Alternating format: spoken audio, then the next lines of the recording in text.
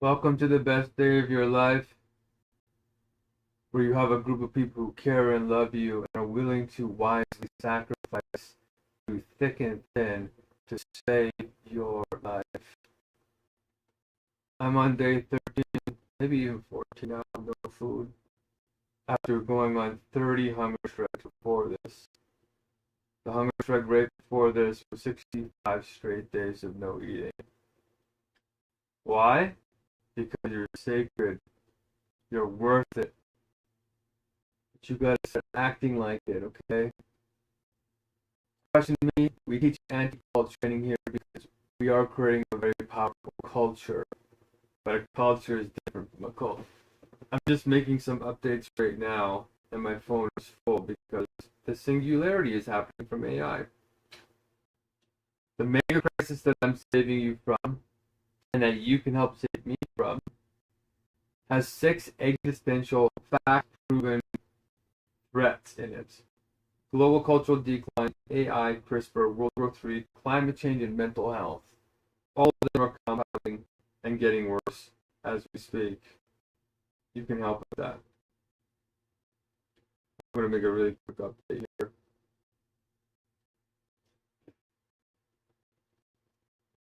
Alright, I'm going to end the other stream. If you are on the other stream, I'm getting a call now. Howdy. How you doing?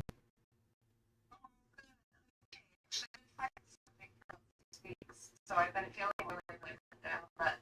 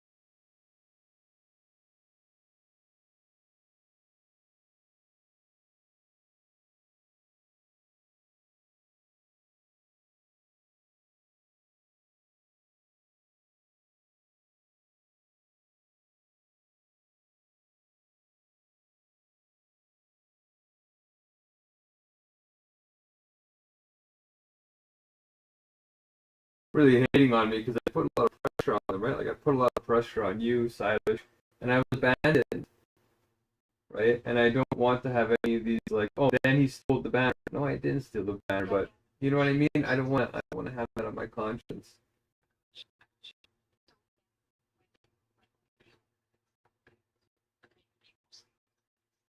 I can't move my always home except I have to go to the courthouse, which is incredibly cruel to me because the courthouse is forcing me to go there like physically when they know that I'm on a hunger strike for weeks. So that's why I don't want to try to walk there. That's why if you were by any chance coming around, maybe not today, but tomorrow or or yeah, I mean the courthouse is closed on the weekend, so today or tomorrow. I'm taking care of my grandchildren or my daughter's favorite. What time is she going in? So I'm just going to, I'm just going to swing by. I probably am going to swing by.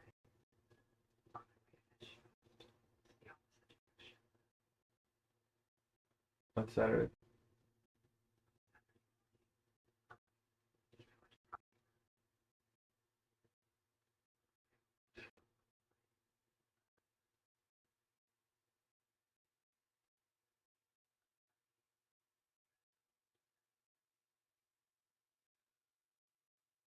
Okay, well, if God wanted it to happen, it would happen. I could die on my way there, but you don't have to come. I'll give you the time when you show up here, and I'll try and make it to the Courthouse by myself.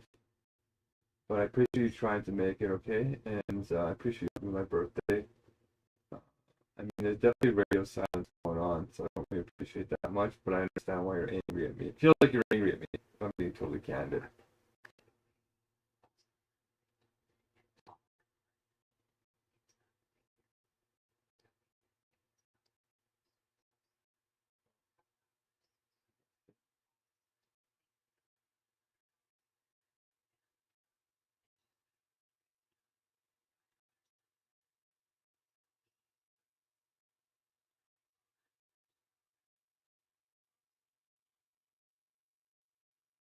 Well, it's not just you, right? I've been blocked from the whole group. You know, I mean, there's something going on. I mean, I don't like those. I don't like those kinds of cultures.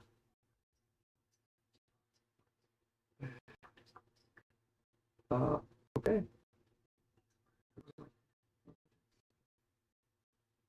I don't like deceptive cultures. Uh, so anyway, they dropped his banner off here and left it for months. But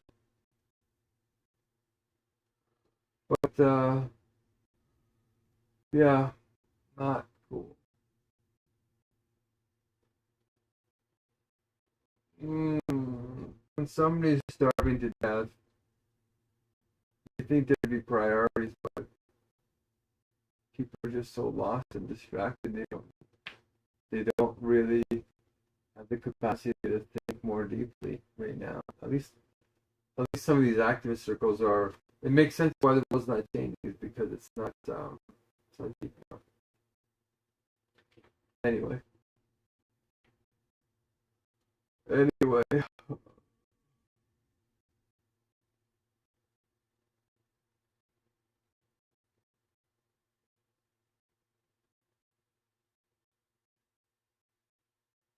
so give them what they want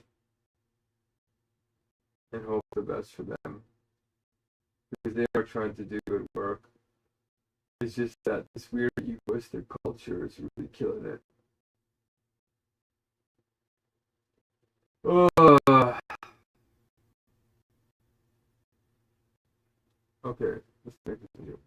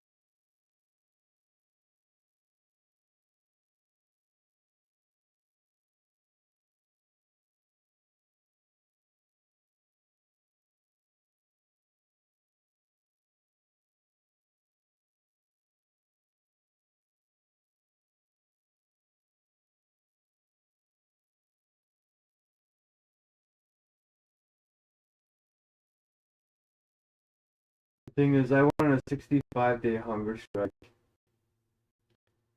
and she didn't come at all. Didn't even check in. Nothing. It's just facetious. When you're in the activist world, it's different from with normal people where they're just so lost, distracted, they don't care at all. But when you're claiming to be somebody who cares and is an activist, and you know them and you work with them, that has a different feeling. You know, you go on vacation for 2 months maybe, but I went longer than 2 months. It's like the entire latter half of the season. Anyway, I want to make the video just fake. It's fake and it kills cultures. Uh, so, I guess I'm going to the courthouse.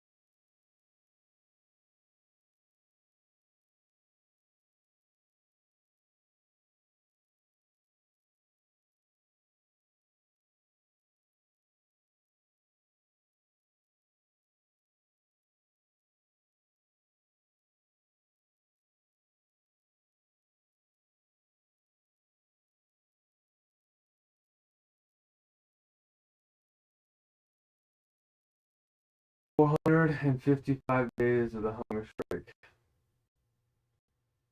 That's where I am right now, laying in this bed. To save your beautiful life, did you know? If you've been following along, thank you. I know a few of you are. I really appreciate you.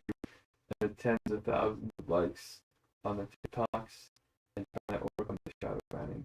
And if you're new, welcome to what will be the best day of your life, because there's a group of people that care about you and are willing to make wise sacrifices to prove it, thick and thin. And believe me, it's going to get very thick here very soon because of this major crisis that we're in. Those that have been following me for the last 2 years and the last 30 hunger strikes in a row know that I keep repeating the same thing because the message is the essence. It's the same because it's the root solution. And it's called universal logic. The problem is 6 existential threats, and you're probably feeling them in your life now. I was just at the hospital to try and get them to supervise my hunger strike so that I knew what my blood levels are, so I can keep informing people, so they can help achieve the goals of the hunger strike. And the 6 existential threats are: my mouth is dry. It's been 13 days no food on this hunger strike alone. But the first one is global cultural decline, AI, for World War III, climate change, and mental health. So I was in the hospital, and when I usually tell people, they usually ask me, why are you on a hunger strike? And 2 years ago when I started, I said, we're in a mega crisis, and I would say the world's ending, and they would laugh at me or smirk or in some kind of way not take it seriously. For the first time, I've been in the same hospital. I've been there roughly probably 20, 30 times for each hunger strike, the really severe ones. Like I was just on a 65-day hunger strike before this. If you go watch the videos, it was really intense, and that's why I'm feeling this one a lot. My blood is already bad, you guys. I went to the hospital and they checked it. It's not critical yet though, but I don't have deep storage anymore. But when I was at the hospital, something happened that's new.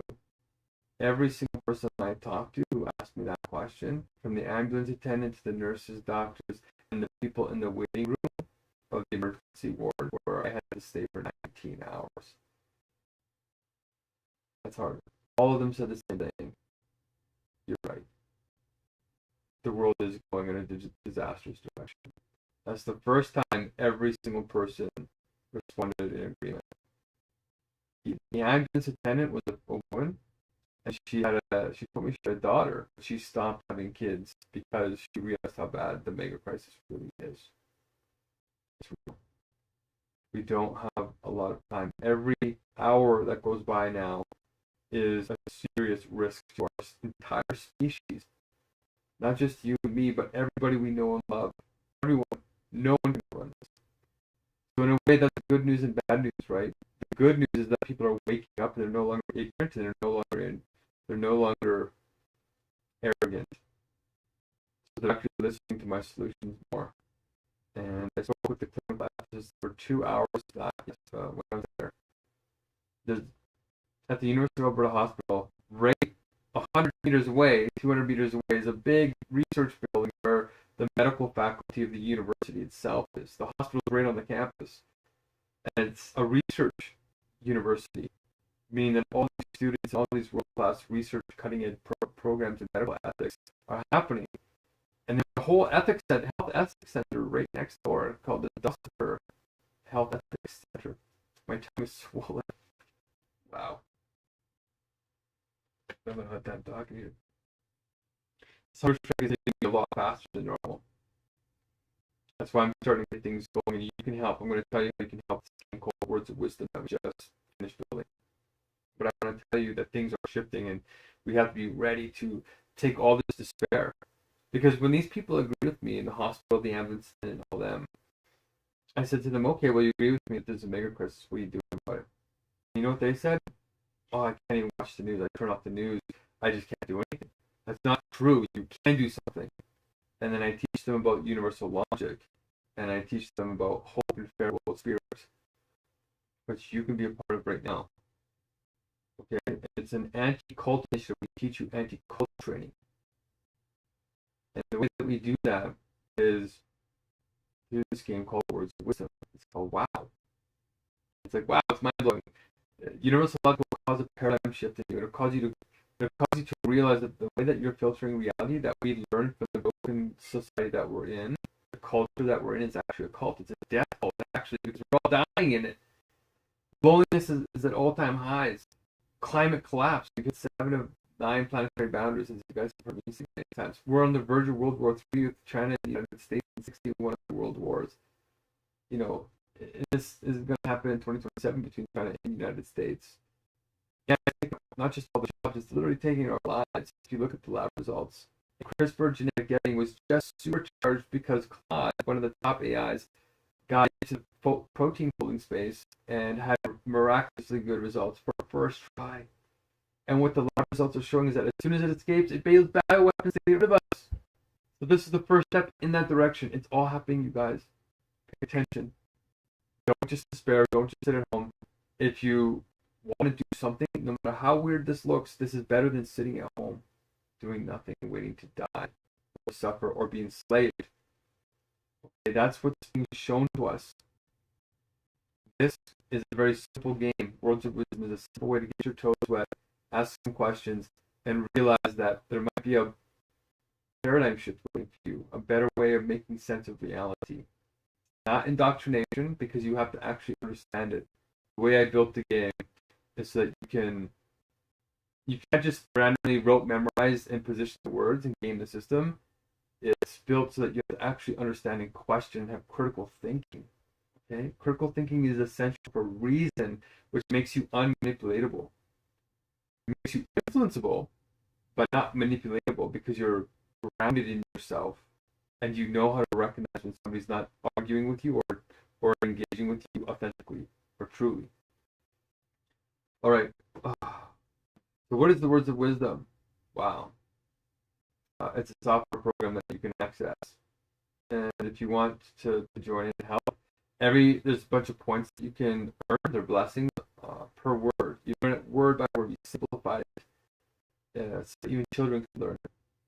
And you can come in and play it, and then it counts towards my meal. We need 5,435 these points, these blessings, these wisdom points, you could say, word worth, wisdom worth. So when you do this, right now the top score is 91 for one person. So if 33 people do that, it increases the depth of the movement. The previous blessings, if you look at my other videos, it was training people with these meeting checklists on how to be good facilitators, because the words that we have in our minds are actually filled with stories from our childhoods, and some of them are fragmented and explosive. We call them nuclear dialectics. So you'll be having a conversation in this game, and you come across a word that we ask you to place in a special way. And then you're going to talk with other people in all different positions, and it might trigger that fragment, that fracturing, that trauma in that word story will come out. And like a lot of people aren't aware of it. It will explode, and these facilitators that we train in these flow roles help channel that energy into a productive direction that's healing. Not ignoring it. A lot of people suppress it because they don't know how to handle it. When you suppress that, it builds up and it causes incredible damage to the movement, but also to the person. So if you can't suppress it, you can't let it go wild either, because it'll destroy everything anyway. People lose control of themselves. So we have empathy for them to a degree, right? Wise love, not blind love, and we channel that into wisdom at a rate that makes sense to them. If they have to step back, they don't know what's going on, then we, of course, set boundaries healthily in Parable Spirit. That's one thing that we teach right away as part of anti-cult training. You have to learn to set boundaries as learning spaces so that you can protect yourself while learning what the dialectic is, what's the thing that you're being shown. And then when you feel safe, you can come back and return in the vow of abandonment to the other person or other thing. Okay. So I'll send you the link if you'd like. And if you can beat the top score, then it measures how much wisdom that you have right now, how fragmented your mind is. Because the heart of the Megacrisis is what? If you're experienced, you've been with me for months or years, you should know what this is, because I repeat it almost every video. The heart of the Megacrisis is fragmented consciousness. And we organize ourselves based off of language, and language off of sense data and grammar and ultimately logic. Okay? But we don't operate by normal logic, we operate by this structure of pure wisdom logic that we call universal logic. The logic of love, the logic of truth, the logic of goodness. We know how to define that now in this movement. We need people to listen and learn at the grassroots level and also at the elite level. Everybody belongs here because everybody is sacred. And we protect you in a new form of justice, not just charity. I get passionate. See, I was really lethargic before because this person who was supposed to help me get to the courthouse, not to go to the courthouse, just bailed on me. And I want to make a comment about why it's damaging the way they did it, but my legs are cramping and twitching, which has not happened like this before. When I walk, I don't have any money for a cab or anything. I'm running low, you guys. We ran out of money to code the game too.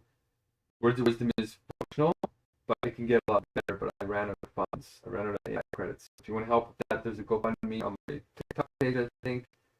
Or just ask me in the DMs and I'll send it to you. I want to be eating here the next week or two because the cramping is a bad sign of electrolyte imbalances. Because I'm the source. So, anyway, I want to go to the courthouse, but this person who was, I don't know them very well, but they're an activist person. And they helped me once before, but it's not reliable. So I asked them, but they're resenting something because I've been bought from this climate group that donated like $800 to my birthday fundraiser thing to get climate action taken, and then also just ghosted me because they were in some ways insulting me while trying to do what I'm asking them, which is a blessing. So it's a blessing and an insult at the same time. And I like wise love, and I like blind love.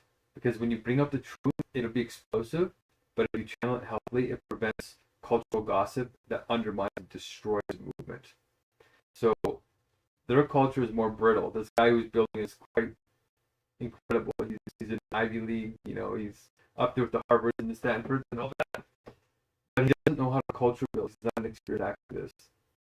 So he's building something very brittle that looks strong because everybody's positive and everything, but underneath it, when I was there, total backbiting, tons of animosity. And it always happens because human beings go through 3 moments of logic, and everybody tries to naively ignore the second moment, which is the moment of storming or tension or getting to know the fragments between each other. And when you ignore them, ironically, they get worse. So I've led lots of organizations, or one organization, Make Poverty Street, for years, and we recruited all types of people from around the world, and it happened every year. And I couldn't figure out what is going on in the fabric of reality that's causing this, and it's universal logic. That we're engaging universal logic in our dead logic, we're breaking it instead of embracing the authentic living version of it. And we're returning that now. So I tried to do that in their organization. They freaked out on me. He's being negative. He doesn't appreciate that we're making blessings for him, and we're taking our time out. I'm starving to death, right? I'm like 60 days no food, so it's not even proportional to the level of sacrifice. They're taking like literally 30 seconds to make some blessings. Well, I went much I think 2 months is 1,550 hours of no food straight. I have nerve damage in this hand. Even today, you guys know that who's been with me. Can't feel my pinky properly. So I'm going to have permanent nerve damage if we don't get these blessings done soon.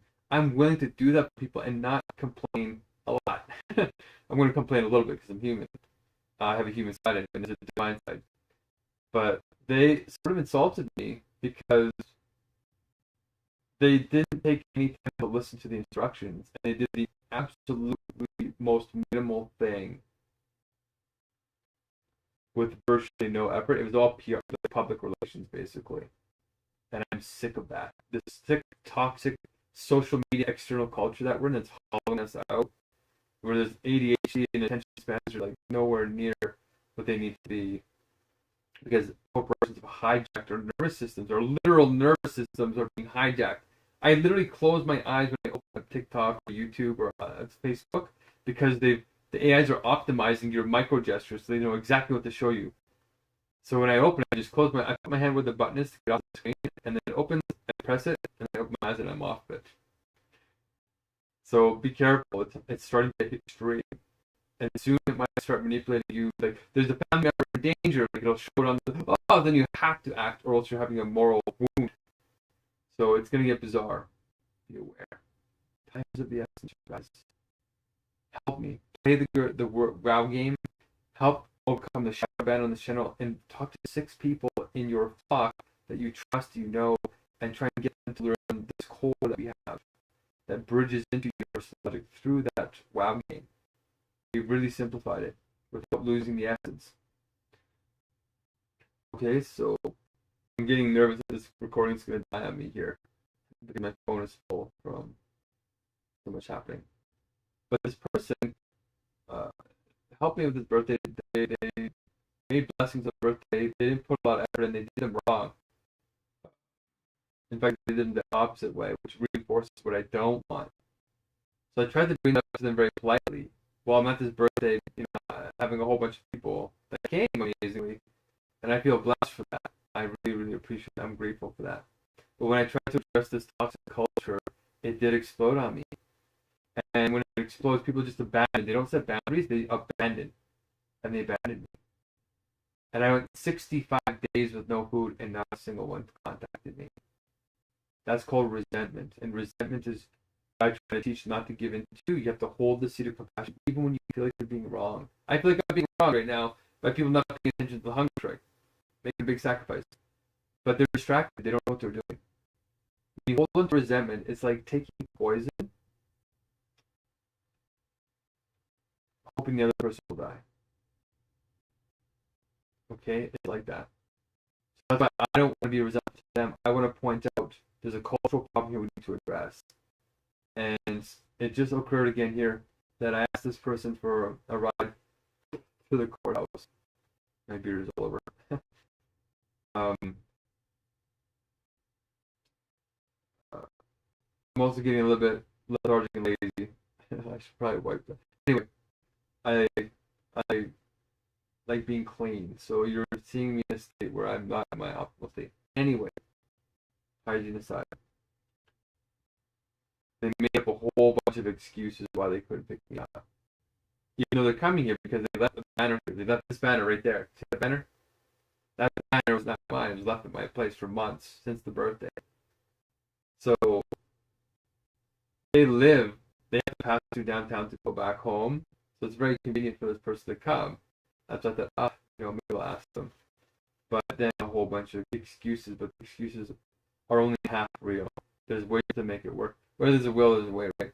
It's really animosity. It's resentment. And I'm trying to bring the conversation up and say, hey, look, you were at the birthday, you helped make some blessings, and then you just disappeared for 2 months. Didn't even touch base at all. Even if you're on vacation, even if you're an activist, and you claim to be one, you have pride in that, you still touch base with somebody who's going 65 days. You know what I mean? So all these excuses were made up, and then they refused. They shut down the conversation. They didn't want to get into the truth. And that's the toxicity. It's the avoidance that perpetuates the wound. And then it festers and festers and festers and festers until it's an explosion. Where they completely abandon you. And our entire global culture is like that, which is why we're in World War III. So to solve that, we have to get over fragmented consciousness. Because that person feels fragmented for me. They don't understand the reason why I confronted them. And they're thinking, he's a bad guy, their brain is filling in a bunch of stories with the words that we're using. Whereas my intention is different. It's deeper to say, no, we have to have this conversation now. And they won't do it. So that's where I'm saying God's not pointing me in that direction right now. They'll come in later. I'm not abandoning them. But they're setting a boundary, but in a toxic way. And so I'm bringing my attention to a different place, which is you guys, and saying, if you see me challenge you, you can challenge me. I get challenged every day. Learn real leadership. The first leadership trait is emotional resilience, and then the second one is adaptability. And that requires wisdom to know which is which, and that's what the words of wisdom teaches you. Okay, so we're building a realistic culture that can scale globally and handle the conflicts without falling apart. It has It has what I call real critical mass potential that prevents critical mass radiation. This social gossip that radiates out goodwill, it hollows out a movement, and then it collapses.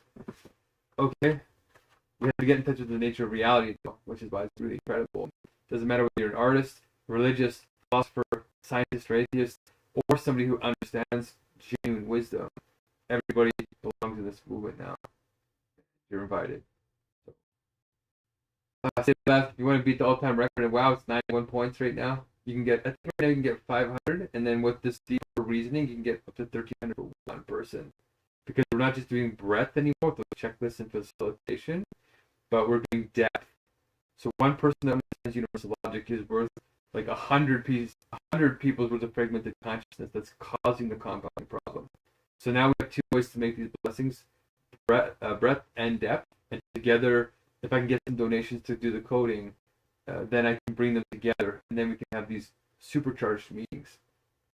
But for now, we're testing this one piece, and I would be blessed if you helped. And if you're atheistic and you don't like blessings, I would feel honored if you helped. Okay? So please be authentic with yourself, but be lovingly authentic. Be as kind as you can, even in the frustration. Draw a healthy boundary. Don't abandon. Create space. Learn. Reflect. See the story in your words. Know who you are. Know thyself. And then return to that person as if they're good. Separate the behavior from the identity, and then love them in wise love. And if you can do that, then you're part of the peaceful revolution. Okay. See you next time. Keep sublating. I'm going to try and make videos every day.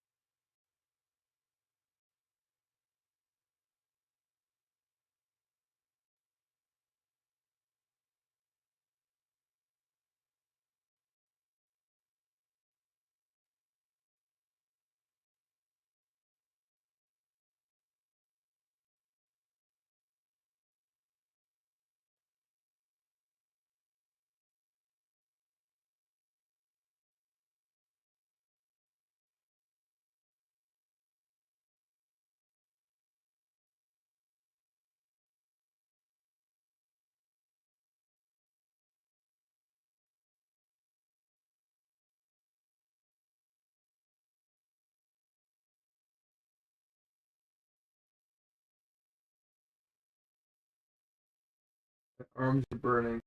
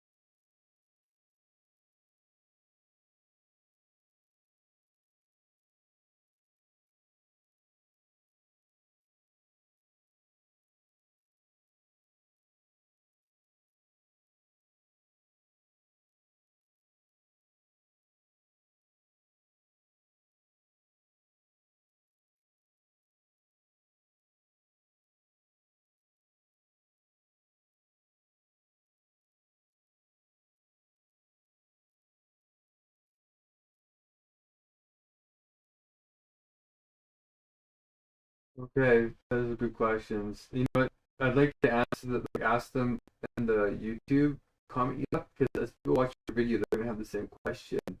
So I can answer you here in voice, but I also want to answer in writing, and that's a good place to put it. Um, so the points are you don't get a daily maximum. You can adjust the words as much as you want. It's perpetual. So when you click on a word, you can drag it to the grid, right? But you can also drag it off the grid back to the side, and it doesn't count anymore. So that's how you kind of delete it. Or you can click the little arrow, and it'll bring down a little menu, and you can delete the cell. But it's probably better to drag it off because it might have a bug if you delete it. You can just keep rearranging the words, and you'll see the scores changing. So it's not like you place it once and it's done. You can. The point is to keep rearranging the words as you think about the meaning of the words and how the meaning in your mind where it says it should be will be fragmented from what the points are showing. And that incongruency will get you to question and say, that can't be right. And then you can come up with a question to say, this word has to go here, or else it doesn't make sense with the other words. And those are the exact internal questions that we need to have people ask themselves. And then when you go to the justifications tab and you try and say why it needs to be that way, then I can respond to you and then give a hint. Or if you did find out a real problem, then we can actually change the template and accept a new insight. But it's very, very unlikely. Very, very unlikely. But we stay open to it because it's anti-cult, right? It has to be a mutual exchange both ways. It doesn't mean it has to always be right one way or the other, so that somebody can influence the system when they're wrong or undereducated. But the dialoguing has to be open. It's just that right now I'm the only one trained, and I ran out of code, so I couldn't get the AI to grade them or justification responses. But the points can do the beginning part, and that's enough to get the meal. So yeah, you're having the experience that you're supposed to have. It's showing that we're all of us are more fragmented than we think. But the thing that you're misunderstanding is, you get unlimited chances. Well, I might change that in the future. I was going to limit your daily chances to 3, but I didn't. And I was going to limit it to 3 because I thought it would be too easy to game the point system. But when we tested it with other people, it's doing exactly what I hoped it would do. It's actually you can't just guess it. Like, it'll take forever to guess it. If you do guess it, it'll take a long time. But because the points are relative, like if you put one word in the wrong way, it'll actually change all the other scores. So it's harder to just do like an A/B testing situation where you're not actually thinking about the words, you're just trying to game the system. So it's preventing cheating, and it's making sure that it's not indoctrination, that you actually learn the words, you actually understand, ask the questions, it's critical thinking, all that anti-cult stuff. So yeah, just keep trying. And it took one guy a little while to get to 91, but he's been with me for a year now. So he's learned a lot more. And I didn't tell him all the answers, but he figured out enough to get to 91. And if we get 33 people making 91, I'll be able to eat. Which, if we each get 6 people on board in our flocks, that's only like 6 people, 6 flocks worth. So, yeah, so that's the one thing is you get unlimited chances. So if you can put your questions in the chat, I can answer this for the people there, and then this way they know, and I don't get 50,000 questions because I'm going to send that link around probably live. So hopefully that helps you understand. And yeah, by tinkering around with it, you will get a higher score. You'll start to notice the pattern, and there's actually 3 or 4 hints. If you watch closely, you'll see the hints that help you get closer without giving away the answer. So I don't want to say what they are though, because it could get too easy after this. But yeah, go ahead, good luck. I'm sure you can get more than 2 points. It's a little demoralizing at first, but the points jump very rapidly. Like your points can jump from 2 to like 50 in one move if you do the right things. It's kind of like Tetris in a way where like everything unlocks. Like it'll be all fragmented, and then you'll put the right block in the right place, like a whole column will disappear. That's kind of what this is. We'll put a block in one place, the whole column will make sense. Like the fragmentation will disappear. So it's kind of like Scrabble, Sudoku, and Tetris, and a bunch of other games built into one. It's just that I didn't get animations coded properly because I ran out of money. Right? If you know anybody who has like $130 that would want to give, I can code for like a week and I can build all these new. Like people are giving good suggestions. People are playing it; they're already giving great suggestions. So you're making it clearer too that you need to say that you can come up with choices. So like in the video that I sent you, the training video, I show you that you can move the words around a lot. So just look at the video and um, yeah, I'm pretty sure once you get the hang of it, you'll be able to be. And you'll start to ask the questions. The questions is really the magic. So you should keep track of your questions too. You can actually leave comments on each word to remind yourself what your question is. So I kind of tried to build that in, and you can do it to other people too. But the system didn't let me code. Like you didn't let me finish coding. You checking other people's grids. Um, with them, and then let me code the leadership portion so you can see the points changing and where your position is. That's the next thing that I'm doing when I get to funding, which hopefully will happen soon as people get inspired. This really is the way to teach pure wisdom. Not just the adults, but the children even can get this. But don't be demoralized. You're just learning the system, right? But then once you get into the logic, like the real relations, the beingness of the words, there's an inner unity that will start to echo inside of you. It'll call to the spirit in you. You already know, you're more in tune than most people, right? But your tumors are causing your memory to have a hard time accessing it. Plus, you've been brutalized and traumatized in a sick culture as you try to resist it. So, it's give yourself a chance here. And I'm hungry. I'm rooting for you. Like, I want people. I don't want to cheat because it'll ruin my integrity. So, I think the system is going to do what I hope it does. And I think you'll probably be one of the first people to break into the higher tiers. Particularly if you ask the question, the justification. You can triple your points just by giving a justification. If it's good, you can go from 1 to 2 to 3 points. And that's where the real points are. But positioning is the first step. So let me know if that answers your questions. And please type them underneath it because people will look at your comment. It doesn't make any sense and they get discouraged and they won't want to play the game, right? So if you respond back and say, oh, I'm having problems with the term, how many times I get all this, then I can just answer you back in a respectful way. And people will show that it's okay to ask questions too, and that they actually get the answer. So I just really appreciate you trying. I'm hungry. The hunger's hitting me hard. I'm supposed to go to the courthouse and I'm dreading it. I don't want to move. My leg is cramping. That never happened at this stage before. Way too early. It's 2 weeks. But if I don't eat till next week, that's still 3 weeks of not eating. It's like most people can even fast 21 days without food. It's just that compared to 65 days, I know what real, incredible, on the verge of death suffering feels like. To be honest, the 14 years without water was just as bad or worse.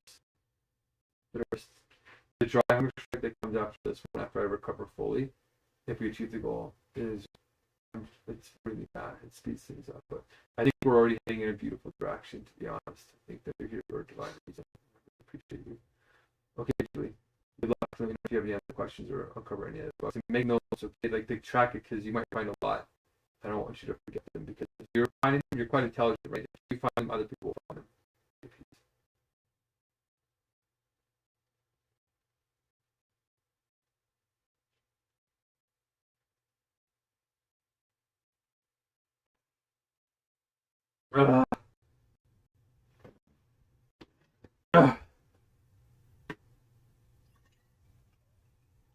Okay, let's upload this video. Take a bathroom break. Finish this legal document. Figure out how the heck I'm going to use the courthouse tomorrow.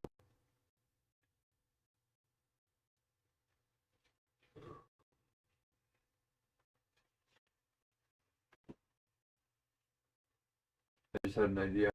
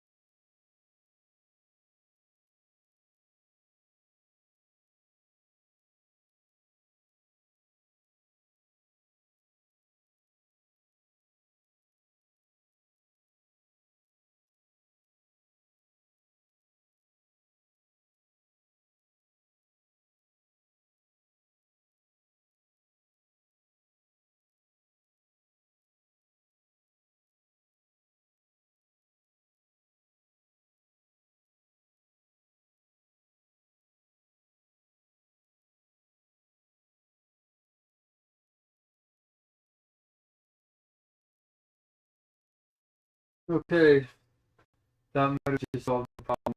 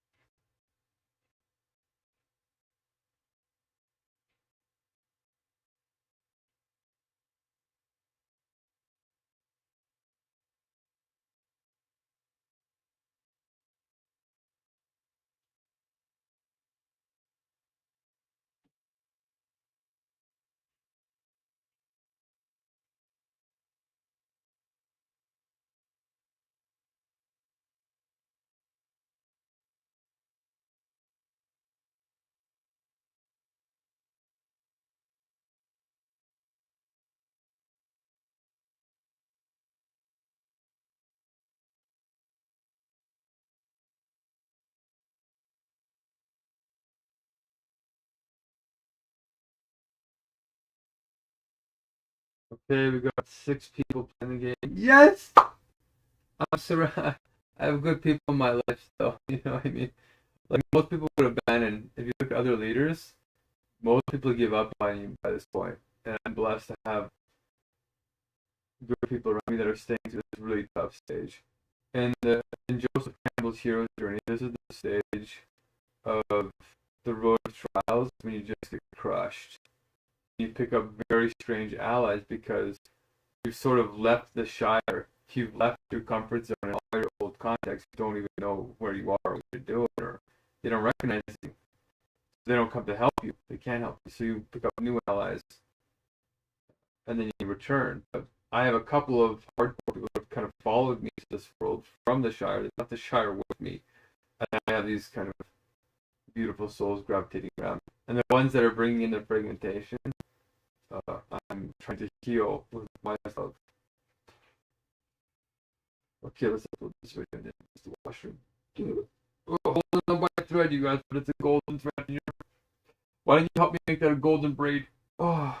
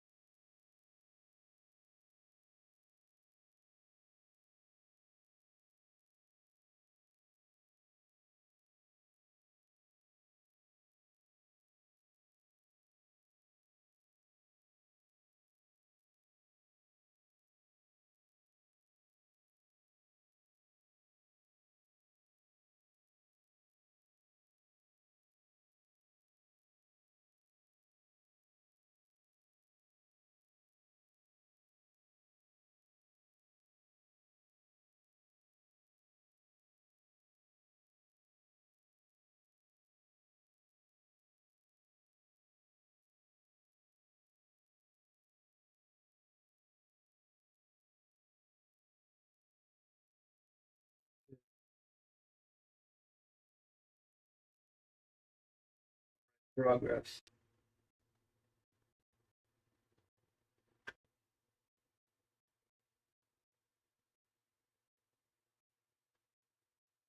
Seven gigabytes?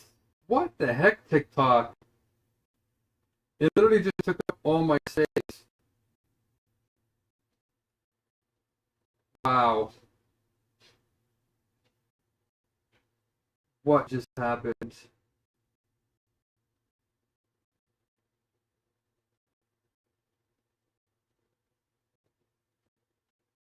Not cool, TikTok. Not cool.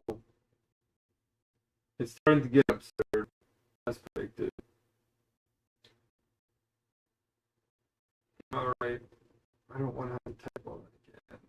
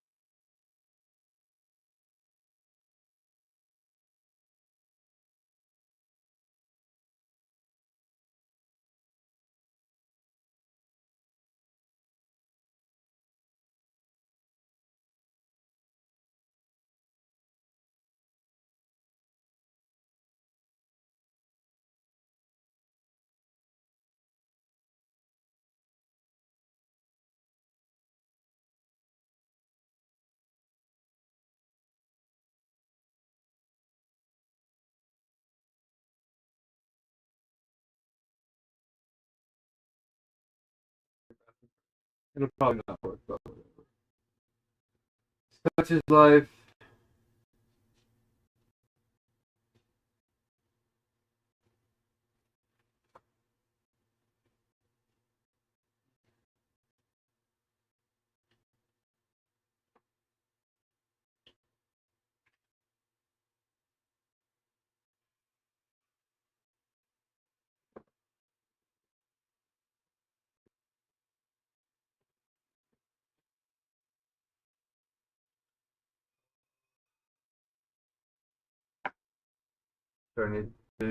Actually, this is not the worst I've ever been, but it's already feeling weeks in advance.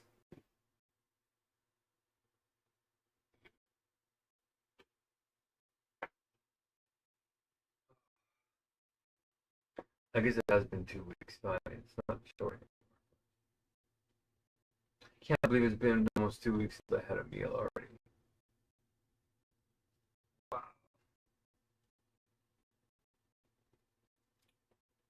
so hungry.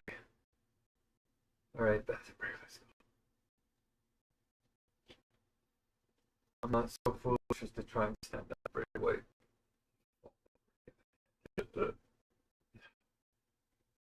All right. My blood sugar is like 3.4. It's low. Might even be like 3.1 now. It's been 2 days since the test. Ah.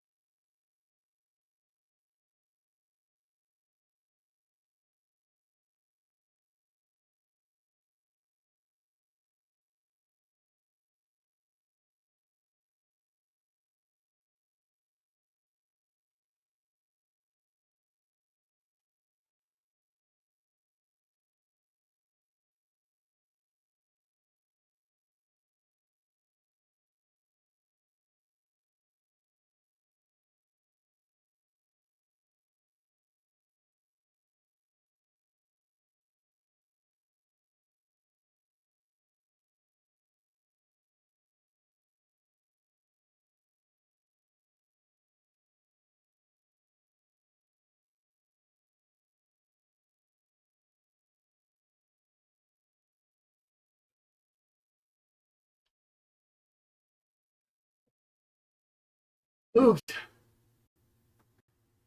this hunger. Wow.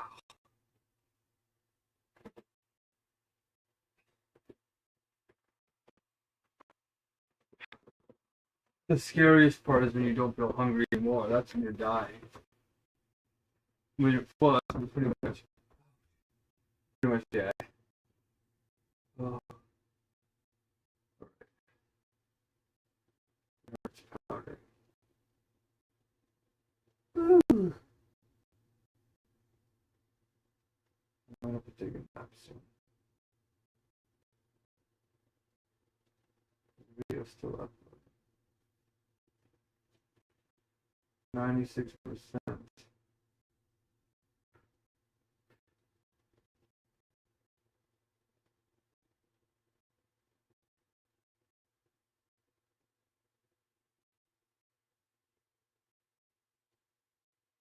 Mmm. My legs are twitching. Mmm.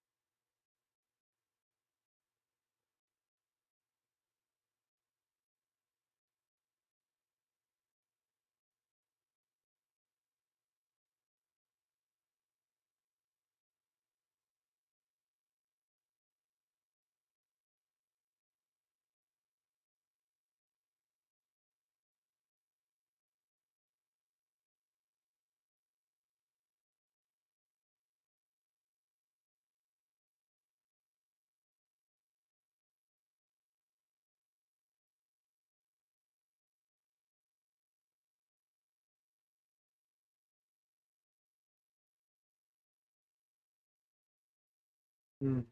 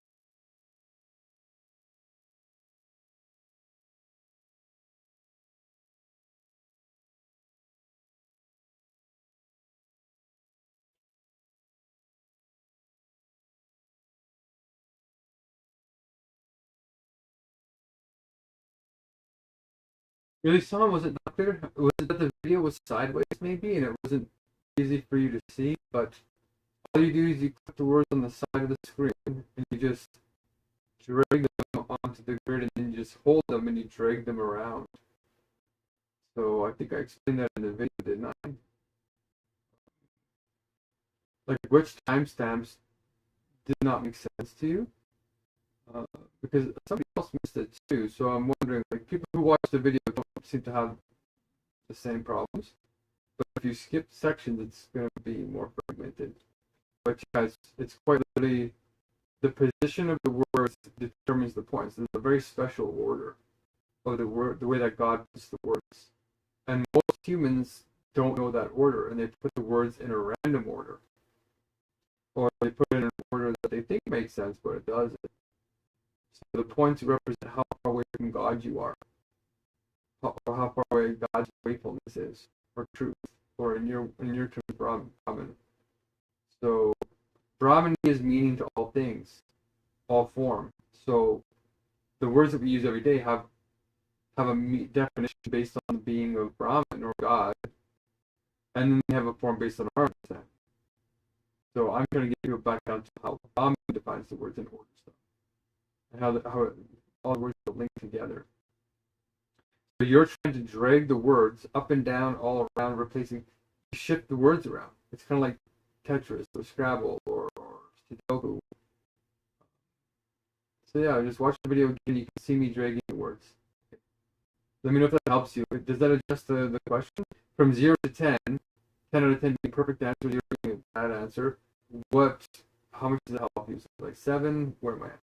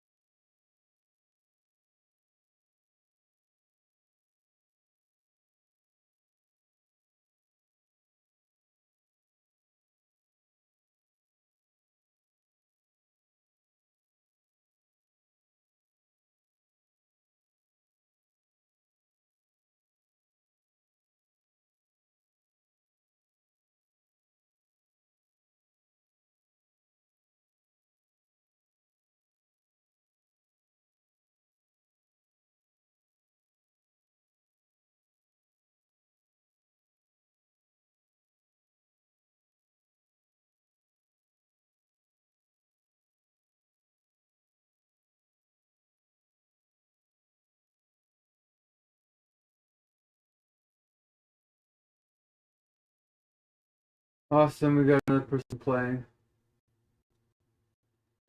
Mm-hmm.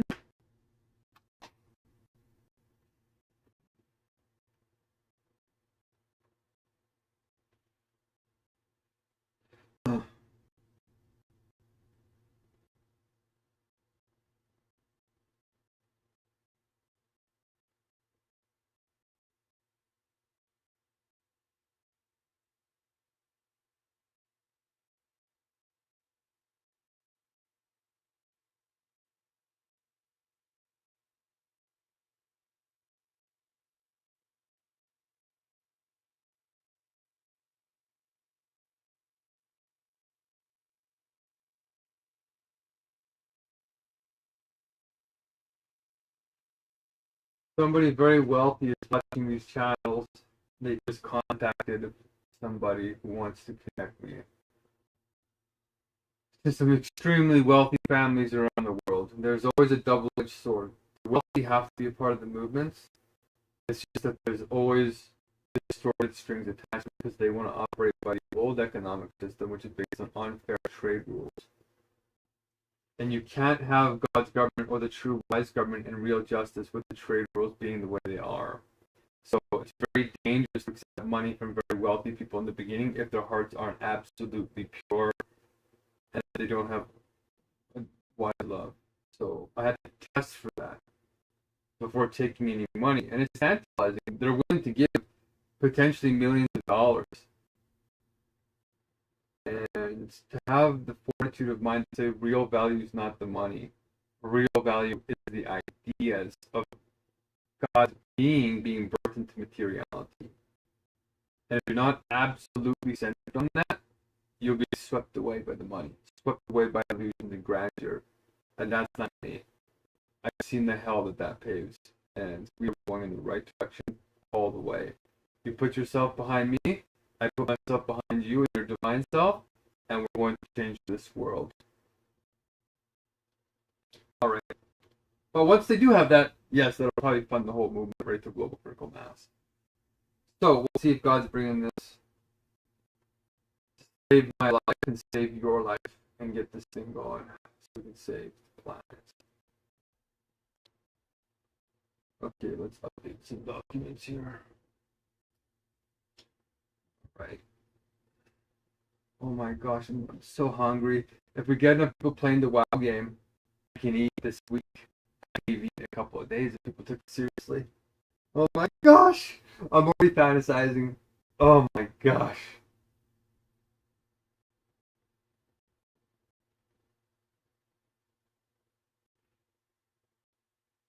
I have like no food here.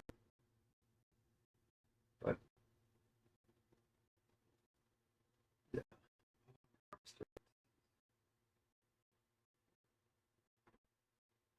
I have enough vitamins to get me through the first couple of days, but I don't know. Maybe I should go to the hospital actually get checked out.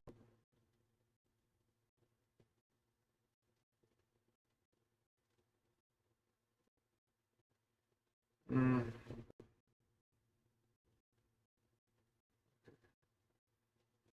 I have to keep track of the leadership board manually because I don't have any.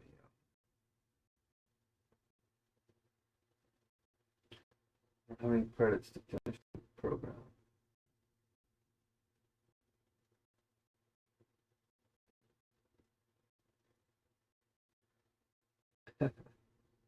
I'm playing the Lord of the Rings Shire music in the background to stay calm. To calm, my body's in shock right now. They said, so I'm trying to keep my nervous system calm because my adrenal glands are growing, and that's why I can be really active and then just drop. Uh, it's really a strange condition. Thanks for being with me. All you have to do is get 6 people, play words of wisdom, ask questions, learn some magic called training. That's how you get started. Then you take a little survey, we get to know you, then we try and find your flow stick, and then you join the wisdom team, and then you help build the true governance program that solves all the horrors that I went through in my government. And I'm in one of the best countries in the world, Canada, and it's still bad, particularly for the poor and the sick, which we have to protect.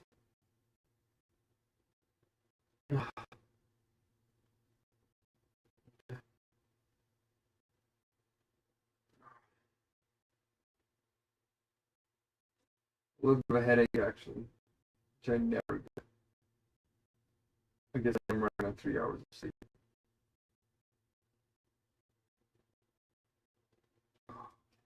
It's worth it, guys. It's worth it.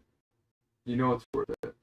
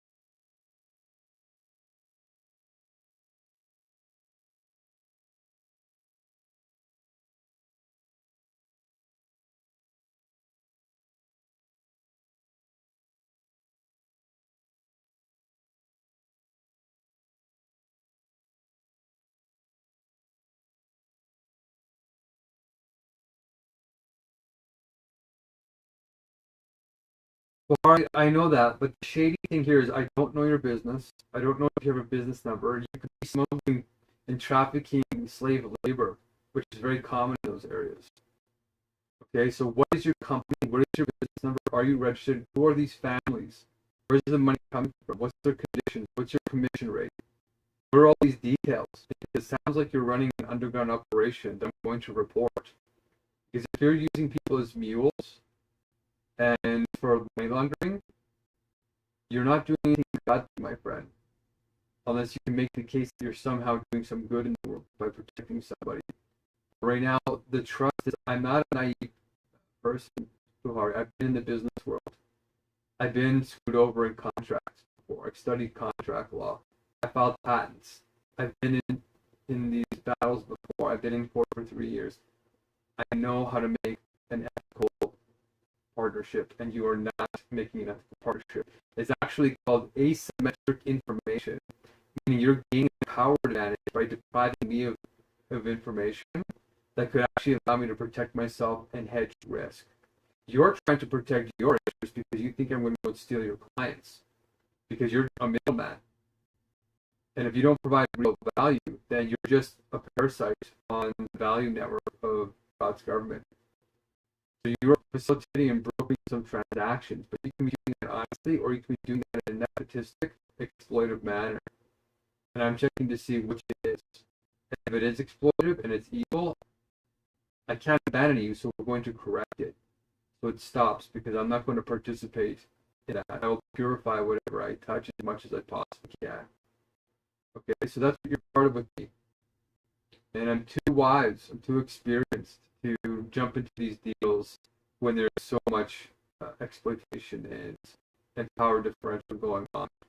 So you need to get their terms. I need to know your commission. I need to know the names of the businesses, the registered entities. Okay? And this guy's name, this doctor guy, that could be anybody's name. Who are these people really? Uh, and then once we have those ideas, then we're going to have more of a balanced relationship that's respectful. And then we can make some real decisions together where God's government won't get corrupted by other people who have good hearts, but they let them twist them into their opposite. Okay, peace. We know if we can do that, all right?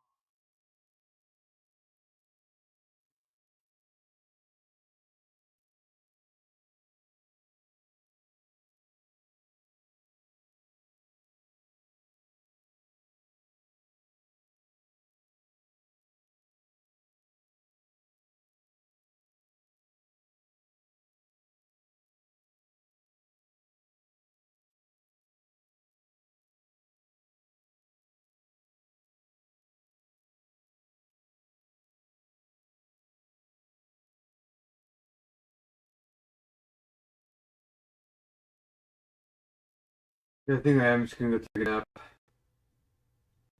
I did a lot today, even made progress on Halo, which is great. Oh, I'm waiting for the courthouse to message me back. It's already too late to go to the courthouse. So it's gotta be tomorrow. Every day that goes by, though, it gets harder and harder to walk. If you're gonna force me.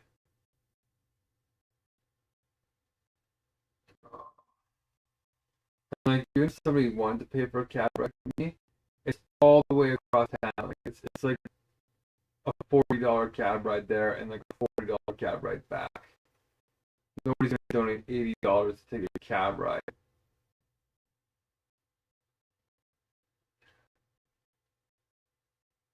Oh man. I'm narrowing in though on the contradiction between charter rights, personal autonomy, and the state. I found the contradiction. Yeah, I verified it. It denied me for about an hour, and then it finally said, "You have successfully bridged your charter rights with medical care and institutional care." I did it. I found it. That's the universal logic allowing me to penetrate the dead abstract reason that's killing us and not providing real, substantial well-being healthcare.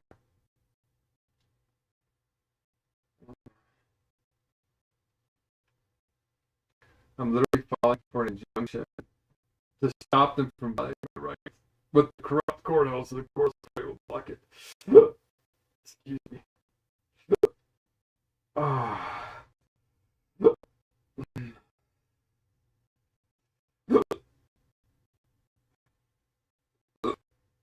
Oh, come on. You can see my body starting to react.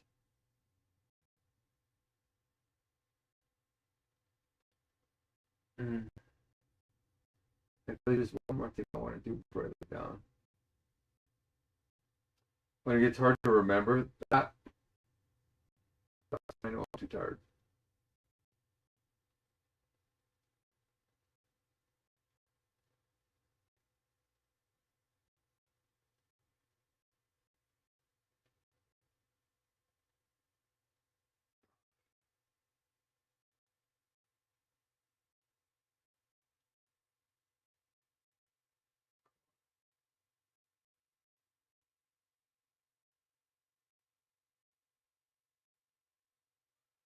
Craving vermicelli noodles so badly right now. It's really incredible.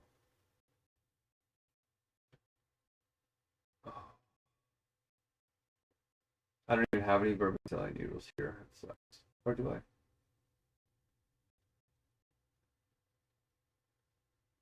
Mm.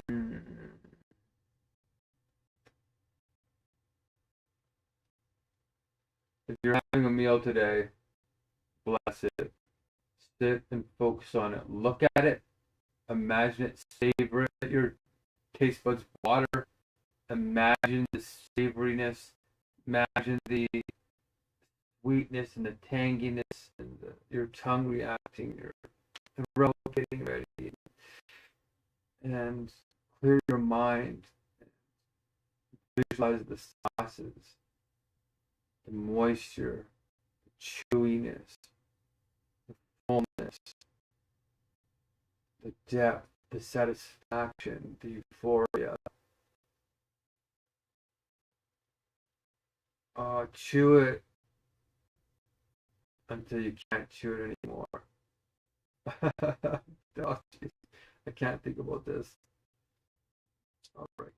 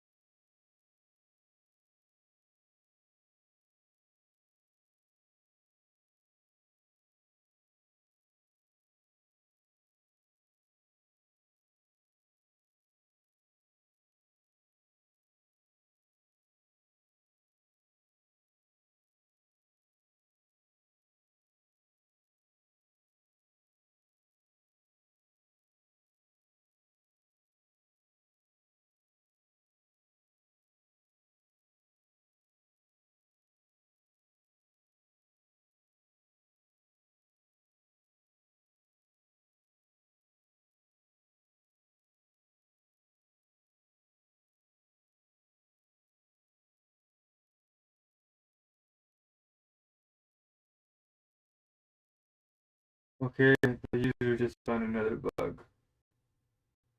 That's okay. We'll learn.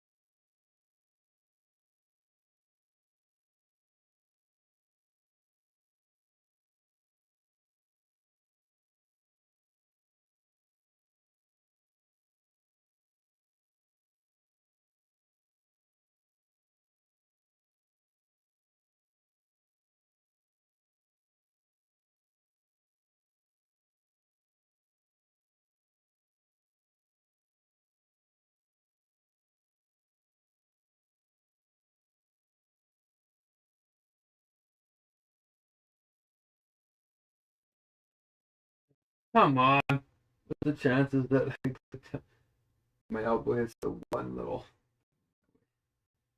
Come on.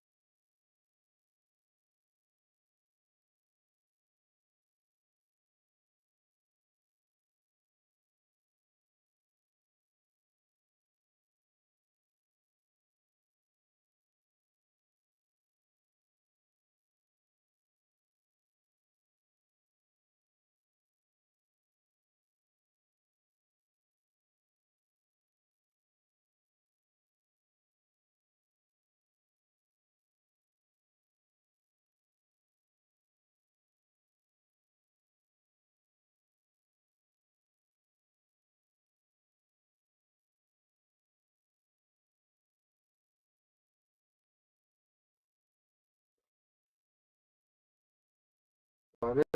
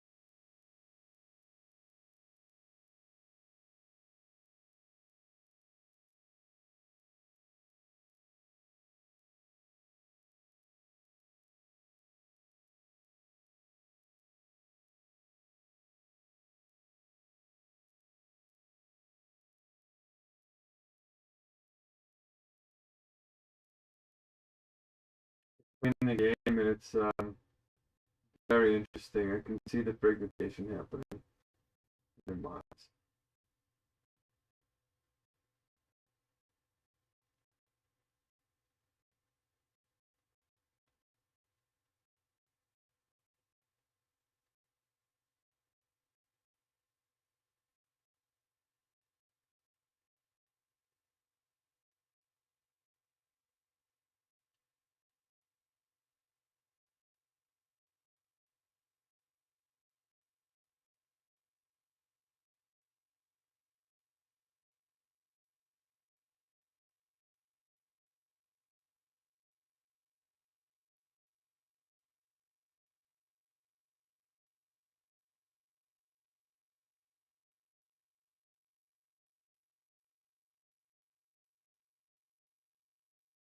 Yeah, 895.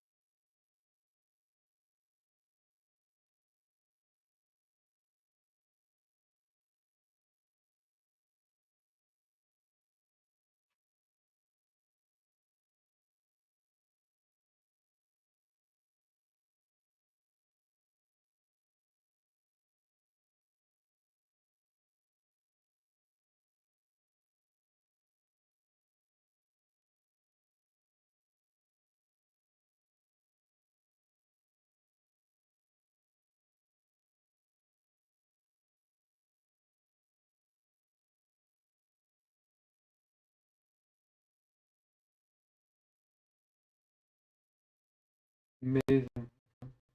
Wow, there's 223 counts.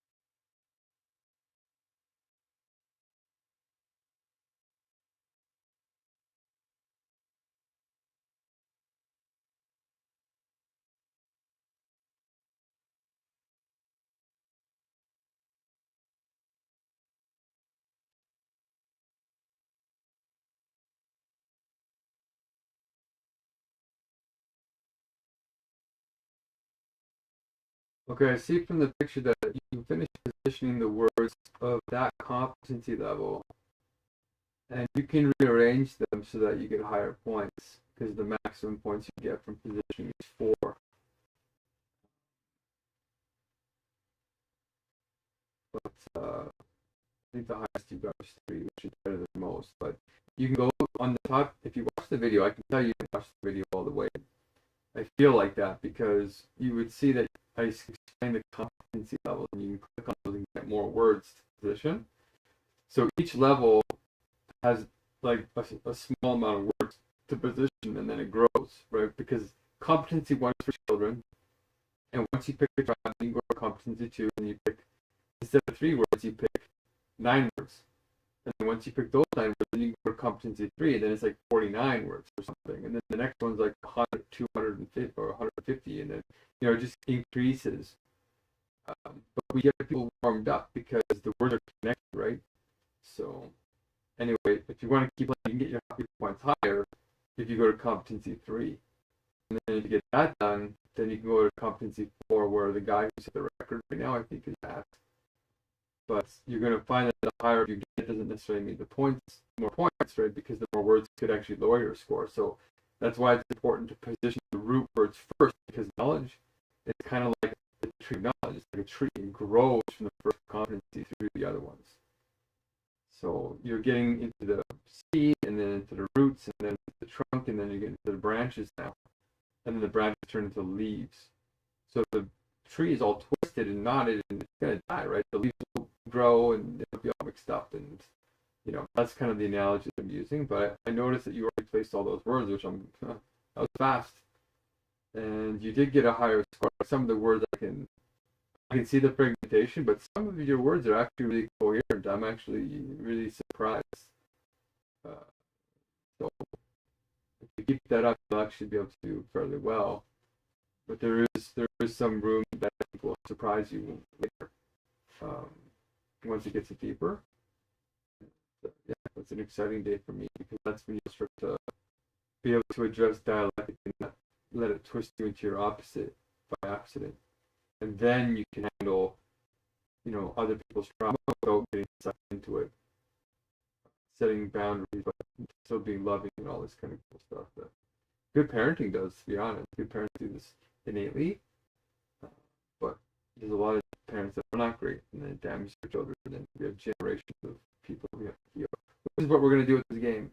Anyway, keep going, and I'm very curious to see, as you put more numbers or more words in there, how you can try and get your score higher, and watch for the hints. There's some hints there, but once you position more words, maybe if you can stockpile, review the justifications, and then try and give a couple more hints. But I don't want to cheat, right? And once more people get trained up and they can start training and stuff like that, I want to really earn the meals, because the whole point of this is to get people to have depth in knowledge, so they can lead to, but not naively, right? Watch stuff, and then breadth to handle, to have facilitation skills of justice, so that it doesn't turn into. Imagine a cult leader, an actual person who's like wants power, comes in and wants to start a cult and take over for me or other people in incredible spirit. We have to have a way to stop them and recognize them, because these people gravitate to groups like this and eventually try to take over if there's power and there's people here. And then those death, and they turn it into a death cult and all this weird stuff, because they cut all the corners that I refuse to cut to make sure that this is a culture and not a cult.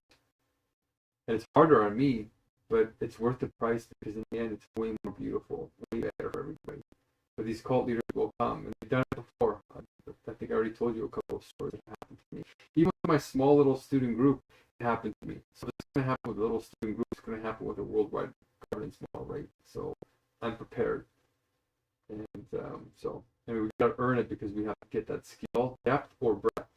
And then on the next meal, if this one turns out well, then they'll come together. And then we have something that could stop all cult leaders and turn them back into the good person that they were as a child. All right. So keep going. I'm very curious to see how you do. My sister is also a puzzle master. She loves playing board games and stuff like that. So I'm trying to get her to play because I think you and her are probably pretty competitive. Because when she was young, she always won the board games, and she really loved it. And I always found that really endearing about my sister. I really loved her innocence. She really is a pure person. Like she's protecting me right now, and the rest of the family sort of gave up on me.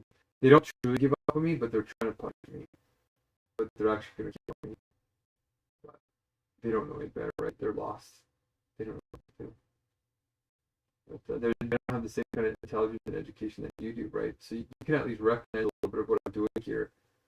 But it's not totally crazy. It might not make total sense to you, but there's some method to the madness. But for them, they know nothing. We were born in poverty, in urban farming, rural, conservative Alberta.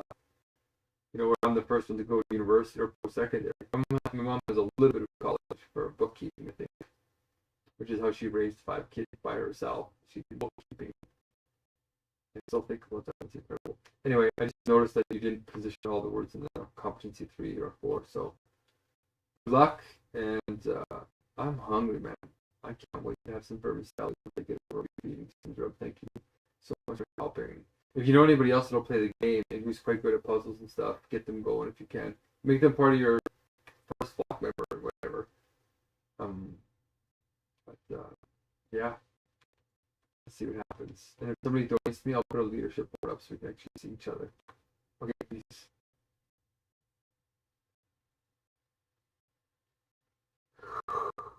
Ooh.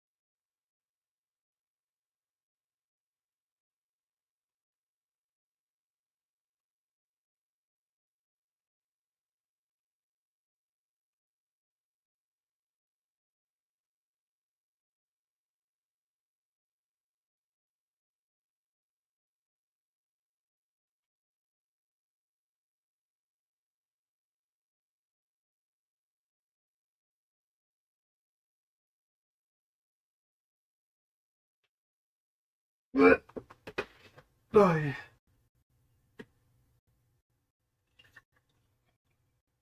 Taking too much energy.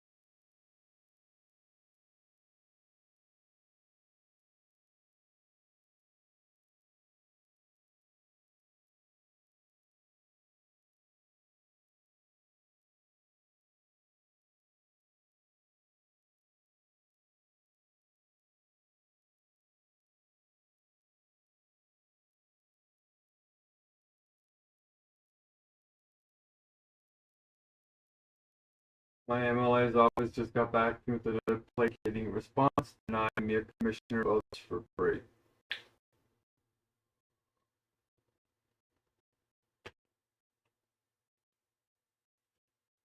We elect these people to represent us, and you can't ever even talk to your representatives, so they don't even exist. So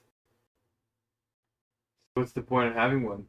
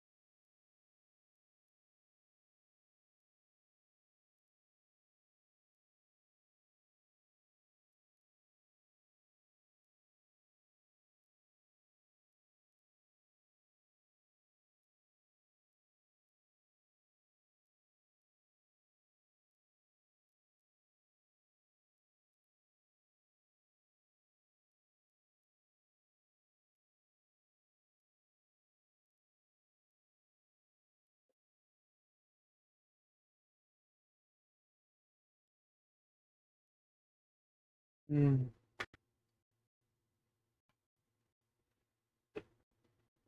The game is working. They're asking the right questions. Getting deeper. Thank goodness. It's working.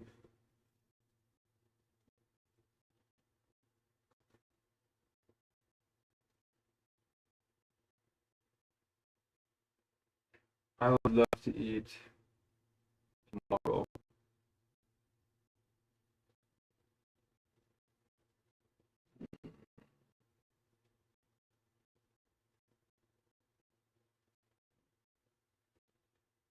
Give me snaps.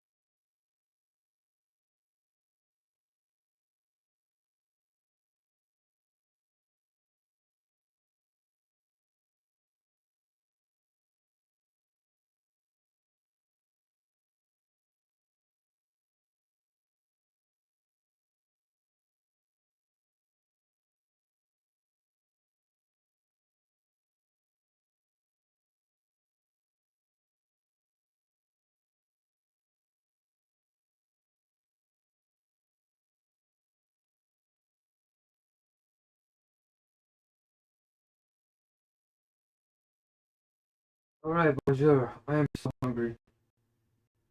The hunger really does force me to focus on the blessings after a while. Because I did all this other coding and other stuff, but now like everybody's like you need to get people playing the game. So I just ran out of plot cards to put them all, and I'm really happy that I pivoted to do words of wisdom. Like I saw my credits running out because it was not coding the timers right. Like the timers just don't work right on the meetings. But I built a new like version of it. I'm really happy with how it's turning out. But I pivoted and I spent the last credits on Words of Wisdom. I'm so happy I did because it's so much better. So you have an account on the site. If you go in there and test it out, there's some bugs, but it's working good enough so far. Um, and it's calculating the scores, which is really great. So you want to show your chops because you're one of them. You know, you're one of the most pressing. Like you gave me a chance because you have great interest in you and you recognize that in me. And so yeah, the record rating was 91 points. But I think you could probably. I mean, I don't actually know. Like it's doing exactly what I wanted to do. I thought it was gonna be too easy, but even with Sahan, the others playing it with the same training rate, they're still having a hard time. So I'm curious how you're going to do because you are gifted, right? There are too, but I sent you the little training video that I made. It messed up the video, I think, somewhere, but it should still be seeable. And I'm gonna try and make it easier to like log into the game, but best I can do with running the credits. There's so much to do on the software. Maybe by the time we get more donations, I can use a more powerful model and fix it. But yeah, I'm out. I don't know if you want to help. There's probably like 10 things to improve. I've already got a great feedback rate, like 6 people, and 2 of them are finding it really fun. So it's working. I was gonna try and make it animated stuff like that, but anyway. I'm counting these as blessings because it really is working towards the movement, just like the you know, it's all coming together, right? It's we've been doing these kind of meetings since the beginning, but now it's happening where we don't have to. We're not as susceptible to the fragmentation as people coming with the trauma, right? The software now mimics like hundreds of thousands of people trained, and it can handle the electrics that are going to come out when we play the game. So I hope you can start to see me narrowing in, right? It's getting better and better and better. I have a North Star, like I have a strange attraction, and I'm just gunning for it, despite contingency, like, reducing effectiveness. And it's like 5 steps forward, it's like lunging towards the North Star, and then the contingencies and the trauma and the kind of the Megacrisis pulling us back by 3 steps. But anyway, I got far enough to get to this, and this is what I think. If we can get this to work good, then I'll probably get to eat this meal this week. I would love to eat tomorrow, honestly. And maybe I don't have to go to the hospital and get a bunch of weird stuff happening. We'll see. But if you get a couple of minutes, it's made it easy. It's fast to play the game now. We don't have to do spreadsheets and all the other stuff. It's all right there. And it's not everything, right? I have a bunch of advanced features in the back, like the head account can set other permissions. There's a big permissioning system too, which is what burned up a lot of credits. But yeah, it's good enough to play this, and it's working. So I'm curious how far you'll make it.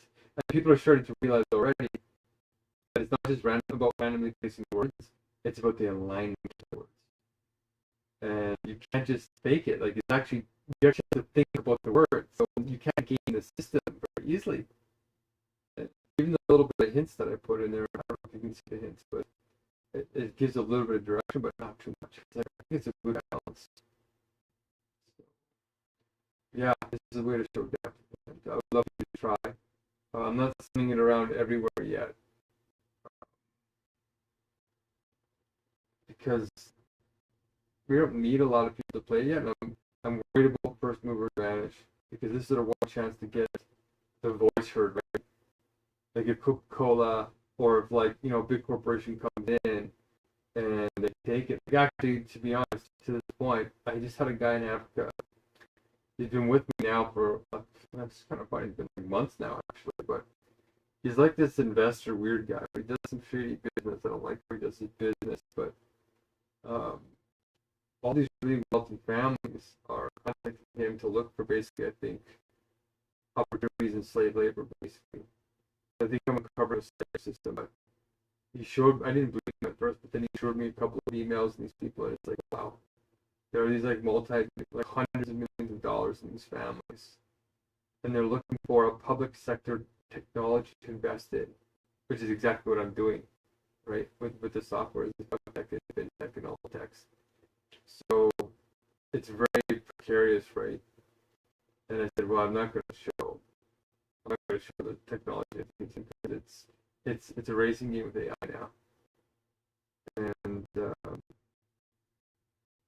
I know how bad the intellectual property system is. So it's better, given that we have such short timelines for Cloud Mythos, to try and make a hurrah, like test it, and then make a leak, and then release it to the public under open source. I filed a lot of the stuff under the Apello, I think it's called Apello GP, the GNU license, GNU.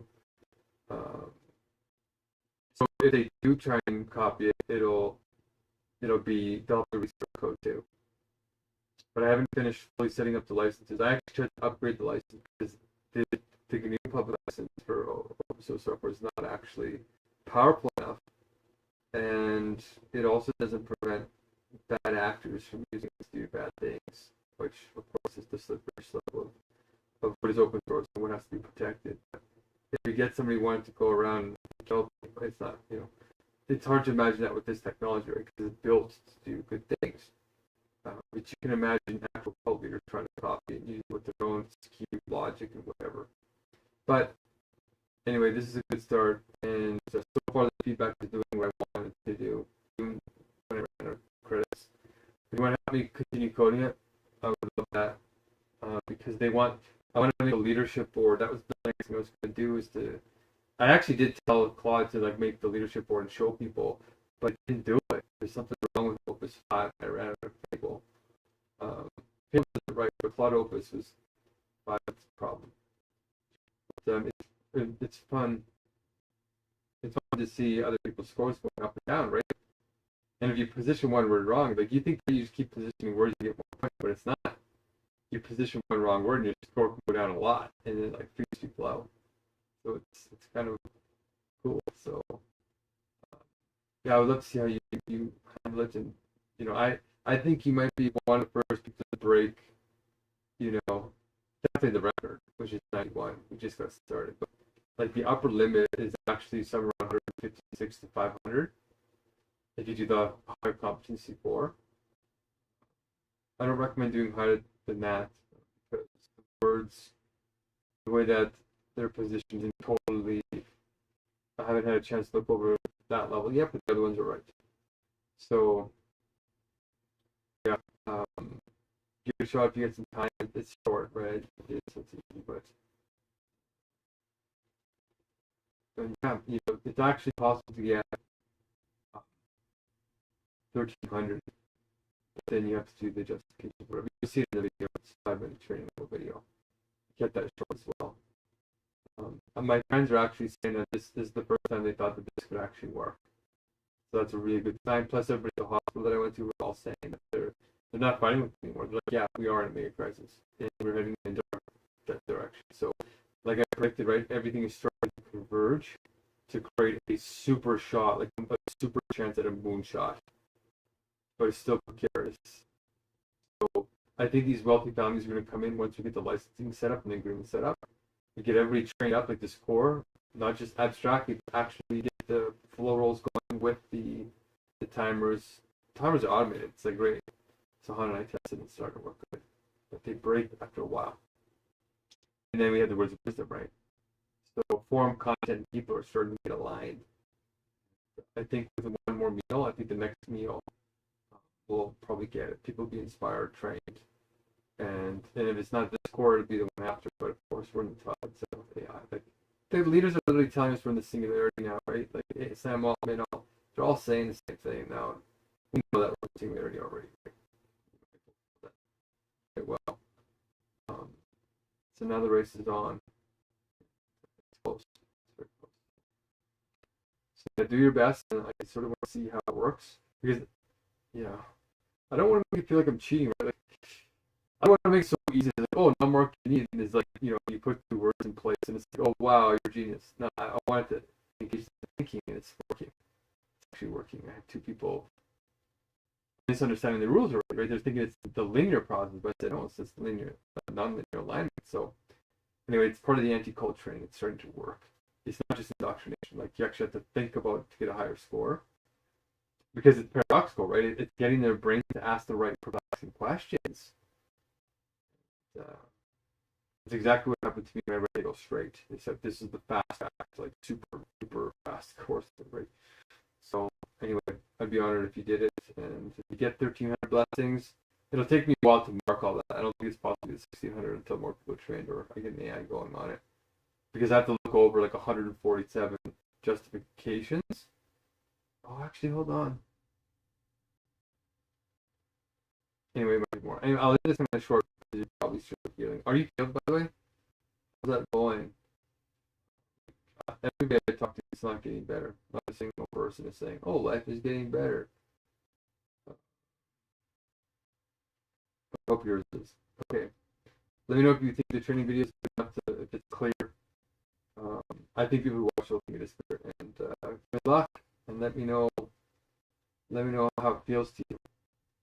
Just make better animations and stuff, but I think that would be the next rendition. Alright. Stay blessed. Stay strong. Be a good woman. I know you are. And yeah, we'll talk to you soon. I'm hungry. Yeah, keep you in peace.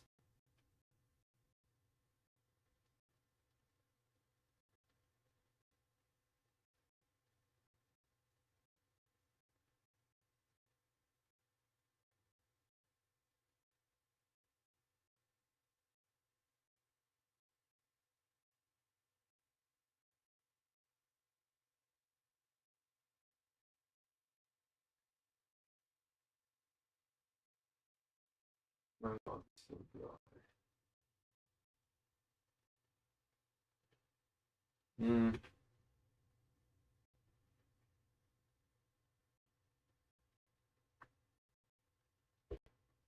Ah.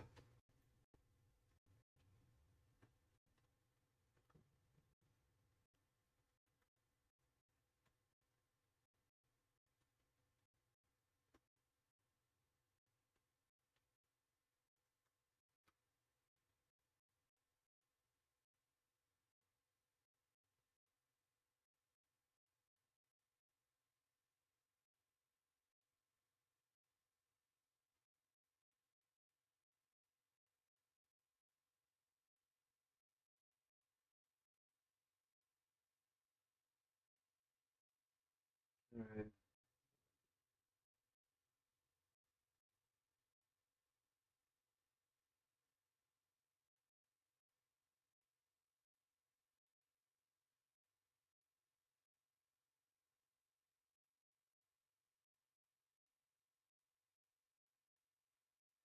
Oh, I see what you're saying. No, if your score goes down, yeah, that's your real score. Yeah. So if you had 50 and it goes down to 20, it feels like it erased your previous day's efforts. It feels like a waste, but because it indicates the effort you're putting in, right? But that's why it's a high stakes kind of like you take every move seriously towards the end. Because in the beginning, like what we're combating with primitive consciousness, right, is that people are careless with language.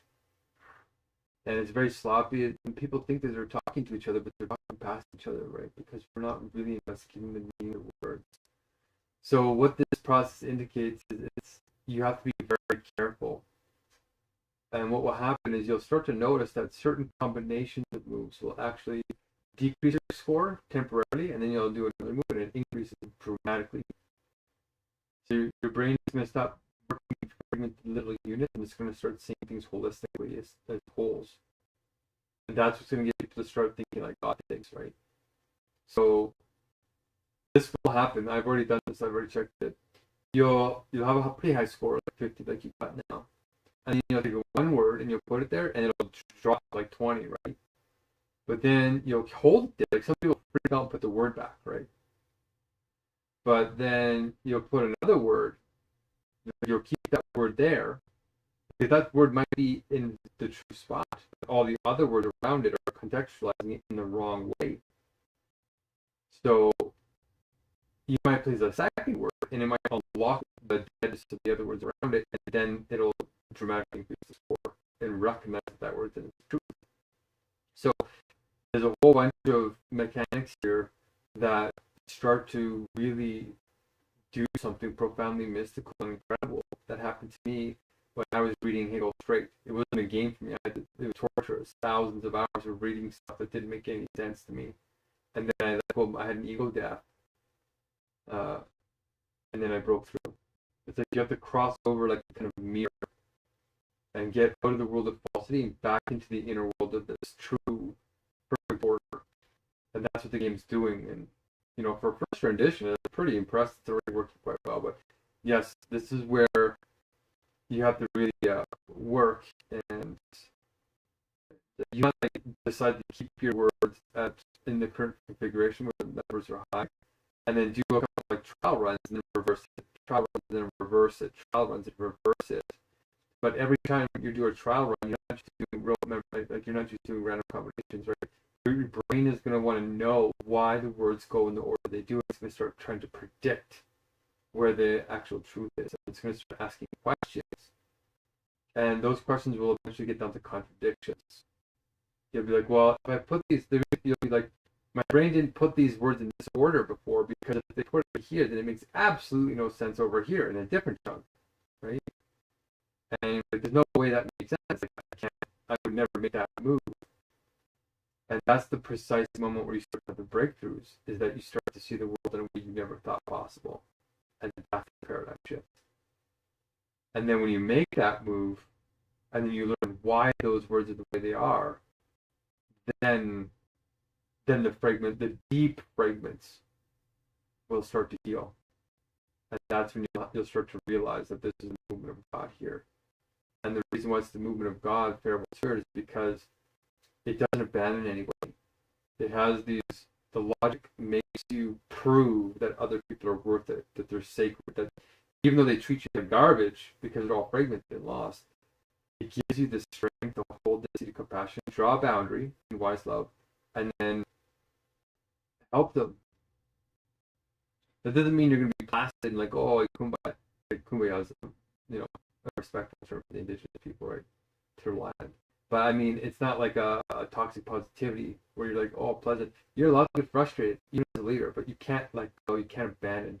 The frustration can't lead to totally forgetting the goodness in another person.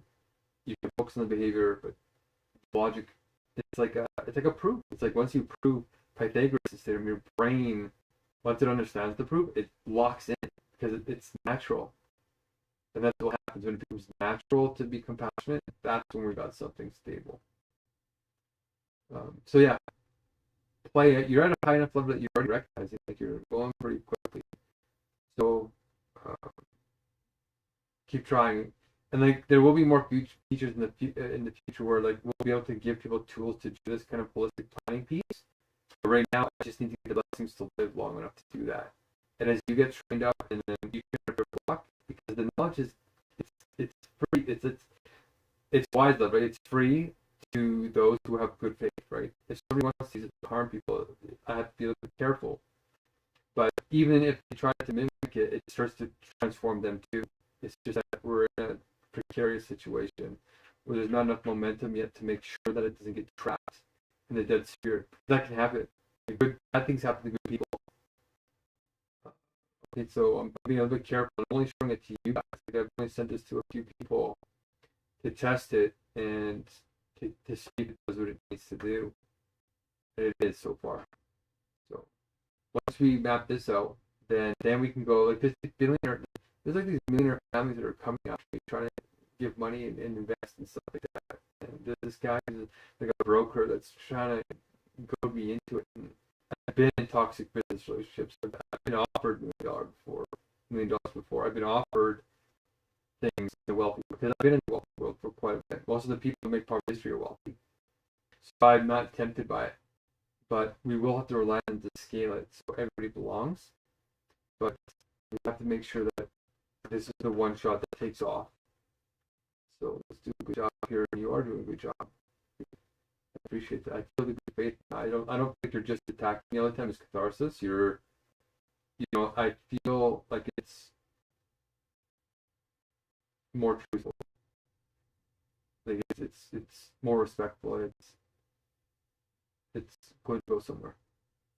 That can save lives. Okay, so hopefully that answers your questions. Oh, here we go. So 50 today, high score, and 20 tomorrow, high score equals 7. No, just 20. Like we might start tracking effort in a way. That's another feature, which I do have a part of it like tracking already in the sort of permission account. But we don't just want it to be E for effort, right? Like that, there's going to be measurements for Pareto categories. Like there's why measurement is because we do have to eventually adjust for Pareto categories of privilege. Right now, most of the people coming to the system are pretty privileged with disadvantages, but there's at least one category that's pretty privileged. And we'll test it out. And I'll watch to see how the competitive aspect works out, and then from that, it'll inform how to fairly adjust the scoring for the real public. And then we can start getting our flocks going and we can start getting hundreds of millions of people playing it. I would love, my quick sheet, yeah, they all count as blessings. No, it's got to do, it actually has to work towards a mission, right? If this Hungerstrike's not actually building the actual universal logic, we're not going anywhere. Then it is just selfish and narcissistic, those types of things. I'm doing this because there's a vision that goes towards a thing that can help all of us. You know what I mean? It's not that I just want to eat. It's because the eating represents saving people, including me. So I don't want to ruin that because then it will just turn into rote memorization and people just game the system that is broken. And then my integrity is ruined, and my integrity is what's getting the funding. It's getting the support. It's getting all these things when most people would have been locked up in a psych ward by now. But I got out. And that inspired a lot of people, actually, because nobody thought I would ever get through that. And I did, because I understand the systems enough to dodge the double binds. And I know the metaphysics behind how it happens. So, and that's how I can try and protect you in your court case and all different things, too. Like, I'm not allowed to practice court, and the judge has his eye on me because he's starting to know that I'm getting quite knowledgeable of all the flaws in the system. And we need to expose those flaws. I've already fixed those flaws in God's government. Like the government we're building here will not be that garbage. Because I went through it, right? So did you. And then you say, if I get 70, then it would be 50 today plus 70, and I would have. No, I wish. You have to get it at 120. Because the alignment is what's the blessing, right? The fact that you're trying will matter, though. Like, I can see that on the horizon, but for now, we just need to get this one meal. And I think we have enough giftedness to get there. Especially if you start doing the justifications. The justifications are where the real points are. But you have to do the position first to kind of get to the questioning, or else you're just going to get 0 points to the justifications, which is going to waste time, right? But if you get deeper and you start giving real deeper reasons, that can give you 1 point instead of 3, but the max is 3, right? You give a low-level answer or a beginner answer, a medium answer, and then you get the actual truth. And then your points triple. And you can have 4 hold on. Yeah, you can have 4 justifications. This offer is not quite clear on this yet, but you can at least triple. Like we might be able to increase it by 12 times. Per word, but that's a little bit too extreme for this level. So I'm saying triple, depending. I don't think anybody's going to get a triple because you have to know universal logic to do it, but at least 1 to 2 times more. But yeah, I'm kind of excited that you're asking the right questions. So just try and get your score as high as possible, because you can still get like 500. Like, this is pretty incredible. One person can get many blessings. When before we hired like 100 people. So we're focusing on depth, not just breadth, but they will have to come together. I just branded a software code. So if anybody wants to donate, even like $100 some, right, then I can put it and then start coding on it. But I'm pretty desperate for myself. I can't get a house. And if nobody wants to donate to me for my personal needs, like they don't, like, I mean my legal needs and all these other things, right? They don't want to help with that, and I can't spend their money. Like, I can't deceive people because then my reputation is going to be down, especially since I'm recording all this, right? And I wouldn't do it anyway. That's why people believe in me and trust in me. So yeah, keep going. Your score's already high. Like, you've only been playing for like half an hour, maybe. Are you getting up to 2 hours now? You're crushing it. And, you know, I'm hoping to eat this week, so you still have like a couple of days left. And if you get other people to jump on board with you, then you get them started, and then we double the score rating with 100 points too. But they do have to figure it out for themselves. You can't build the accounts for them, which I really hope there's no cheating. Like, right now the system is there's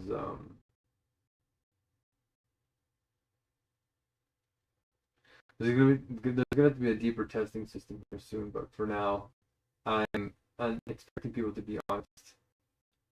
Okay, so please don't cheat. Don't create somebody else's account or a fake account. I'm going to be checking on each person and videoing them too. If they have 500 blessings, I'm going to be videoing them. Like, are you real? And so okay. Good luck. Keep asking these great questions. I might take a nap here. I'm kind of exhausted, but lots of progress made today. Even in my court cases, lots of progress. Sent a big thing about clinical ethics to the medical PhD person that met me in the hospital, and my MLA is trying to get me a commissioner of oaths for free because I'm getting money to do it. And my friend just confirmed that she's not going to pick me up, so I'm going to have to try and make it. I'm planning on how I'm going to make it to the Courthouse tomorrow. I have to file an injunction application and somehow get it to emergency chambers, but emergency chambers doesn't take online applications, so it means I just have to go there, but it's dangerous. Oh, I'm so weak already. And every time I do it, it makes me so hungry. Really. Hunger is so much worse. Even if you survive, it's like torturous. It's like, yeah, could I run a mile? Maybe, probably not, but I could probably run 100 meters. I'd probably die after that. Because it's using up all the energy that I used to survive 2 more weeks, right? So, you know, you have to be smart. And that's why I have to measure myself. And, you know, so I have to be super careful. Anyway, keep going. You know, if you need any other any other things, but I'm gonna add your new score. So far we have about 145 blessings in total between you and the others, but the others haven't fully gotten started yet. So they're tinkering with it and they're blasting ahead quickly. Tonight there'll be another new person playing, so scores should hopefully double. So we'll probably bet around 300, 400 blessings in like 2 days, which is pretty damn good. And then it might double again after that. And then, you know, if we get more people on board, it'll start to go quick. Okay, peace.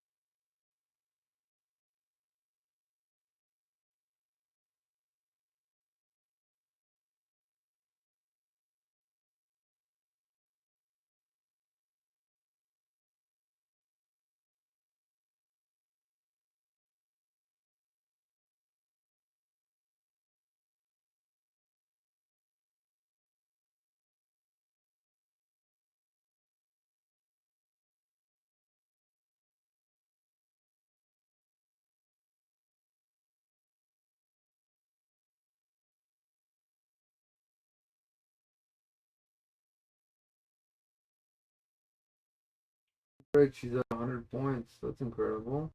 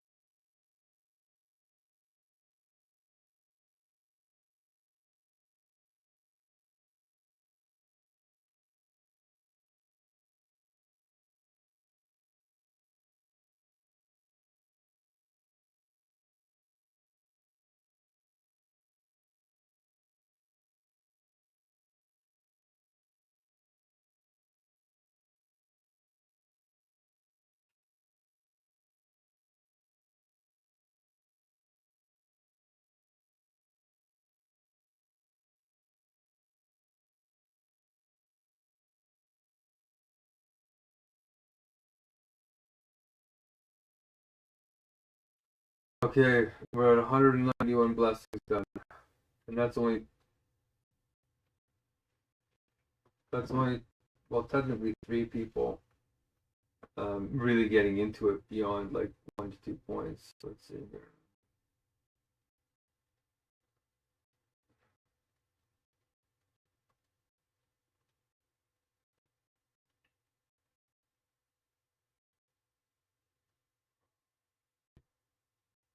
Point on the other.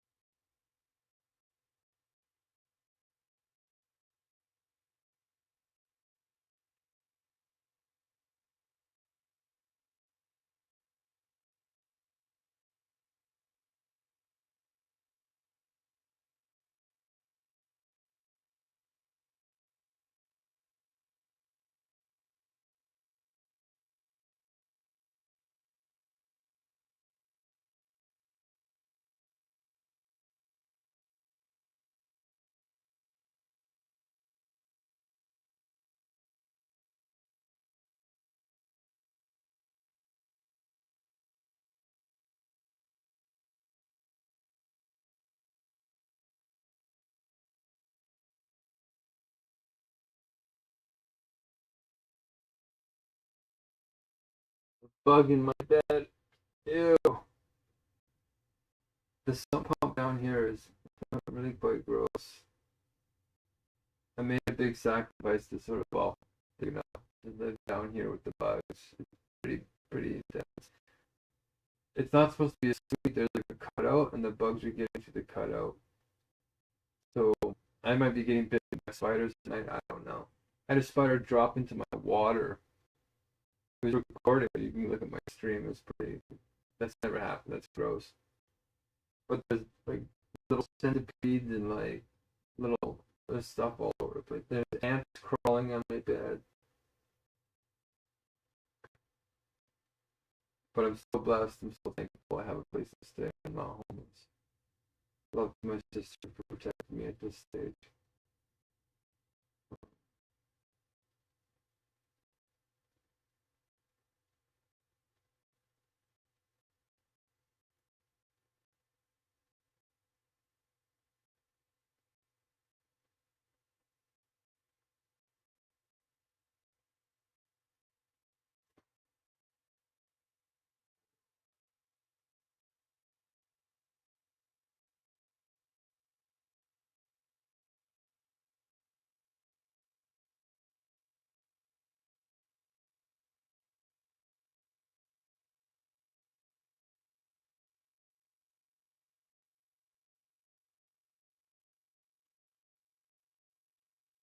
5,262 blessings to go.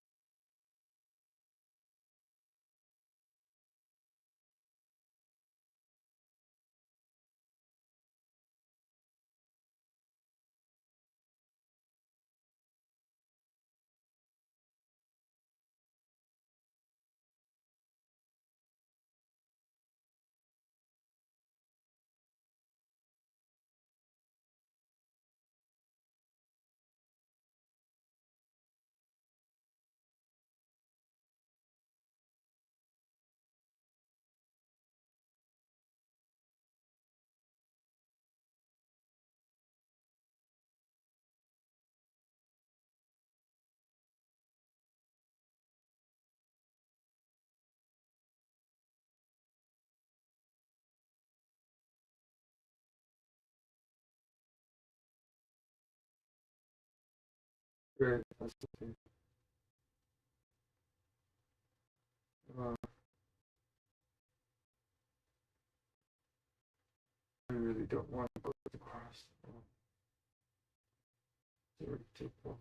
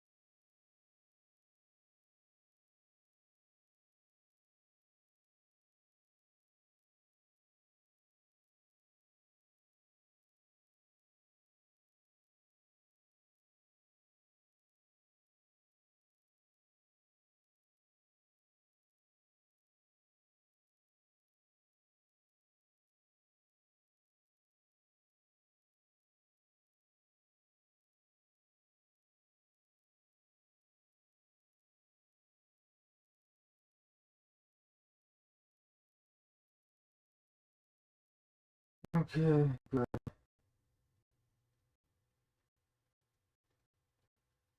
And two more things I have to do. 30 actually.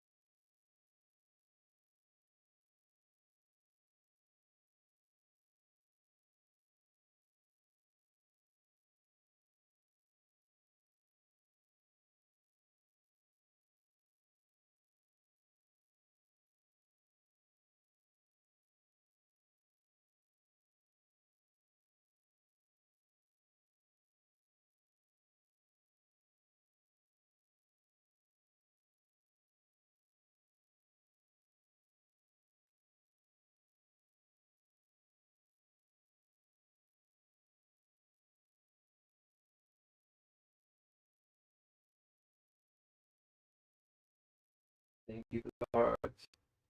What do we at? Oh, 22,000, I think it says.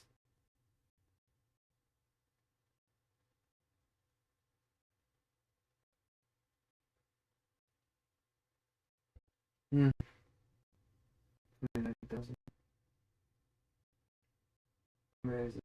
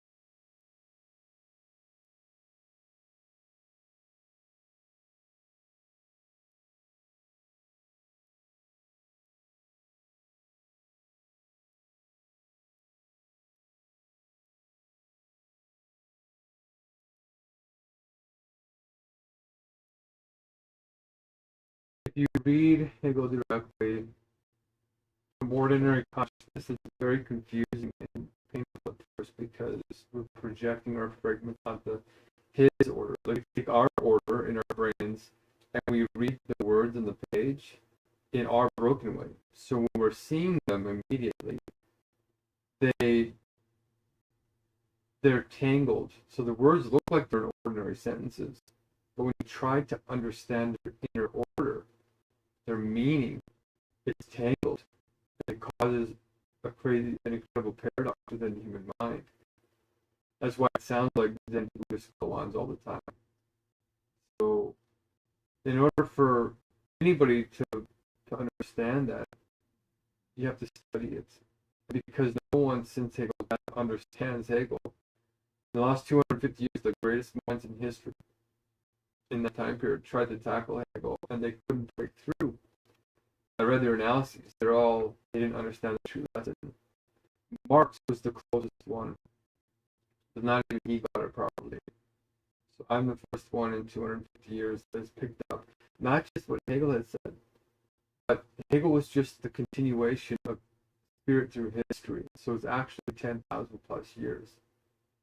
But real spirit stopped Hegel, and now we've had a dialectical backlash called postmodernism for 250 years, while the rest of society catches up.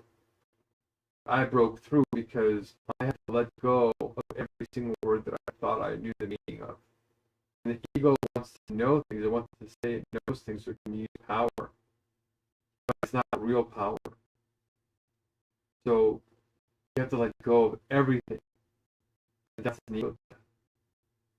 Because you have to die to that model of the world that you have. Even if you don't physically die, you have to die to the model of the world that you absorbed when you were a child. And that happened to me. And that's why I broke into the first thought, which sets the context for everything else. So that's because I didn't have a teacher. There's no living word. It was in his books. He put it in his books. But all of it is right there in plain sight. But the problem is when ordinary consciousness reads it, it doesn't recognize it. It just looks like an ordinary set of words and tables and all these types of things. But it's actually a profound inner order. And I broke through and I realized what it really was. And now I'm the living word. Now I can customize it for our age and speed it up. And that's what I do with the game. In Hegel's time, he sped it up for certain groups of people because you have to protect it in a certain way. And that's what I'm doing now by being very careful of how I design it, the messaging that I'm sending out, and protecting myself with wise love, along with everybody else who's taking this risk with me in giving time. So that's what happened. Okay. And once you understand Hegel, you break through, then it becomes incredible. Like, I'd rather read Hegel than anything else. Everybody else makes sense when I read it from Hegel. It shows the limit, it shows the beauty, it shows their universal, it shows their wisdom, but it also shows where their outside is, where they overextend, where they became ugly, and then it connects to other things. So it's you have to get to this initial learning stage to get out of the dead mind and back into the living mind. And that takes a little bit of work at first. It's called carrying with dialectic. And that's what I put into the game. I made it more fun than just reading a blank book, because, well, not a blank book, but a straight book, because most people don't have the attention span or the patience or the discipline to sit there and endure the grinding confusion for thousands of hours like I did. But I did it because I had gone everywhere else. There was nowhere else to go. I looked all over the place for truth, and then I found it.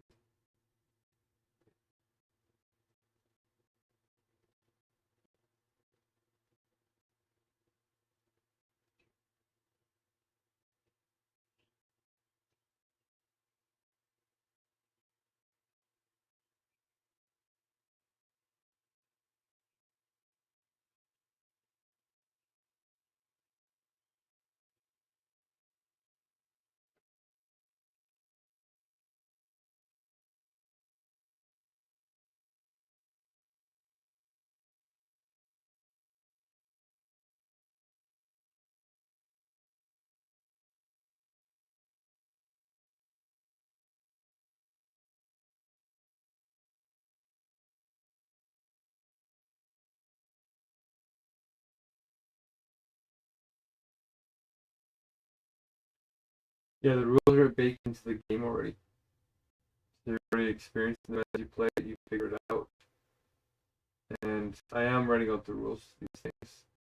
But it's only a small group of us that I'm inviting in now, so that the bugs get worked out before it goes to the public, right? That's what anybody does when they're testing a new idea.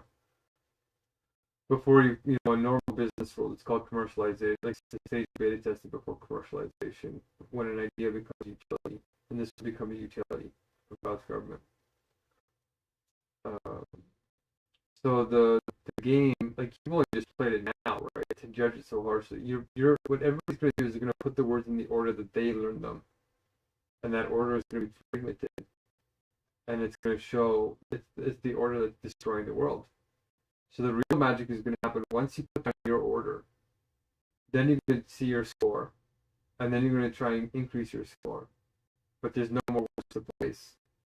So you have to try and move the words that are already there and watch the numbers as it starts to move the words in places that don't make sense to you. So you might think, well, you know, mathematics, that sounds like a logical thing. So you'll put on the logic, but the points won't be full. Like, what the heck? It doesn't make sense. Math has to be a logical thing. It's, in fact, it's the root and ground of reason in modern science, right? That's how most people think about mathematics. But then, you know, you'll keep it there. You can't increase your score. No matter what other words you move, the score won't increase. It'll just keep decreasing. So one day you think, fine, I'll move the word mathematics to somewhere else. And you try it, and magically the score goes up. And you'll sit there and be very perplexed. The ego will be very perplexed because the ego thinks it knows what mathematics is. But it doesn't. And as you start to ask questions like, well, why does that make sense? You'll get a certain amount of points, even if you try and game the system, you get a certain amount of points when you find the right positions, but the real pointage is actually the justifications, which are 300% more. So people can only reach the first level of citizenship by just doing that point. It's called position points. The justifications are where the real, where you get the answers, where you understand why mathematics goes in this other category and not in logic, for example. And you're going to learn about new categories, and then you're going to see how the categories fit together. That what you were approximating with one word was actually a different word. And that's where it starts to get you a lot of points, and then you start getting reputation in God's government to have say over people, to have power, to care for them. Okay, so that's going to start happening, but it's not going to happen on the first day. You're just figuring yourself out. Where do you put the words? And you'll see how very good it's happening. But the real magic will happen. That the reason why I want you to play higher competency levels is that the real magic comes when you play with other people.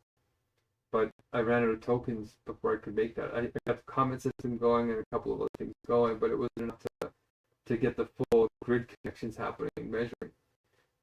So I thought this is good enough for this milestone. If we get people doing just like putting their numbers down there and getting, you know, 100 to 150 blessings a piece, then I should be able to unlock a meal and survive long enough to make the next system, and hopefully somebody donates and we can raise funds together once people start to realize the magic of it. Like even $150 will get me to code the next changes, right? And then we'll take everybody's ideas, we'll make the next version, and we'll run it again. And if we have to reset the points, we can't at least reset the points for that meal, but for the next meal, the points start again from 0. But right now, there's different ways to make blessings. This is only one way. There's actually 3 other ways to make them. But for now, it's much to learn for everybody. I'm bringing it all together in one coherent system. So this part of it, though, is the easiest to get started, and it actually makes the other parts better.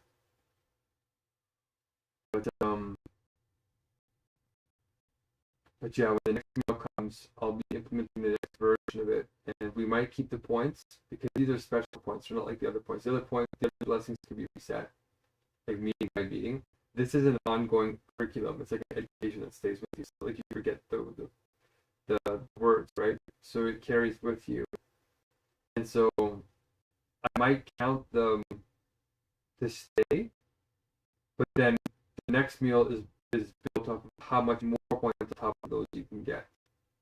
And that simultaneously serves as the universal meritocracy for what's called the wisdom quiz, and making sure the politicians of God's government aren't just powerful sensuously, but they have that inner discipline, and that they had some kind of ego death, so that they respect people and do all the right things to return to them, even when they get treated bad and all these types of things. Real compassion. So people who can't endure the shifting of those words don't have the attention to spend the emotional discipline in their ego to care for others. They'll just manipulate others. So it's a test of anti-culturing.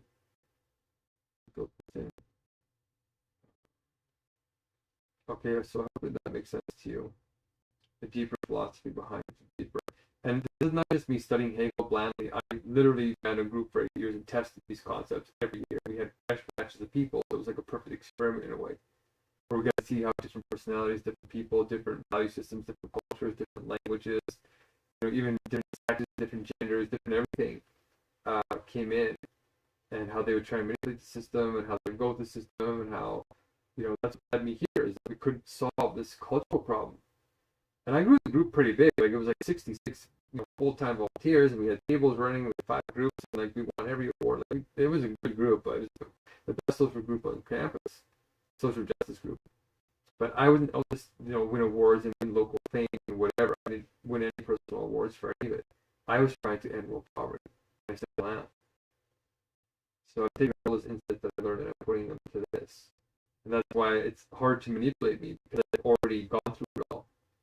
And a lot of those don't want to end world poverty. They're not really real. They're stuck in compensating for how their parents treated them poorly, or they're trying to prove themselves to somebody, or whatever it is. There's always some kind of abstraction. But I really just grew up in poverty, and I want to help get our species to the next level and help people who aren't being helped properly. I'm tired of charity. I didn't like charity when I was a kid. It was very, very rarely does charity satisfy anything human. It's only in emergencies. So it's very, very experiential, boots on the ground kind of knowledge that's helping build these systems. Plus the top of the ivory tower. I think is regarded as the most impactful philosopher in human history. And that's because he pulled from all of the philosophers in human history. And that's what I'm doing now. I'm standing on the shoulders of giants. And I acknowledge that. At first I was building my own system, and then I realized that there was something more profound. And then I became a part of it. And then let my ego surrender. I don't have to benefit from this greatness already. And I can pay honor to that and continue. And get the rest of humanity to do it before we destroy ourselves, because we're disconnected from that, which is why we're killing ourselves. Okay, so hopefully that helps you understand a bit more. And yeah, you're just starting. Like, once you guys get to the point like where you can't increase your scores anymore, like I hope my sister plays, because you might both have like 450 points or something, right? And you'll be competing for that one extra point, but it'll take a lot of thought. And you'll be doing it, and you'll be doing it, and you'll be testing, and your score will be going up and down, but you don't want to get too far, so and then all of a sudden you'll have a brain, like, have a paradigm shift. Like, wait a second, what if I did this? And then get a cascade of position, one word, and it'll unlock it, and you have like 1,300 points. Like, that's what's going to happen, because that's what happens to me. It's kind of like an all at once kind of thing. You kind of saturate your mind with everything, and you ask questions, and you do critical thinking, and then all of a sudden it just falls into place. Like, it won't fall into place like entirely consciously, but a whole bunch of things that didn't make sense in your life will suddenly make sense. And it'll be a gestalt, it'll be a new level of beingness. Okay, so that's where it's going. But the competition has to pick up, that'll be the next round. It might get started this round. I have a funny feeling it might be started, but I'll have to manually check the leadership board, which I'll have to post on a separate, I don't know. If I just had more money to code, I could just post it into the program, but for now, this is where we are. And if you know somebody that'll give $150 or $300, then we can code all month. And like, as people come up with new ideas, we can just keep improving it in the moment every day. So that's the vision. But right now, you're just getting your brains down, and then you're going to reach a maximum pointage. And once you reach that, then the alignment, you're going to be clever. You have to figure out, what's the actual alignments. That's the hard question.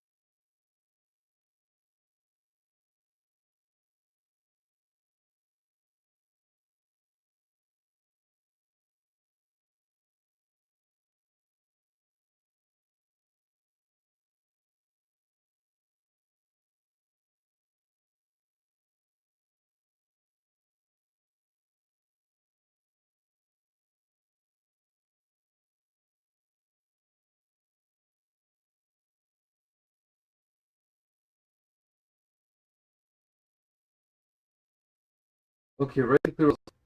All you have to do, all that I said is you play the game, you put the words there, and the points are the rules. And the thing is, maximize the points. There's 4 hints there, so it's all there already. But the rule is your total blessings is what counts towards the meals. And I'm calculating now. We got 5,100 blessings left, so we've already reduced them quite a bit. So and have some empathy, right? Like nobody's ever done this in human history before. We're literally pioneers with this. No one's ever done this before in human history. I made the rules clear enough that we can start making the blessings before I die. And it'll feel a little bit hopeless. Like when you have an ego death, it's darkest before dawn. You're gonna feel like there's no hope. It's despair. There's no going on. You're gonna want to give up, and because there's 2 parts to dialectic. There's the negative side and the positive side. The negative side of dialectic is nullity. It's actual canceling. You give up, you die. But when you hold on and choose life in that final moment of despair and say, I choose to live despite the hopelessness, despite everything, I choose to live. That is what causes you to transcend an ego to die in the old mode, and you gain a new ego, a truer ego, at a higher mode. Okay, so it's incredible that I built all this stuff when I'm being crushed by society and having very little support and so much criticism around me. Right? When people start actually vouching for this and speaking positively and saying this guy actually has truth, this guy has an important part of the solution, this guy's a good person, he's making big sacrifices, he'll be there for you. He's not a fool either. You can't bulldoze him, right? But he'll be fair to you as fair as possible. His reputation might get bruised, but it won't get broken. He might wrong you a little bit, but he'll fix it. Like we're in a really toxic universe. So we gotta make our way through it. And I'm just blessed that this came. Like all this stuff has happened. And when everybody else's movements are falling or they're freaking out or they're stagnating, this is moving forward. So if you want to bring more people on board, get 6 people. You don't have to get 6 people. I don't really want you to bring more than 6 because then you'll get overwhelmed. So just find another person. You can start teaching them how to do it, or you can just send them the video, and then they can get as many points as you. And there's another 100. There's like 600 people, 600 points just from your block. That's like 1/5 almost of the points. And then there's 30 other people that I invited, and I think that a good portion of them will probably be able to get into the hundreds. So yeah, right to clear rules is happening. But the rules are clear enough to get us to the next meal. Right? The God's government isn't fully started. We're building God's government now. I'm embodying the government the best that I can, but the government's not one person. Right? It's a system. And it's a system of rules that I'm building now. And I'm having the power to do that because I put the work in. And once people start passing these tests and like learning more, that's when the wisdom council is going to start and the citizenship is going to start more. Like everybody right now is a refugee in God's government because you're still in fragmented consciousness. And instead of me saying, I'm the cult leader, I obey me, I'm saying, nope, that's boring. There's a criterion now. And the criterion isn't me, Mark Cormack. The criterion is universal logic. And there's an objectivity to it once you grasp it. And you're going to notice that there's a consistency to it. And right now, it's refining itself because I'm trying to put it into modern form. But once you see the direction, it's going to start solidifying into essence. And then that's stable enough to handle the world. I just need more people thinking in the non-fragmented way. And this is the first step of that. Okay.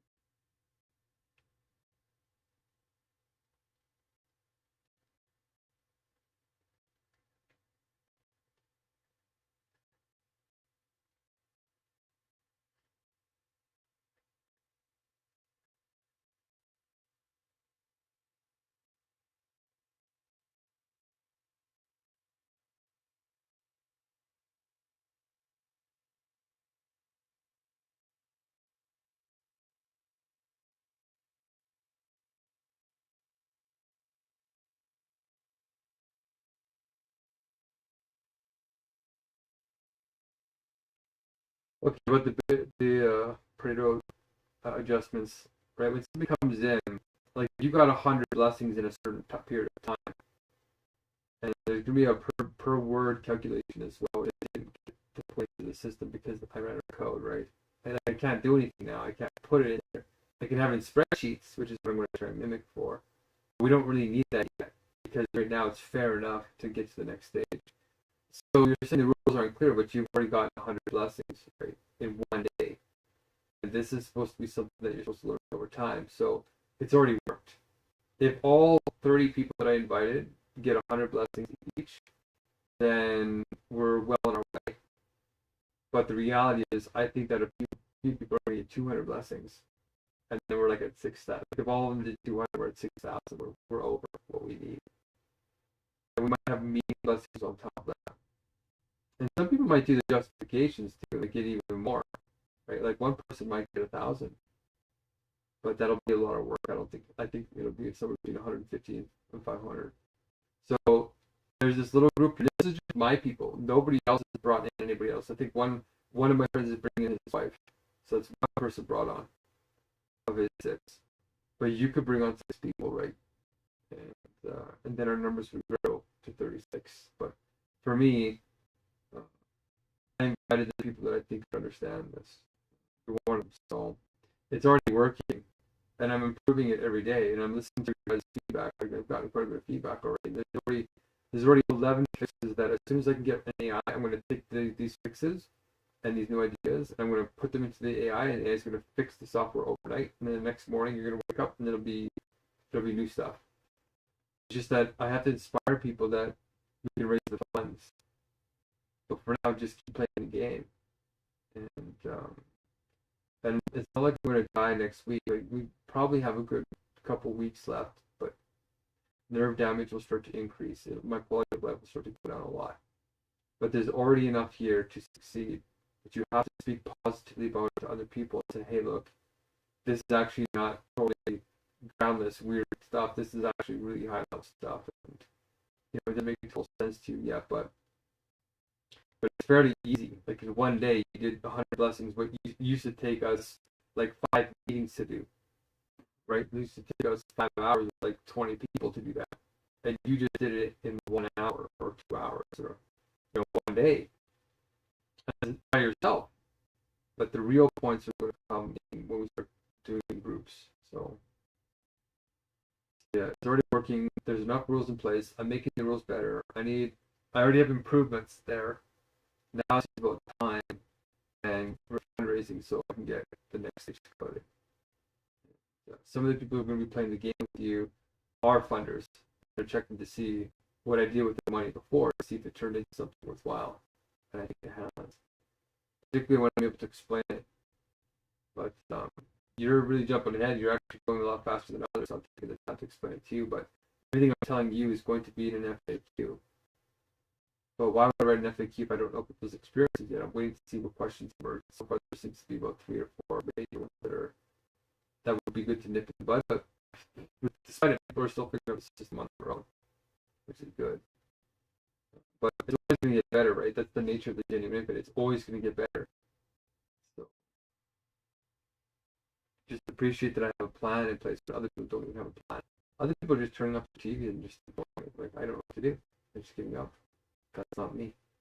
And I'm not just coming around saying, oh, listen to me, I have a plan. And the plan isn't just words. There's literal technology. There's the platform now. It's building.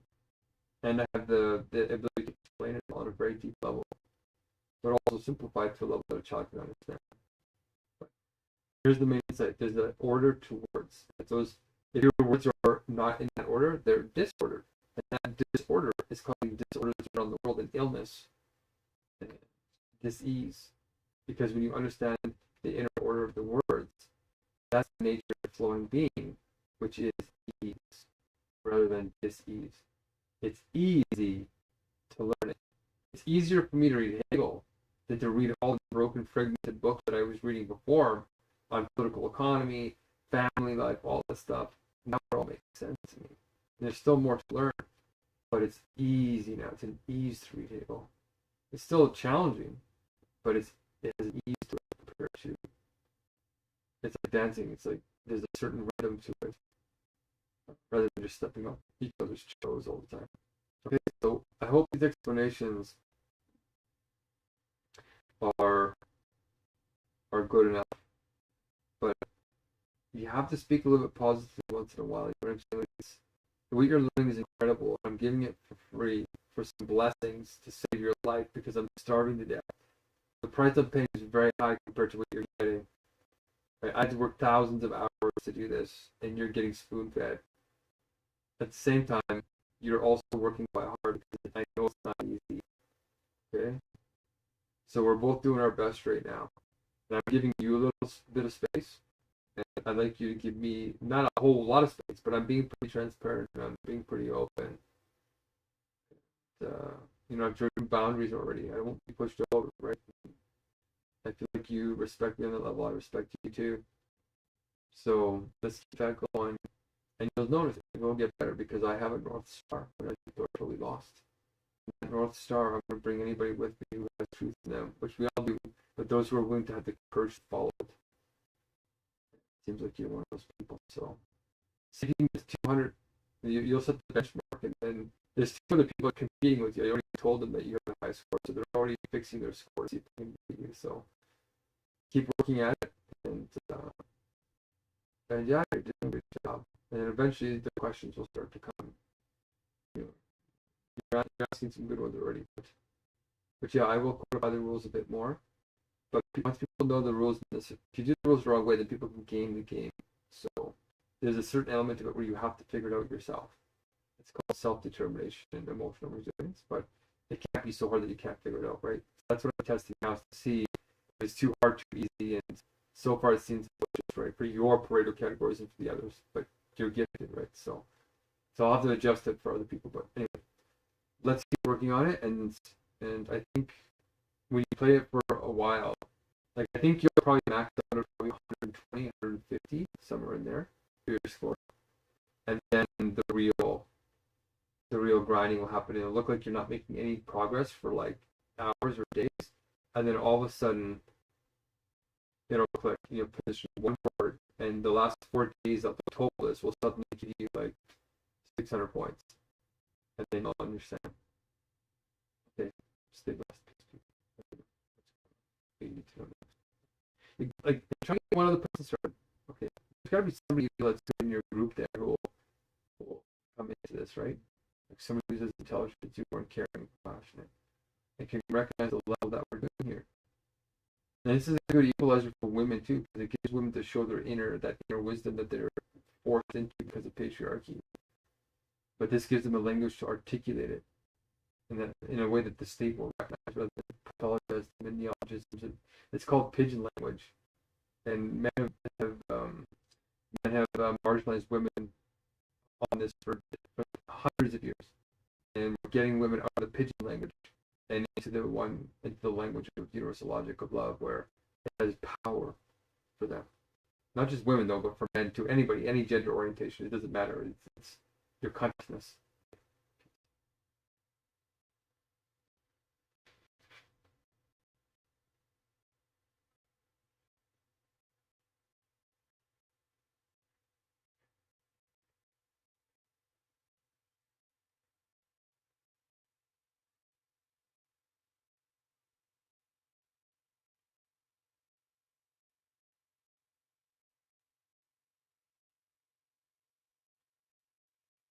First of all, if our hearts are pure, I don't plan to die at all.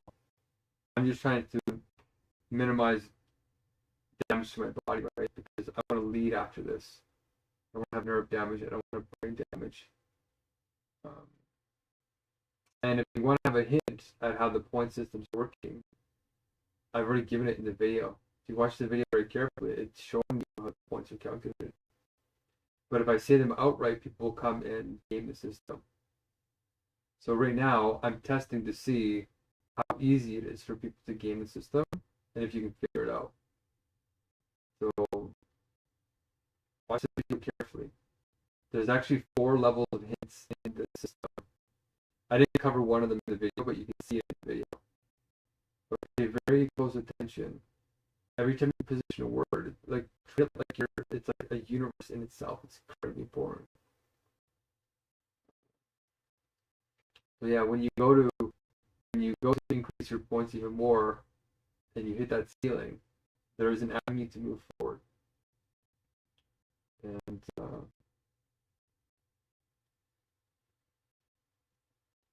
I want to see if you can find it first, because it's about seeing people do this through not through indoctrination, but through self-determination.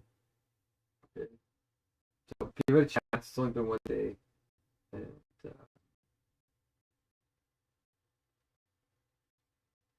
I think it's actually already working. So it can get a lot better, but I'm already happy that there's 200 blessings into it, and we still have most of the other people haven't even fully started. They're just getting logged in, right? So we haven't even seen, like, by tomorrow we could be over like 2,000 blessings. So we'll have to see though.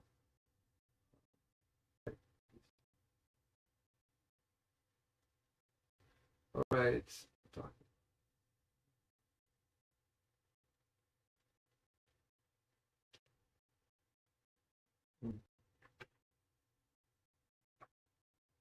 There is one person I forgot to invite.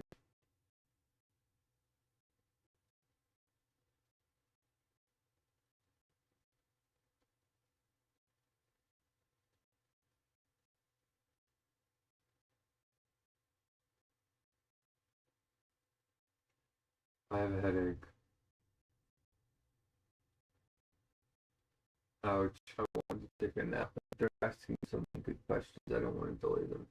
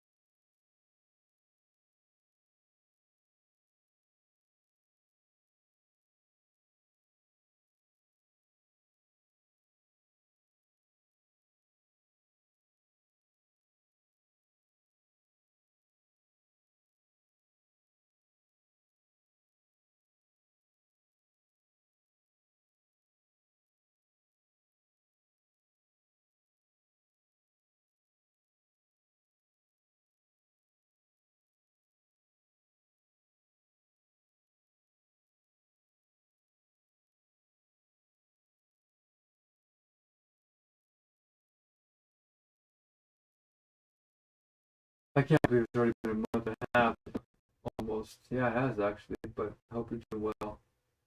I sent you the link here, which is the Words of Wisdom game. It's called WoW. I love that. You want to play some WoW? Everybody's starting to burn up, though. Like, a lot of people having a hard time. I went to the hospital. It was the first time that all the staff, including the ambulance attendants, the doctors, the nurses, even the people in the waiting room, all agreed with me when they asked me, were you on the Hungerstrike before? I said the world was ending, and they didn't fight with me. They're like, yeah, you're right. And then I said to them, what are you doing about it? And like, nothing. There's nothing that can be done. I'm turning off the news. I'm ignoring it. One ambulance woman said she actually had a daughter, and then she stopped having kids because when she found out how bad it is, she did want to have more kids. So people are being overwhelmed. So that's why this new game, this Words of Wisdom, complements the meetings, but I made it so that you can play it on your own, and it's so simple a child can do it. So, I'm really proud of it. I really it can be even better, but I ran out of clock coding credits. I need $150 to keep coding to the next version, but there's a few people playing it already, and it's working. So I thought it might be worth sending it to you too. Give a spare moment here and there. And you don't have to come over here. You don't have to buy anything from me. You really, you came out of left field there, and it's a beautiful thing. It's going to be a beautiful memory for a long, long time. So every little bit matters right now. We just typically need 5,400 blessings this time. It's possible to do with this game. People sort of take it a little bit seriously, and lead the mind to question the ego. It leads the mind inwards. It doesn't seem like it at first because people will put the words in a way that makes sense to them, which is fragmented at first, and then it'll start to cause the mind to question why the score won't go up. It'll be hard to get the score higher until it starts to line. So you get total points for alignment, not necessarily for total words placed. It's about the way the words fit together, not just the quantity of words. And somebody who places maybe 15 words will get a much higher score than somebody who places 110 words. So you really check for wisdom, that inner knowing, not just rote memorization. Because our whole culture is based on this external memory. There's rote memorization that's lost touch with this inner order of things. That's why we have this order, right? So, but yeah, crossed my mind. I really tried not to message you all month. So I hope you appreciate the space, and hopefully this is just a smaller ask than before. I'm hungry, as you know. I'm struggling. I would love to have cucumbers and vermicelli again, which the government gave me some money, different from what you did. I'm trying to get what you got without being labeled disabled, right? Because they're trying to destroy me. They're already doing it in court, but the court cases are going actually surprisingly, interestingly well, considering how toxic it is. But before it's like the marginalized.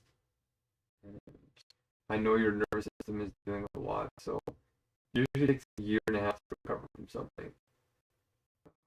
So I mean, the fact that you're here at all is why I recognize that you're a hero.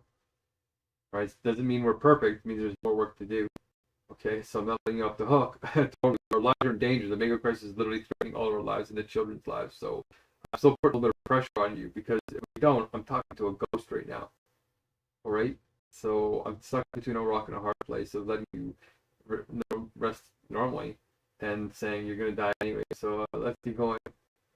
So hopefully this WoW game is it makes you say, wow. It won't at first. So far, the people playing it are it's making a question. It's only been a couple of days. It's already working. But I think after a week, that's when the depth will come out, and the competition, the friendly competition, will cause people to work together. And then the cooperation is what will cause the scores to go higher. Collective intelligence, which is what spirit is, right? And I would love for you to be a part of that. I think you have a lot to contribute, because you have, like I said to you in the hospital, right? You have a beautiful combination of like the feminine and the masculine, the analytical, and the feeling, which a lot of people don't recognize the analytical, the masculine in you, but you showed that to me. I was really, to be honest, impressed. And I thought, oh, this is why God brought you. It just means we have to cultivate it a bit more because nobody's at the standard that can change the world, but we can get it together. There's a North Star pointing us. So we're going to use the system, and it'll probably break in a couple of ways, but once I get donations, I'll fix it in the next version. Yeah, I'd like to eat this week. So the record points right now is 100. If you can beat that, great. It doesn't take very, very long, but it's getting past 100 that's starting to take some real thought. But the first 100 should be pretty fast to get, and it shouldn't take away from your family. Because then you're being a good grandmother and a good mother. So keep on it. I have not forgotten what you did for me. It's fresh. It feels like it was just yesterday. I can't even believe a whole month of this has gone by. I ate like a, I was gonna say like a pig, but I'm vegan. But I ate like a, oh yeah, maybe I did eat like a pig. I ate like an angelic pig. But anyway, it was thanks to you and Amanda. Amanda's also playing the game right now too, and so yeah, I respect you a lot. I respect what you did. So it wasn't easy, I know, but it needs for you. So okay, I won't make this a long recording either. If you have any questions about the game, there's hints in there, so if you pay attention, you'll probably figure it out. But I don't want to give the whole thing away because then I'm just cheating, right? It's not causing the real movement of leadership we need. The only reason why I'm having this blessings is because it's actually teaching the core, it's teaching solving the root problem, which is fairly conscious, word by word. So the words flow together, right? There should be an ease to an easiness, and right now it's talking different dis-ease. Oh, so, all right. I hope you're doing well. Let me know what happened in your life over the last month. If things have gotten better or worse for you. And I'm also trying to match people with resources. We actually have a matching engine partially set up, but I ran out of credits again. But it's mostly working. So if you fill out the forms and stuff like that, it'll enter you into the system. It'll start to match you with the other 500 people that haven't filled it out. So that could also get going if you're interested. But for now, I'm just gonna leave this with you. Simple. Any amount of blessings helps, obviously, and hopefully this week I'll be eating cucumbers again. And I'll toast you maybe if you want me to toast you. Notice I didn't call you Madame this time. I've learned my lessons too, so I try and respect people a lot.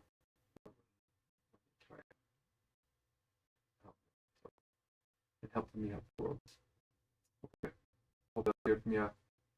If not, I know you're doing your best. We're all fighting battles we don't know anything about. Okay, peace out.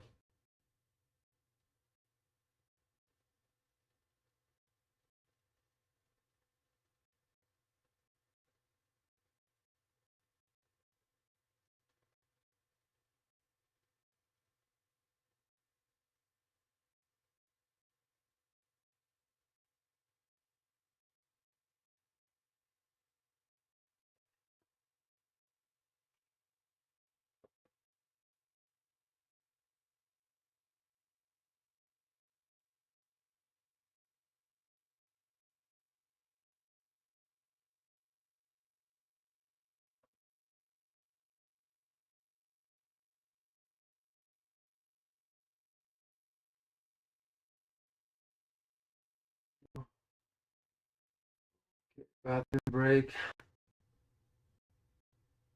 4 o'clock. I should sleep. I could work for another hour. The questions are coming in fast. A lot of questions coming in, which is good.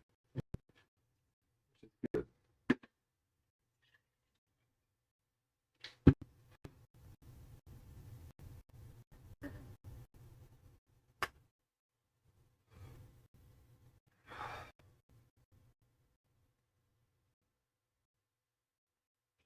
The giddiness from like visualizing eating is keeping the adrenaline going. I would love to eat today. Honestly, I would love to eat today.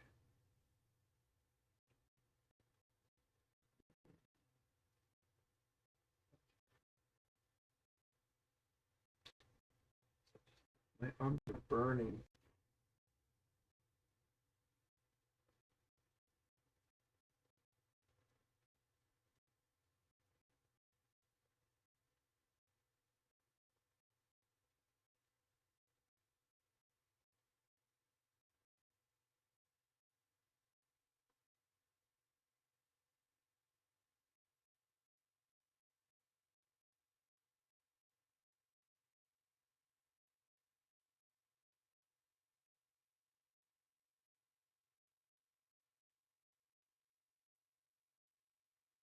New record. They just beat the record.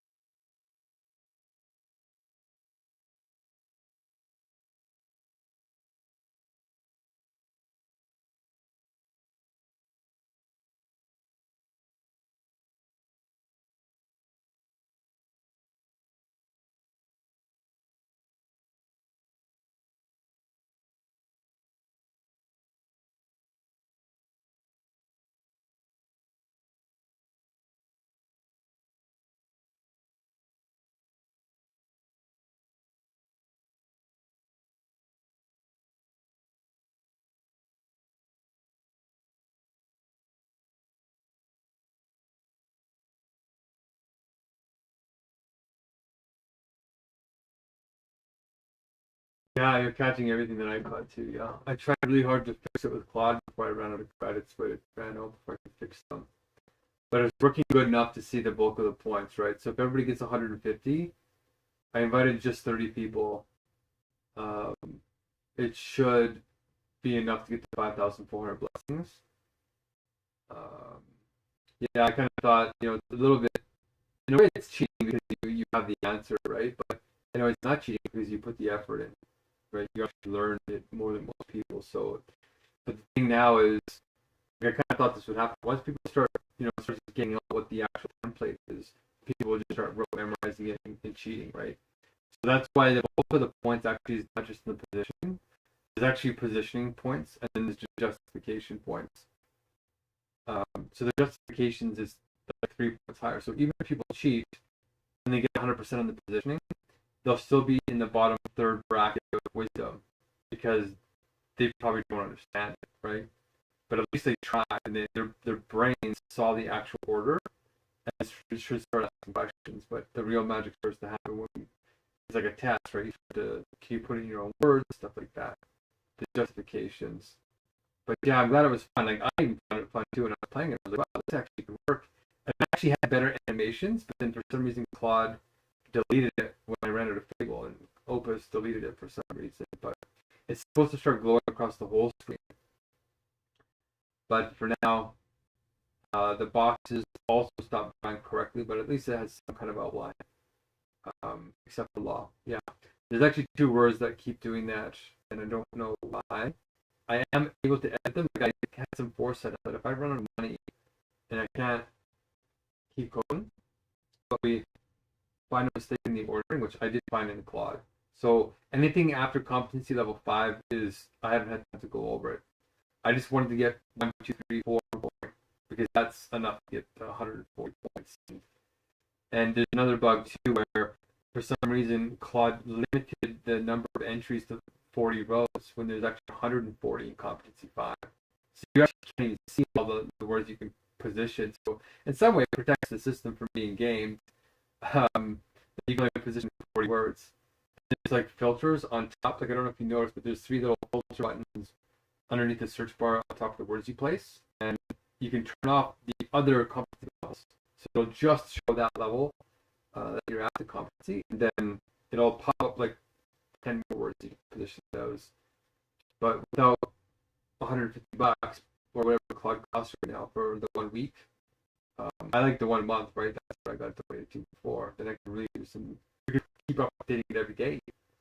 But a week's worth of coding would let me fix. There's probably like 13 bugs here that we found already. There's about 5 people playing it. The other ones are signing up. They said they're going to sign up, but it's only been like 1 day. So I've gotten feedback from 5 people so far. And I've written it all down. So as soon as I can get Claude going again, I'm going to put that in, start fixing it, and it's just going to get better and better. Because, yeah, you're the third person that said it's be fun. And we have 2 people that are like board game lovers. Like, they love Sudoku. They love these types of puzzles. So one is my sister, but she's still debating whether or not she wants to play it. But she does. She'll probably be very good. She likes to win.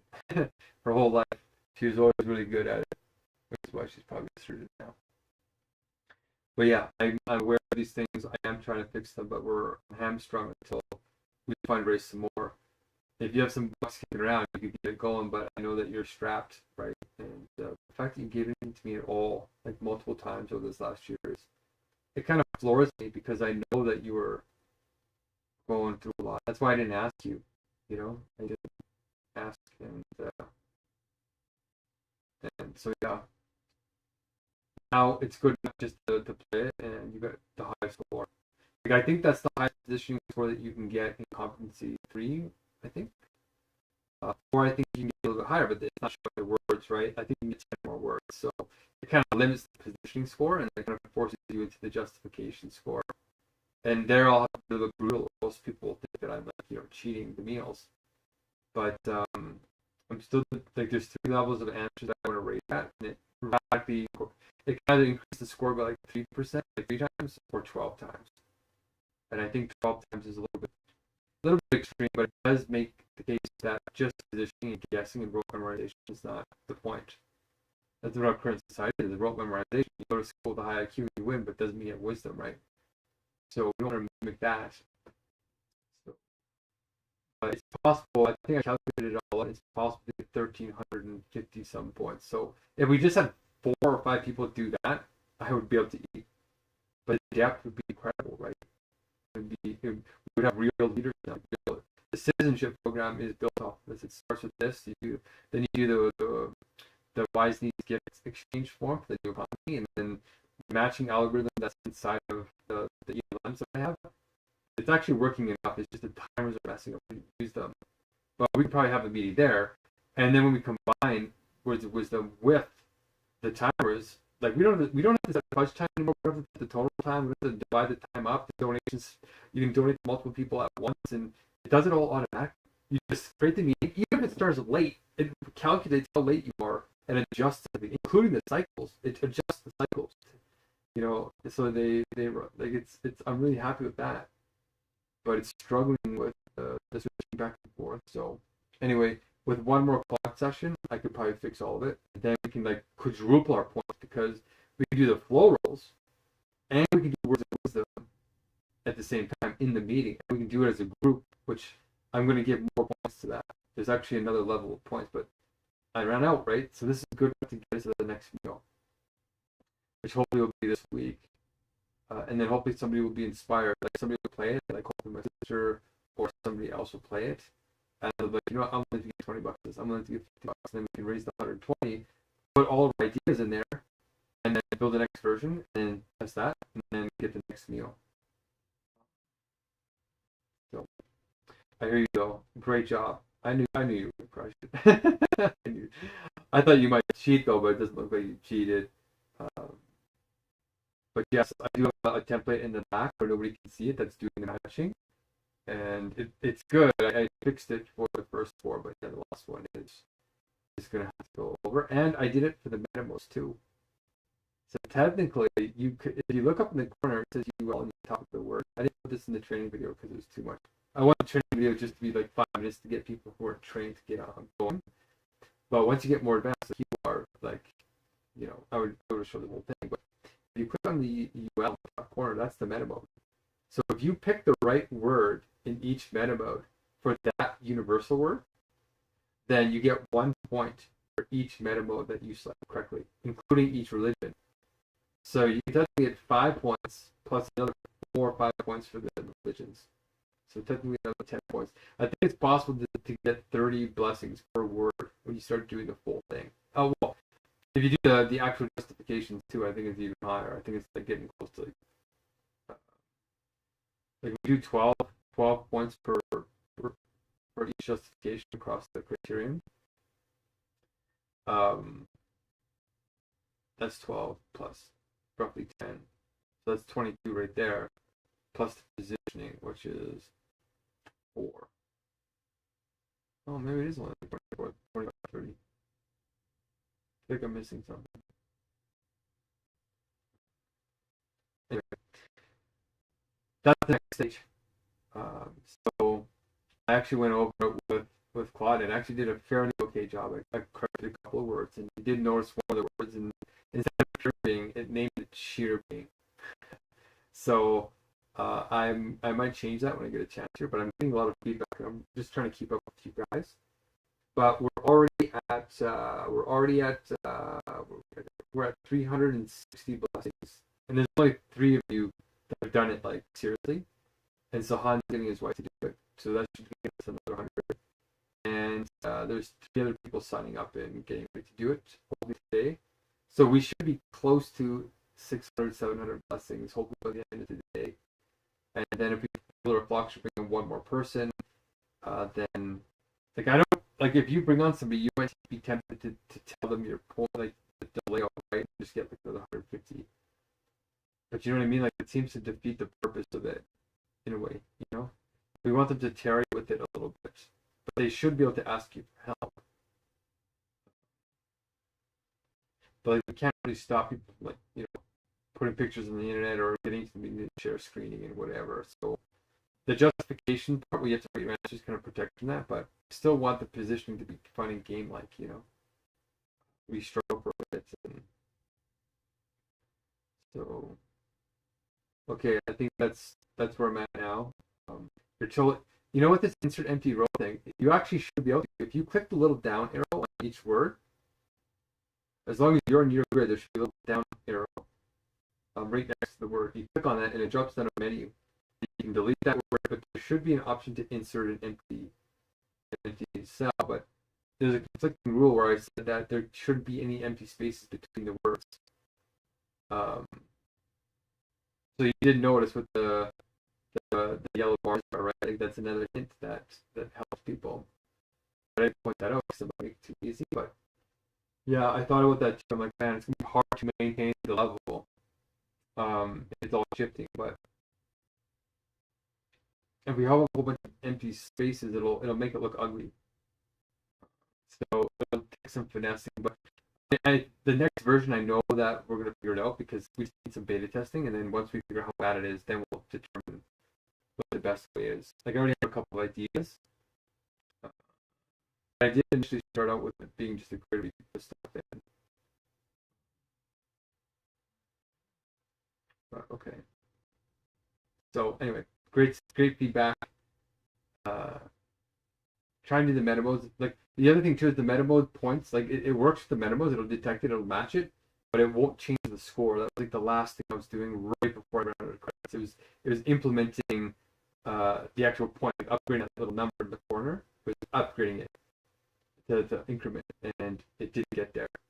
It like ran out halfway through. So if you do it, we can like once I get some funding, we can retroactively fix it. It'll scan your account and see those points. But right now, we'll have to do it by hand or something. So I also want a leadership board because your score will motivate others to try and compete with you. You know, it's fun. It's fun. But, and I give them hints in the meta too because it's hard to find the words even right because they're particular. But without, yeah, we'll see if it's too hard, too easy. But so far, it seems like it's working the way I hoped it would. The people who are studied are doing it quickly, like you. The people who have no idea and are fragmented, they're like perplexed, but they're also finding it fun, like interesting. So, if you know anybody that wants to help donate to this thing, just go like, definitely tell them. I think this is far enough now. Like, I had one friend tell me of my very first property history guys. I still talk to him. He was very skeptical about all this, universal logical. But when he saw the game, it was the first time that he said this might actually work. He said, but it needs to get more game-like. He wants more flash, like all that stuff. We agree on, because he says people's attention spans are like goldfish. Like, it's getting bad, right? So we're all on the same wavelength. But yeah, if you think it's workable, at least a lot better than when we're doing spreadsheets and like the painful way, right? It's all in one place, right? So it's coming together. It's sublating. It's coming to beingness. It's flowing. It has ease to it. It's easier. Not yet easy, but it's working. So I hope you can see that this is the direction. This is the North Star. I'm super happy with that. Thank you. So 350 blessings. That means we have 5,000, I think 80 blessings left. No, hold on. We have 5,110 blessings left. So ways to go yet, but I think as we keep exploring this, the point will go radically, especially if we start doing the justifications. And I'm tying this into the wisdom quiz and stuff like that. And we should, if you're interested, we can try and do a meeting and do the flow rules. I need to finish the checklist. The checklists are sort of upgraded for each flow rule now. They actually updated them, so it's like the generic one for newbies, but there's an advanced tab where you do like the advanced version of the checklist, and those are parsed up like the old Herculean checklist. I just I didn't get a chance to test if they actually will check mark and what the scores are for each one. But it's getting there. That'll be the next round. And you can see what's coming together, right? Imagine having these amazing meetings where everybody's got time and the timers aren't pedantic because they're adjusting themselves. And we have like the relationship builders like actually sending nice messages in the chats. You can do it privately too. The chat system is really advanced too, if you look at it. And then the wisdom, the gaming, and the puzzles, and the exchanging, and the shred, and you're doing the gift exchange, you're sharing real creator categories, and like it'll all start happening simultaneously. And then that's the magic. There's these wealthy guys eyeing me up too, by the way, so there might be a chance for it, like big funds. But I'm not going to speak about that much because I don't know how bad it is. But this is something that we could probably show people, investors now, or people that just want to gift. I don't want to give out any equity because it's a government, right? But if they want to gift, this is something that I think can go in the GoFundMe now, and once we beta test it, and then it can put it on scale. And this is a long recording, but you gave some excellent feedback. Yeah, really good. You call it a lot of stuff. Right, I could look at your extract. I'm going with Pod 2, but it might be faster. Well, there's no way to import it yet. Like, that's another thing I was going to do. To do it by hand is tedious. I'm spending most of my time doing the justifications and like checking you guys, get your feedback and writing it down, because when we upgrade the next system, it's going to be like wise democracy, meaning that it's not going to be rule of the majority. We are going to test the idea to see what like the best way to spend the remaining coding funds on.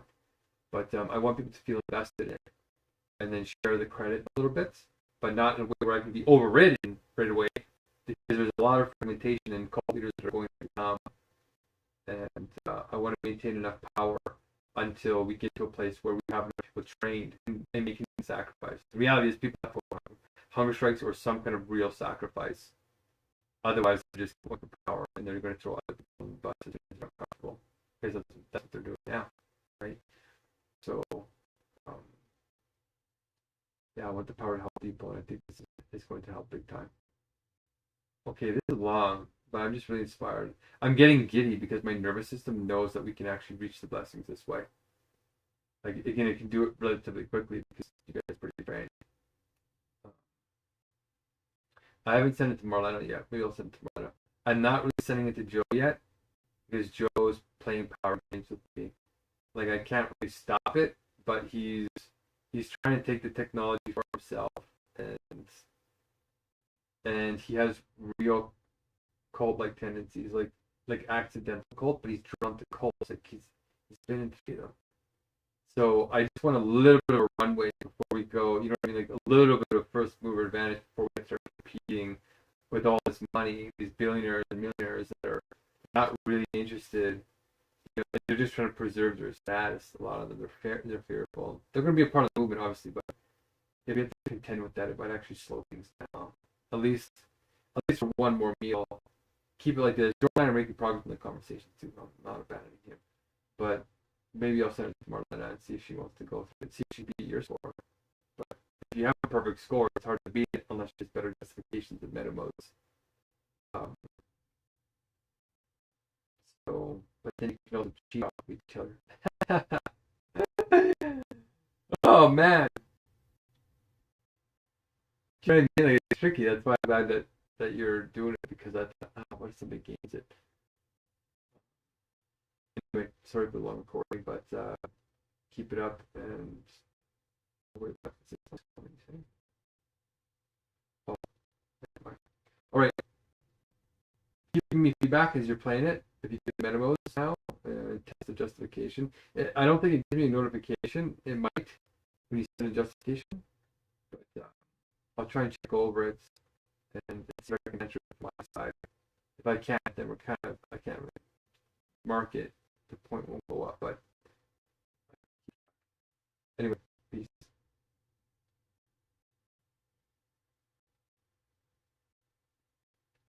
Oh, about Joe. The other thing too is, I want to wait till we get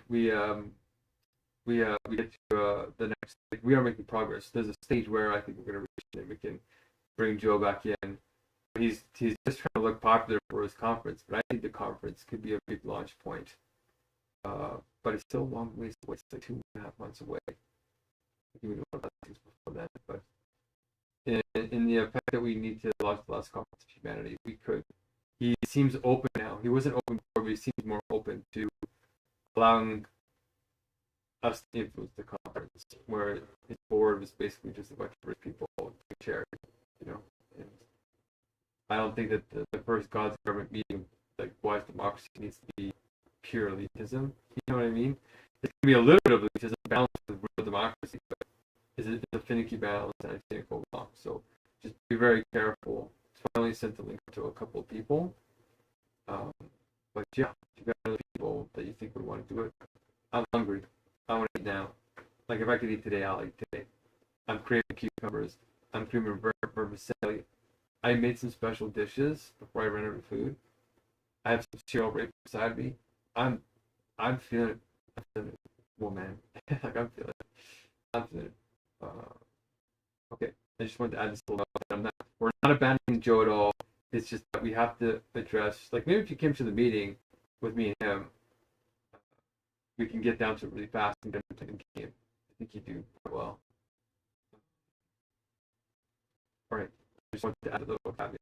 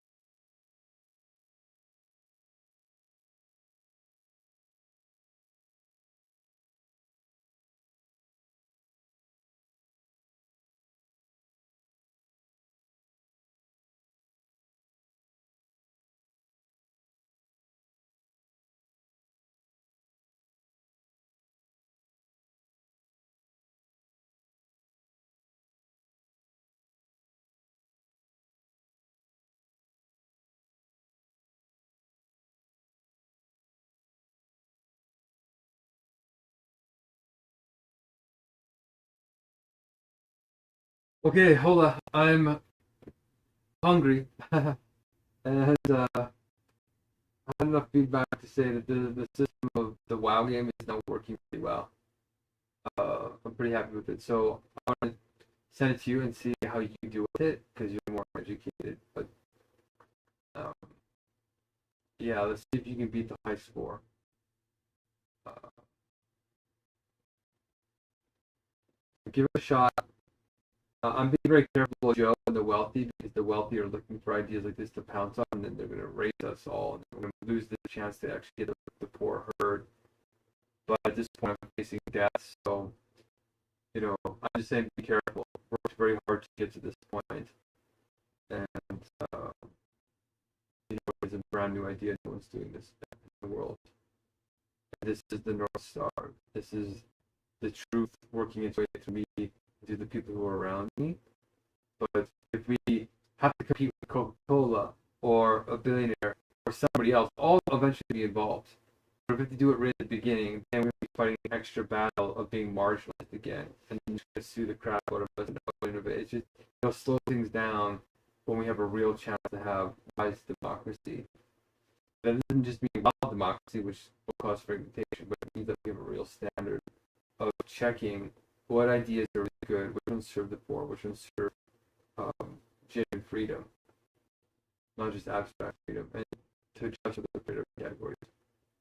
So I'm sending this to you. I've only sent it to about 30 people.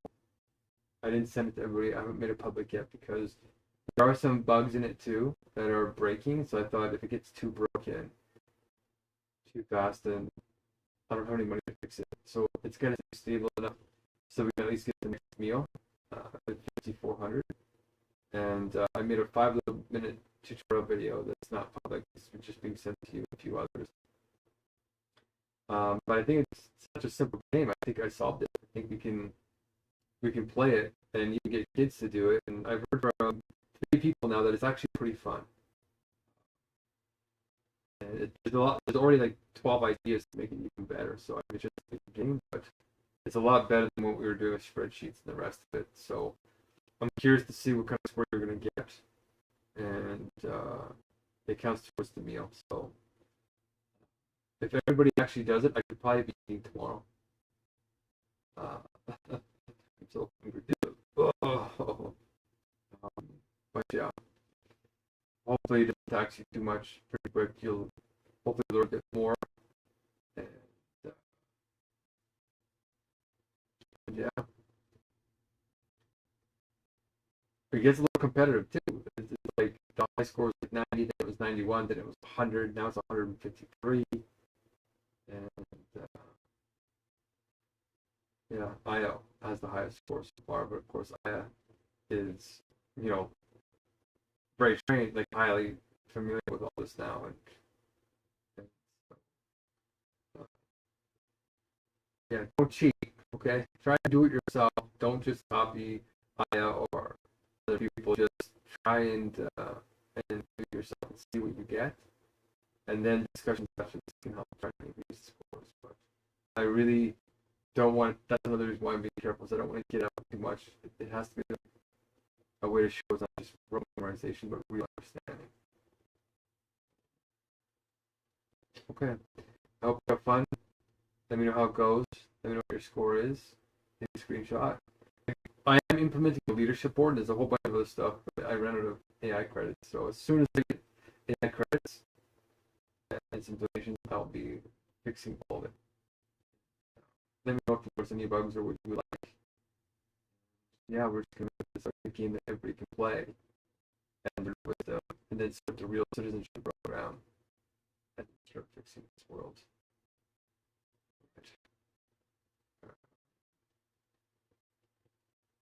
Yeah, there's already a couple of bugs that I already found in another piece. Do your best. Okay. I really appreciate it. I feel like I want to say more to you, but hang in there. Your articles are very interesting that you're sending me. Do the best that I can to keep up with you. But okay, good luck. Keep surviving.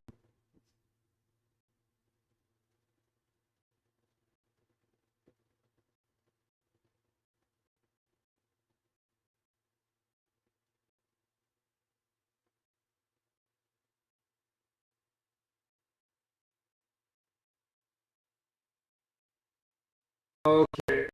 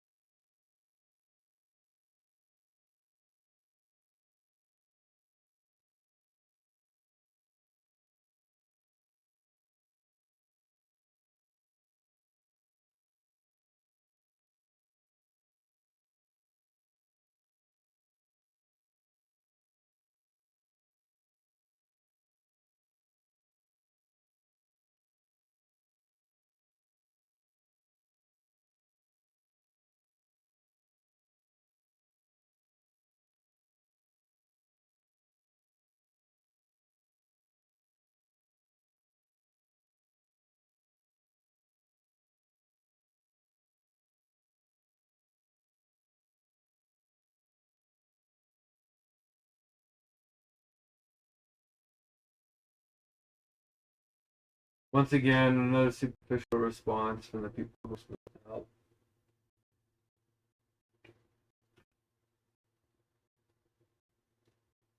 Just absolute minimal service. Oh, okay, bathroom break.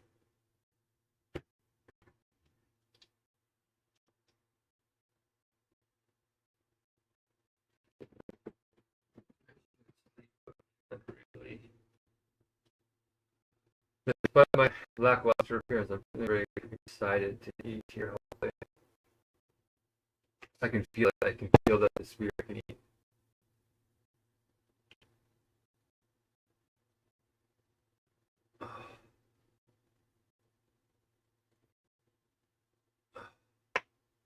Holy smokes. All right. I should stop saying holy smokes. It's a total like tobacco company, like subconscious plan from the 1990s. What can I say instead? What's a V? Holy.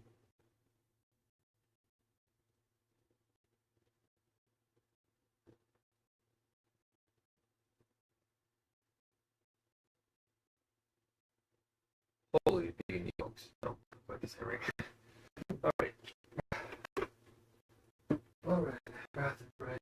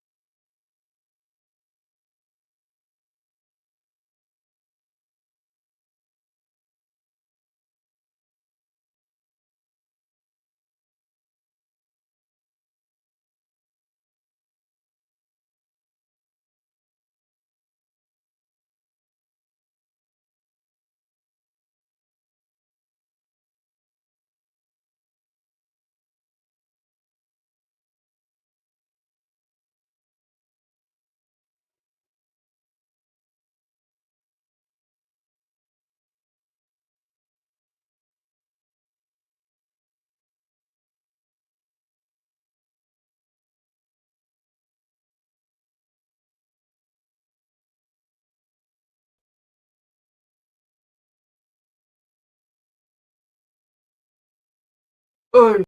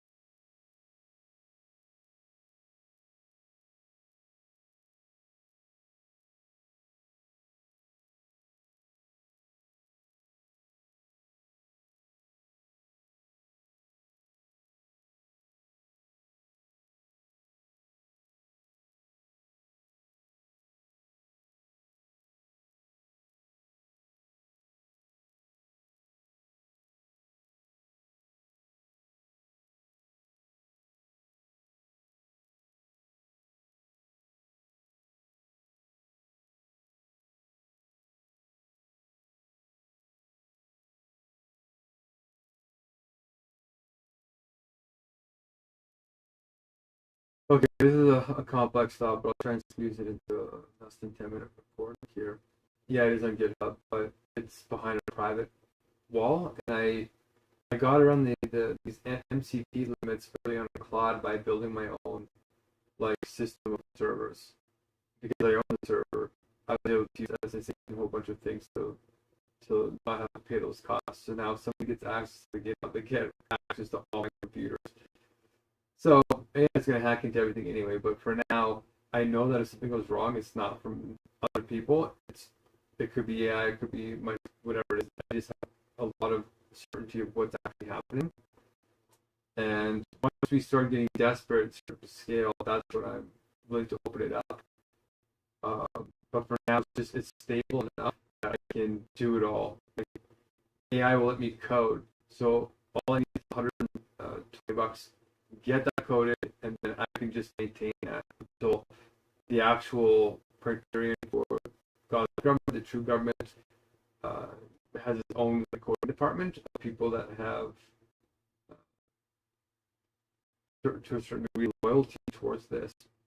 Because the main problem I'm trying to solve is not if the technology is good or dangerous or not. It's that even if you have the right technology, the problem is there's too much noise and the signal can't be recognized. So even if you have the solution, the problem is not the solution or having the solution. The problem is having the solution heard. Right? So what I'm trying to preserve right now is I want people to say, that guy over there on the hunger strike cares about me, is paying a material price for that, has an entire history of this, so he's not just playing politics, and he has this really cool thing called WoW. WoW is associated with Fair World Spirit. And when that gets out blasted, it starts going viral.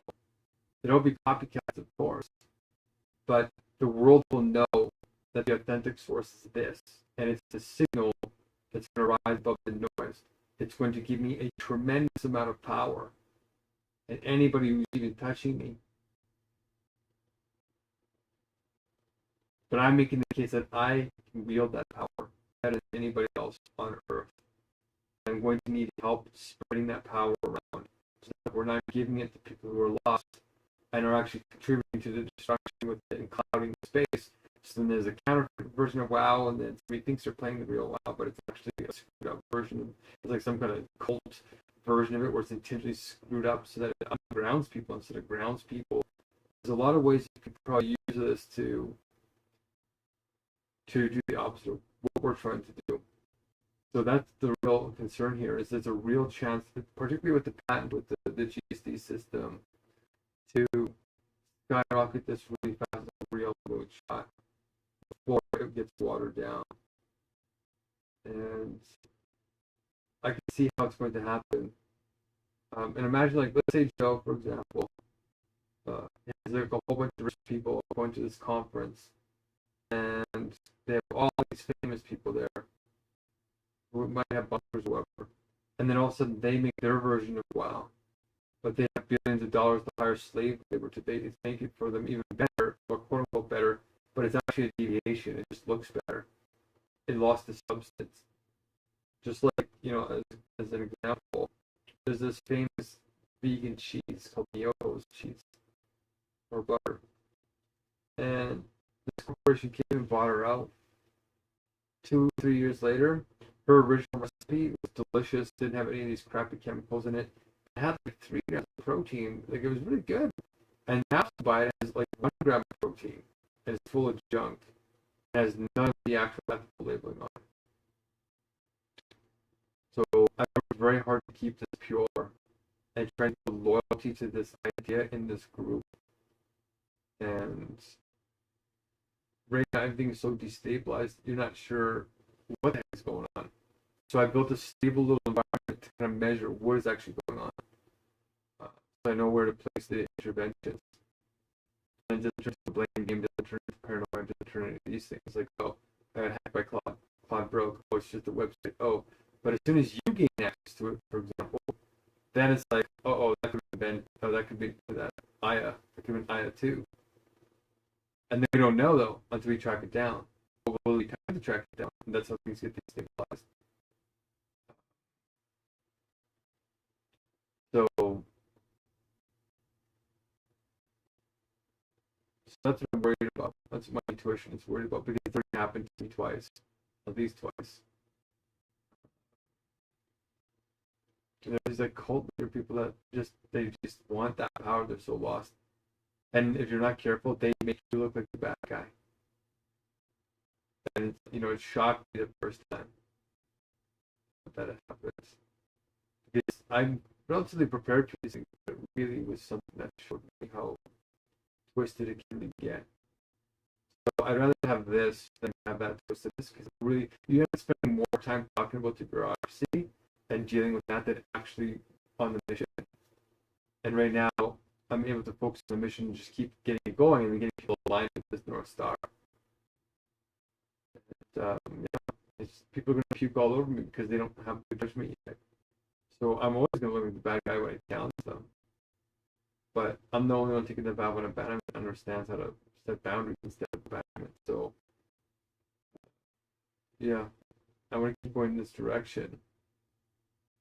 Even if it is more pillow-like or things like this, it's going to lose its ability. Like, it's going to lose the chance to reach. Because like, a corporation has like 3 million employees, and all of a sudden it shields their employees from the technology, or uses it watered down. Then there's 3 million people that we can't reach.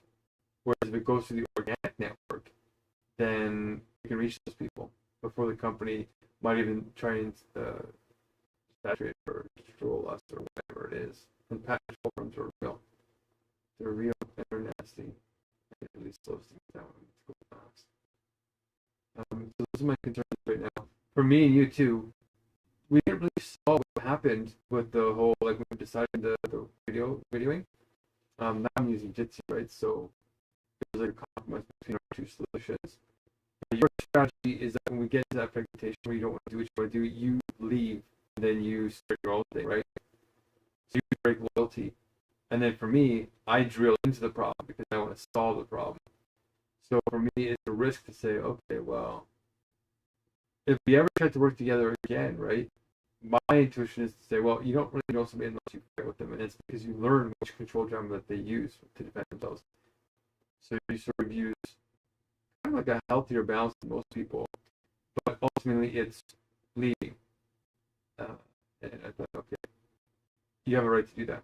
But I thought there'd be more emotional resilience to continue until we eventually got to a solution. So that needs to be resolved more deeply because that will come up again. When there's a design difference, that's going to come up again. But I think we actually have learned, and it's not going to be exactly the same. I think we made progress. But for now, I want more run. I don't think it's ready there quite yet. And I just don't see anybody making the sacrifice. Like, let's say you master universal logic and you can repeat it word by word, you order everything. It's still not enough. Because you've got to live it, and living it requires a wise degree of sacrifice, at least at this stage of the journey.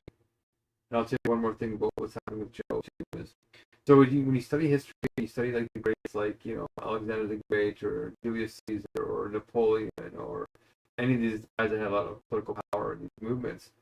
The first guy always gets destroyed because he has to do all the hard dialectical work. Right? He has to confront the public. He has to confront the old norms for killing people. He has to start the negative moment of reason to get the truth out.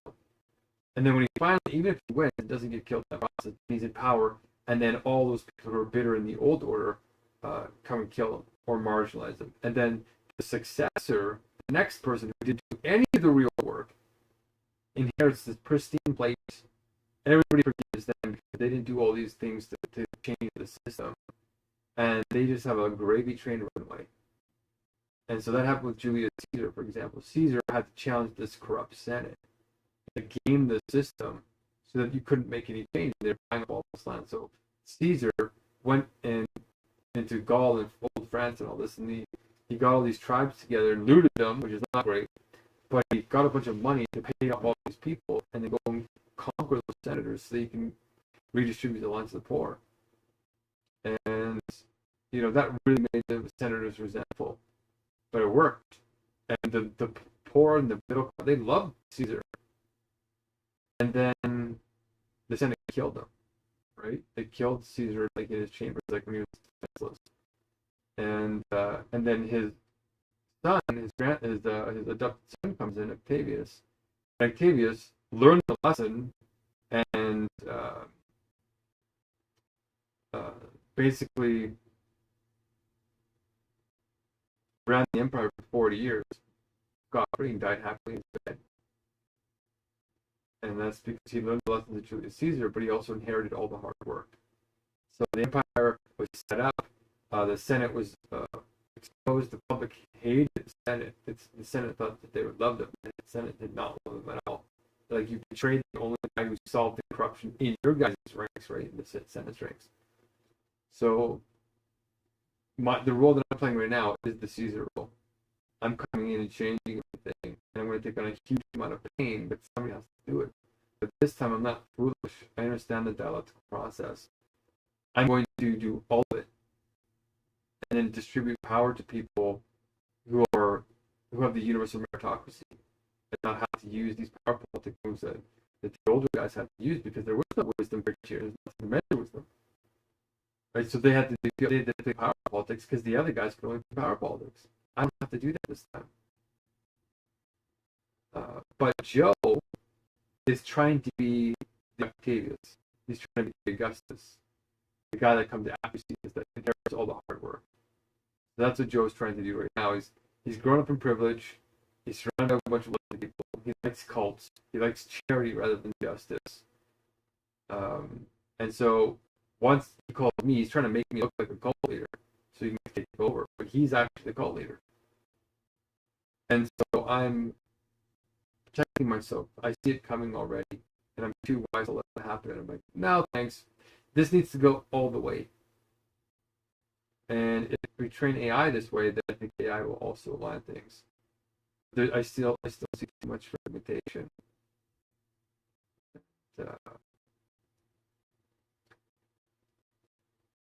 And I want to live through this too. So that's the true depth of thought that I'm having. And I studied a lot of history and a lot of metaphysics to get there. And by being candid, that's how it's going to unlock the moment. You can either have Machiavellian power politics, or you can have this new kind. And I'm deflecting away from the Machiavellian and saying, okay, I'm willing to do it for Chad game theory, which is not zero sum, and then move it towards sublation. So I'm not bulldozable, I'm not naive, but I'm also not draconian and like spiraling downwards, which is the Machiavellian. This is spiraling upwards. It's a tough balance to have, but I have enough experience now to pull it off. So that's really what I'm trying to protect right now. And I want people to follow this direction because it's very easy to lose it in the noise. Particularly when psychosis is already increasing. I want people to listen to me and vouch for the reasonings, and then if they have a disagreement, go through the actual full process. Like, if you and I would have kept talking, we probably would have come to the fact, okay, maybe we should use JITC. Like, we should have tried to get the WebSocket going. But the next thing was to do the JITC, and then maybe the WebRTC after that, once it's actually working with MVP. But it's working now. The JITC is actually working quite well.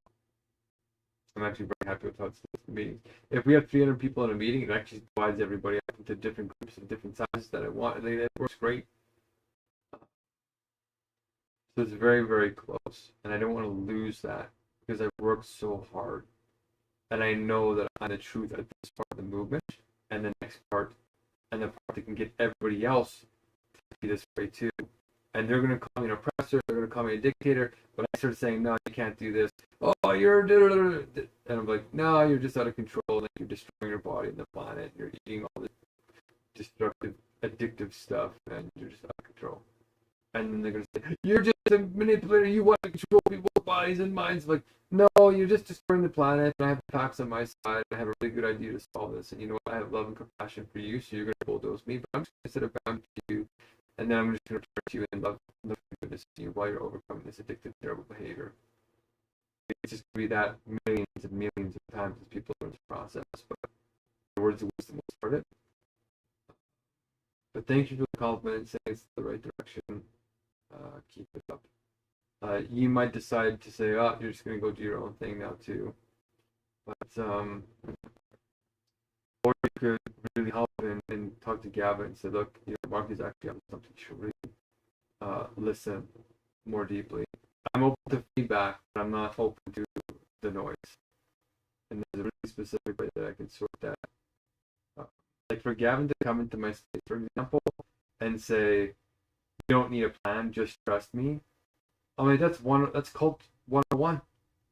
Like, where's the, like I said, how can you possibly go into changing the world with no plan or contingency plans? It's so naive, it's insane, right? It's like borderline insane, it's crazy.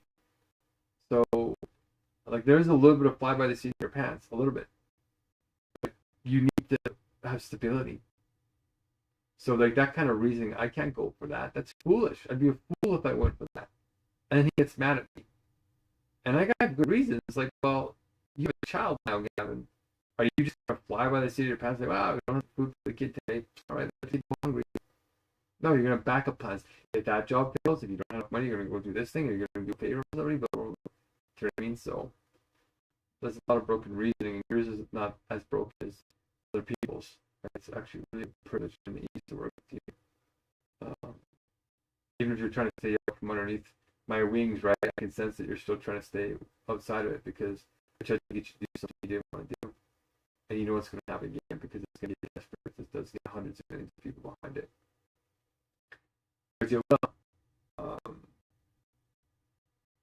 But those are my true deep thoughts and my true research.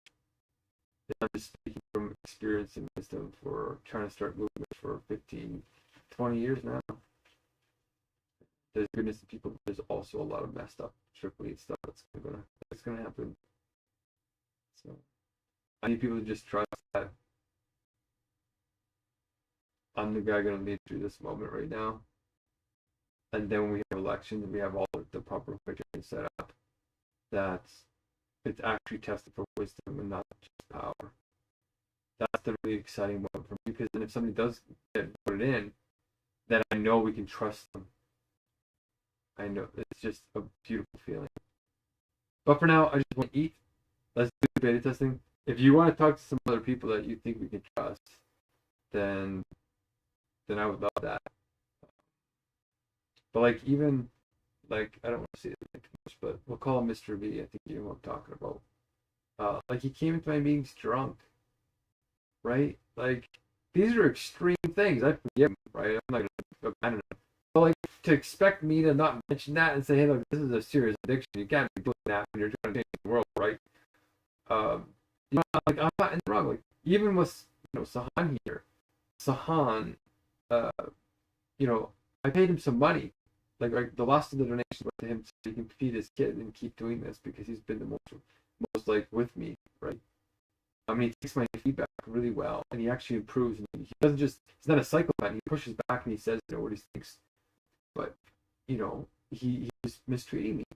I said, Sahan, man, like we made the schedule like 6 times. I said, you're not on time again. You're 10 minutes late. And you said you're going to be 10 minutes early. And I said, you know we respect time around here. And I'm on time for you. And, I confronted him and said, look, I'm being wronged right now. You're getting paid to be here.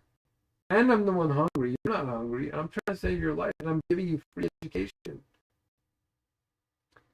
So it's so backwards, So I have to stand up for myself. Or else if you let that behavior slide, then you just end up getting erased.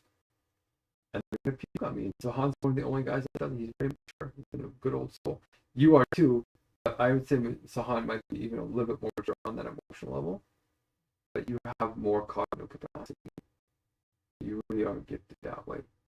So that's why I really believe in Sahan, is he has loyalty but not psychopathy.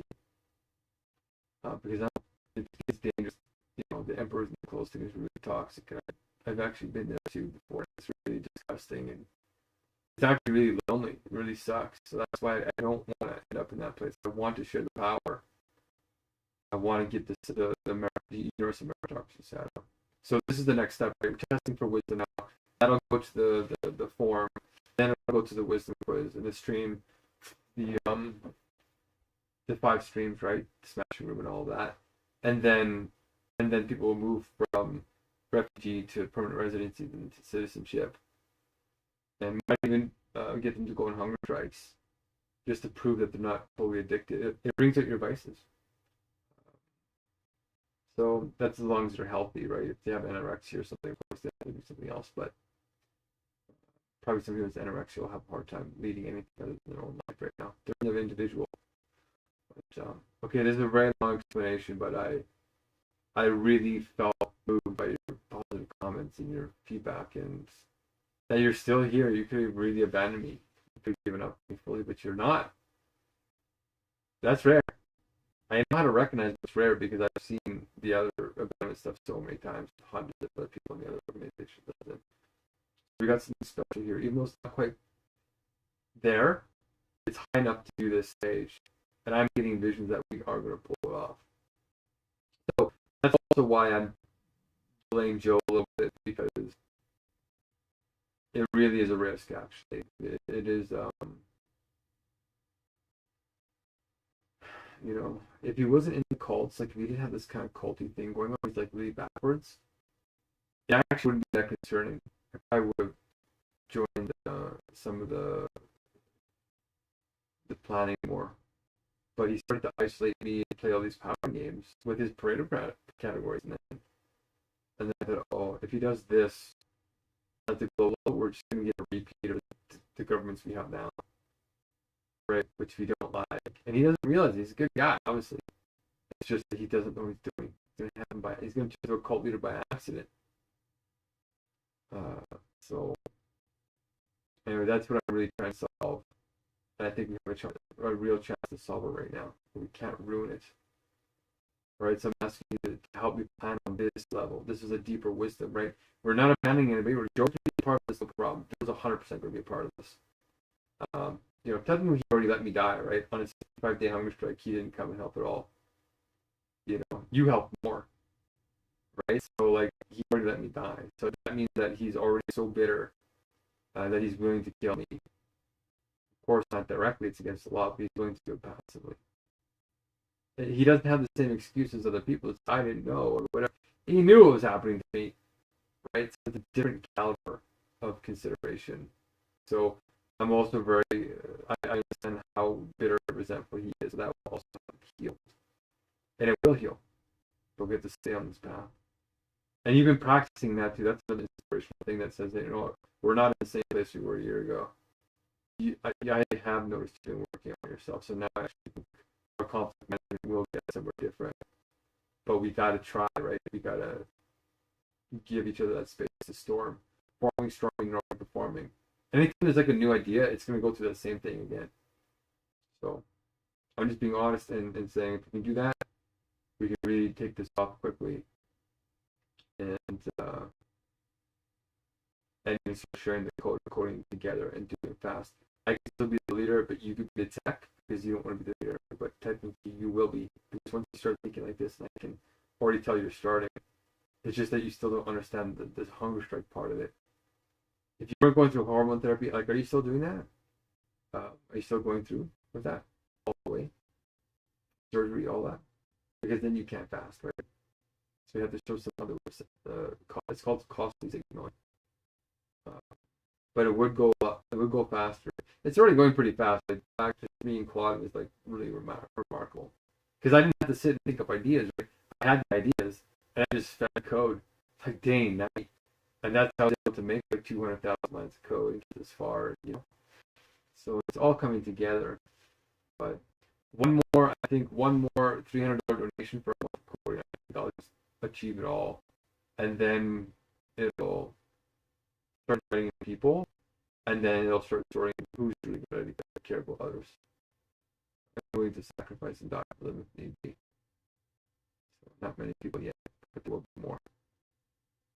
Long explanation here. But once we do go public wide, then the GPL license will take care of the rest, right? Because then they'll have to share. and then this way there won't be a monopoly on it. It'll be a state utility. It's a way to basically get it into a state utility. I created a new license based on the notion that the new license that I think upgrades. It solves the problems of the new license because it allows privatization. Like you have to protect the individual. So the capitalists know them happy because new ideas can be owned by private individuals, but the limit of how long they can own it for is a lot more clear because then it moves to particular. And then the particular moves to the utilities, like we discussed with that other graph or whatever that was his name. Simon, somebody, Worldly. Yeah. So it's working on that, except I used the notion, I didn't use his stuff. But I think that this license is what I created right as I'm starting to publish, right? I'm planning to publish the universal logic and all this stuff on the bigger preprint servers now. As you guys are playing the game, right? I'm making notes and stuff, but now I'm kind of freed up, like I can't code, right? So I'm going to be publishing while that's happening, and then when I can eat, I'm expecting somebody to play the game that will be inspired and they'll want to donate.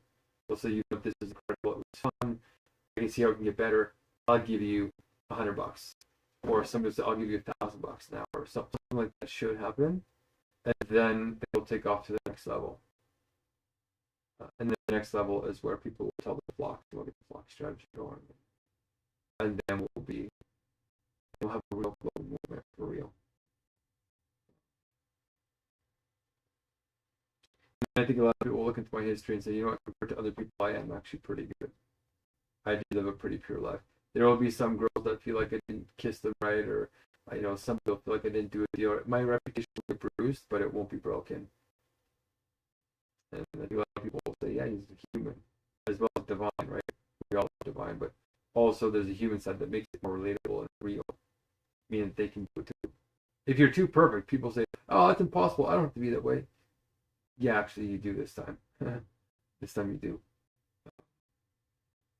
Okay, this is quite lengthy, so that's why I'm not going to take your advice right now, but I agree that that's what's going to happen as soon as we get past this next stage. And it is, I'm just being transparent, it is because of power. And it's because I want the power that's not Machiavellian, which will start up. Like, go study the Palace of Versailles in France. It's just terrible what happened to the kings and the people there. It's just terrible. I don't want that kind of power. That kind of power that will start up if we get this out there too soon, because there's so much noise. But I want the spiraling up, which means once the power is granted, it's because of the universal logic, and we can test that. That test needs to be. That's like the next thing, right? I've been working on this for 2 years to get it to this point. We now have a game to start teaching people. Like, it's not just the wisdom quiz, but once they do the words, then we do the justifications. Then justifications get us to the wisdom teams, or get us to the wisdom quiz, and that wisdom quiz is where you start showing your Pareto categories and getting to wisdom teams and stuff like that. You can see the bridge now, right? Bridging. The hard part was going to be universal logic seriously, that get them started. We solve that problem now. When we combine it with the flow goals, it'll be even better, right? So I hope my logic makes sense. I'm not hiding it, right? It's like, yeah, I want the power to help people. You need power to help people, especially when the world's dominated by abstract power. It's killing us all. So, but it's a different type of power. And people will try and project me to the Machiavellian, the bad power. They'll do that. It happens every time. But I'm going to be sending out a signal so strong that it will be like Gandhi, pushing it towards positive. Or, you know, somebody, you know, Gandhi has sort of a bad reputation towards the end of his life, so that part is not good. But the beginning part was okay.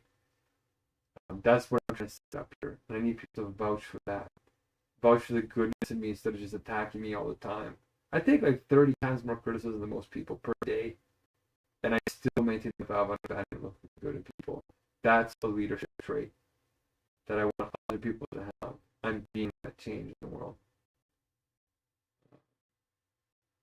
We'll still critique people, but returning is the hard part. Alright, my friend, I hope I returned to you quite well. I can't believe I said your old name. I don't know why that happens all the time. I haven't talked in a while. But yeah. Let me know what you think of this. It's quite deep. I'm actually very curious what your thoughts are on it. Because if we wait too long to release it, we will miss another window, right? So like we're kind of in the sweet spot. Like my intuition is saying within this meal and the next meal feels like the real kind of protective sweet spot, even though we are in the twilight zone now. Right? Like it's already getting bad. Um, but we have a real chance. So this is what I'd like you to respect. And until you can address all those things, I think this is the safest direction that gets the risk and gets what we really need out. Okay. I don't think if there's any other points you made. I think I got them all. I need to sleep here. All right. Let me think. Peace.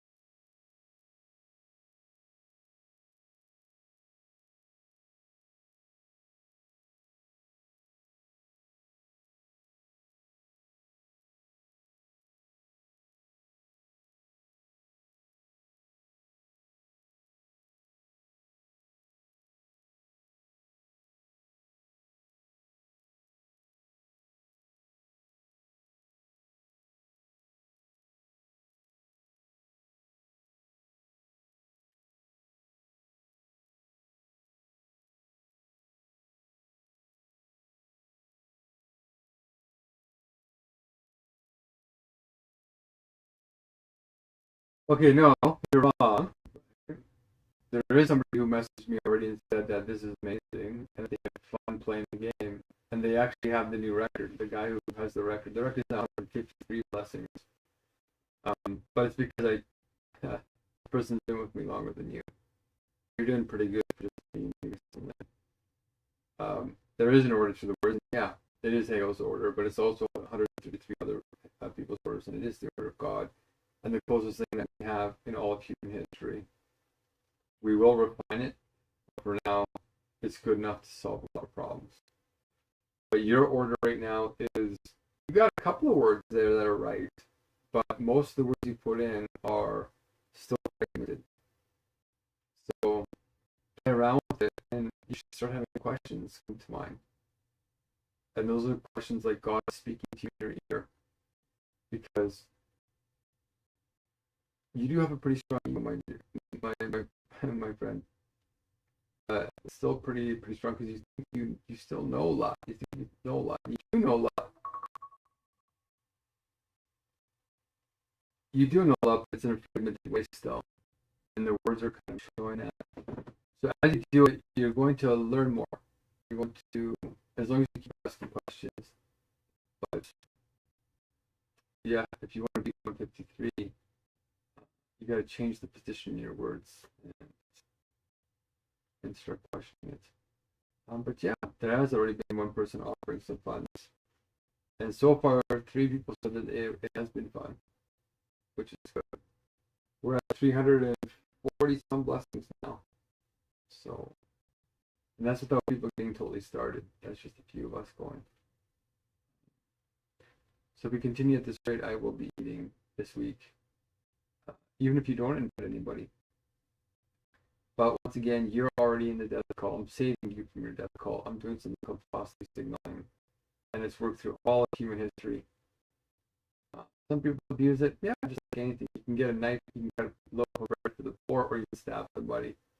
You're just looking at the one that's the loaf of bread version of Hungerstrike. Okay. And I've given you lots of reasons to believe that. Like I've addressed every single concern. Like most people can't keep up with you. You know, feminist rights, geopolitical avenues, spiritual considerations, jubilees, economics, all that stuff. I'm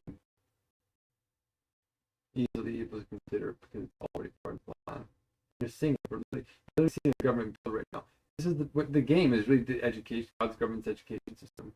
Kids will come in and they'll play this because the entire curriculum is in the first 3 words. Everything you'll ever learn from now on is in those 3 words. That's why your tribe is very important. And if you play around with the tribes, the numbers fluctuate wildly. I think I've answered all your concerns here again, but once again, you're getting to the really, really critical mentality. I'm not giving you any compliments, whereas I've given you quite a few, right? You're intelligent, you're gifted, you're deeper than most people, like even in this very recording. So I feel like you're sliding back into the ineffective antisocial way of communicating because of the trauma and the prickliness and brittle. Well, it is brittle in the end, but it has the illusion that it's strong. Right? On the outside, you look strong when you do that. Dominate the toxic masculine. But I sense in your voice though, like there's a tiny inflection difference. That's not exactly the same as before. There's a softness there where you're willing to give a little bit of space and say, hey, this guy's not totally off his rocker. Not happy with everything, but it's got more substance than most of the other guys out there that actually don't have any real idea what they're doing. So just play the game more if you can. If you get another 50 blessings, then we'll get 400, which is great. Like we're already, what's that?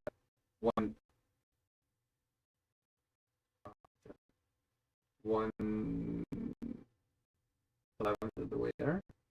Okay. But if you did bring on, like, I don't think you have to bring your parents on or anything because they already think you're kind of crazy, probably. But like, I mean, a close friend, like those people that you gather with since like the last couple of years, like one of those people that's already hardcore and loves you for you. You don't have to put on a mask or anything. Those people feel like they could handle this, and they might, you could bring them in. I'd be interested to see if they would agree with you, or if they're like, you know what, Julie, actually, this guy's actually got something kind of cool here. and then we can have a discussion. But uh, yeah, actually, that's what I'm actually thinking. Is like, who are those people you mentioned? There's like 5 of them or something. I don't think you should bring them. I don't know. The guy. I don't think that's not the guy in my mind. But there's something else you mentioned that seems really beautiful. You know, so maybe bring those people on, and then that would be like another couple hundred. And it's really the discussion too. Like, people that are deep, right? And that's another compliment to you.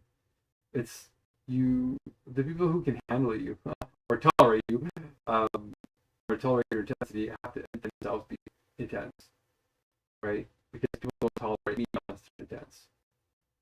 Because we're operating at such a high level. It's really, if you're not disciplined, you're not trained, right? You haven't done your homework, it really puts people out who just want to have coffee. Unfair trade coffee and not question, I think, because they might not be as gifted, right? So it's not really their fault. We have to empathy for them, but we also have to get them in this direction. Yeah, that's the vision I have in my head, the positive vision. Yeah. So new record's 53, so you're not the leader anymore. Let's go. Step it up. I need you to step up your game. And there's 2 more people playing the game right now too, so we get some more blessings in. Hopefully we'll be at 600 blessings. So 600 blessings for one day is the best we've ever done. It's the best I've ever done, except for one meeting. We had 100 people. I think we had 3 hours. We did. Yeah, 3 hours. We made 33,600. So it's the best we've ever done without having 100 people. Like per capita, it's the best we've ever done. So keep critiquing, right? But have a little bit of faith. At least give a couple of compliments, like, "Hey, that was actually a cool little thing. That was a cool thing."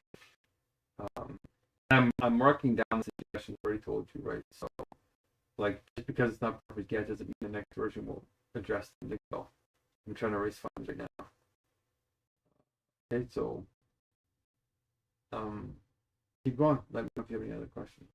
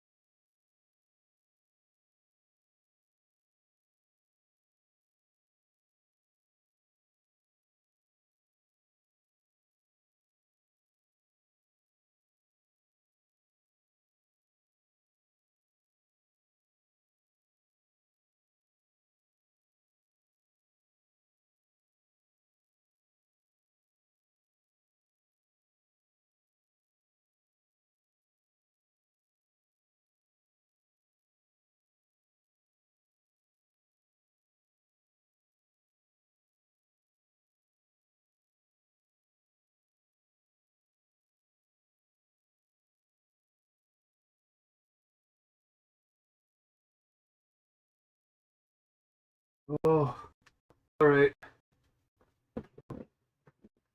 My eyes are burning. Oh.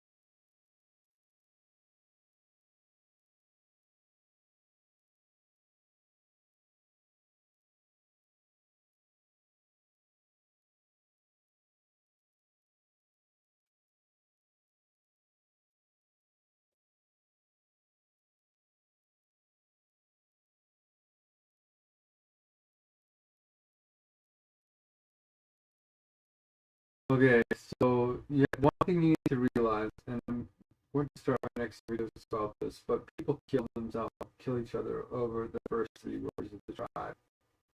So that's the fundamental insight is that these words are extremely serious. People will literally kill over these tribes. In fact, the conflicts around the world are doing that. So it's very important, therefore, to get the order of those words proper.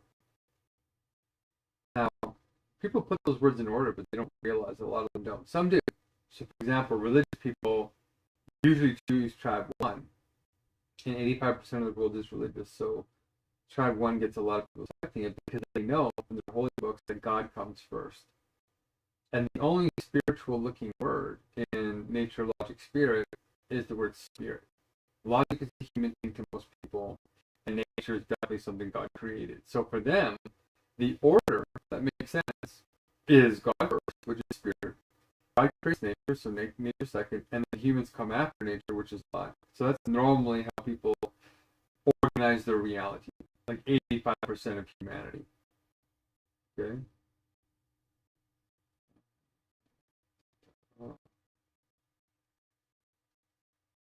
Mm-hmm. It's the time to have it.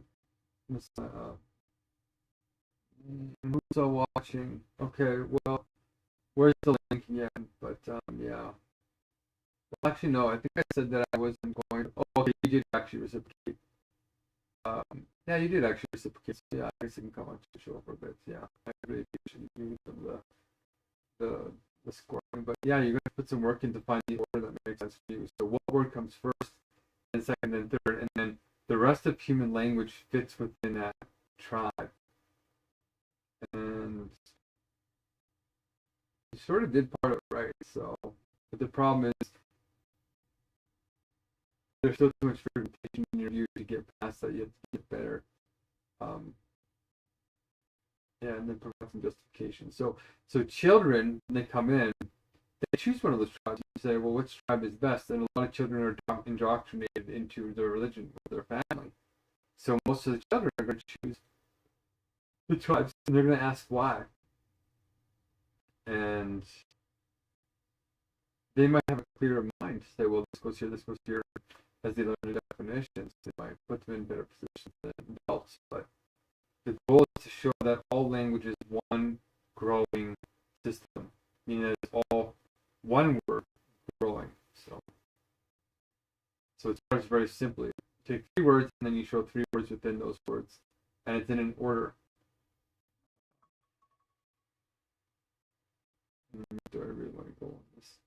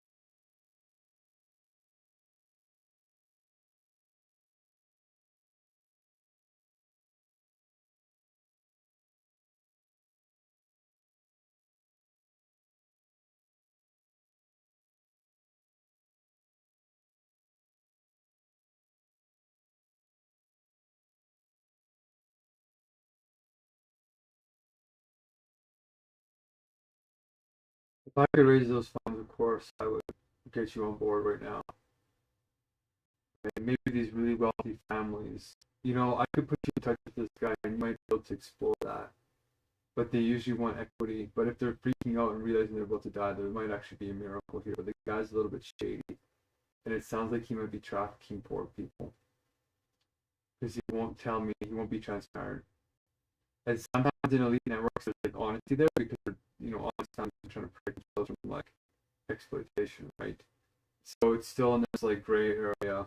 But if you can get 100 grand from these people, then yeah, I think we can change the world. But we can't be foolish, right?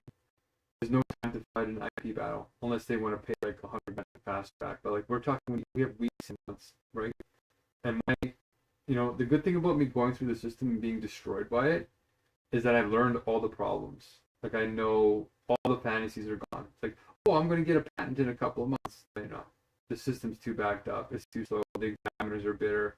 It just takes forever. They change the patent law here and there and the other thing, and it's just absolutely brutal.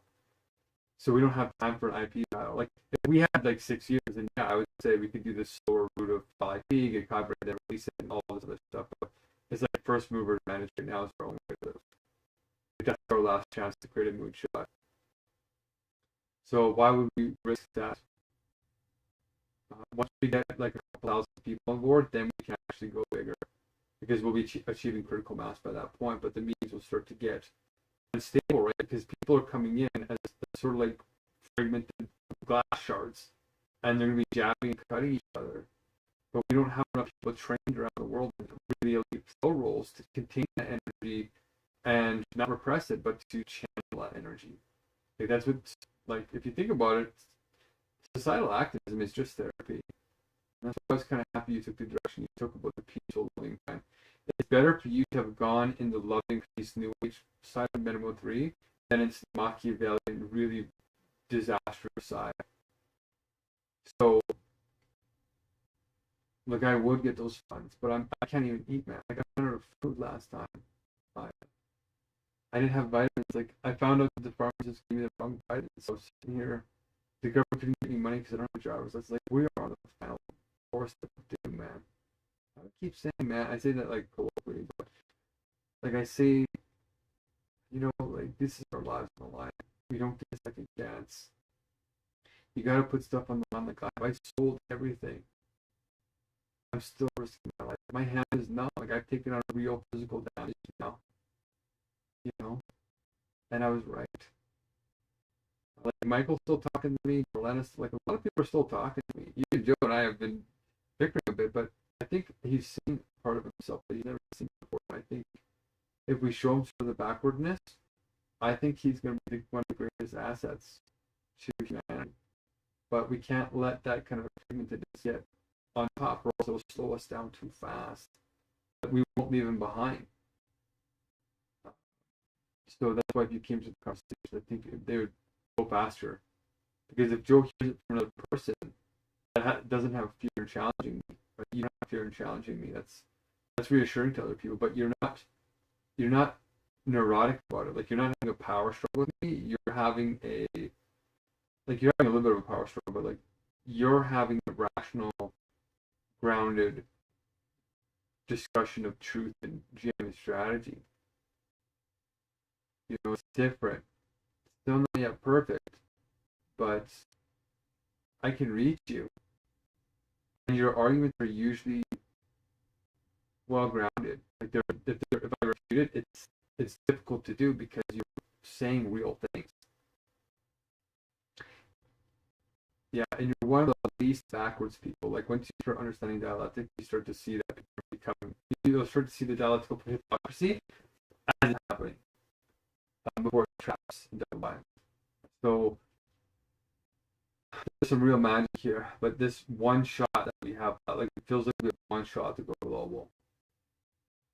And because the patent, I know that the patent is not touchable by anybody. Like one patent troll will get like one like little feature. The rest of it is clear sailing. And the meeting structure, the timers, it's worth apparently $738 million. Like Clyde is estimated at that. It's a real product. for real. You know, and it could be biased because it coded it, right? But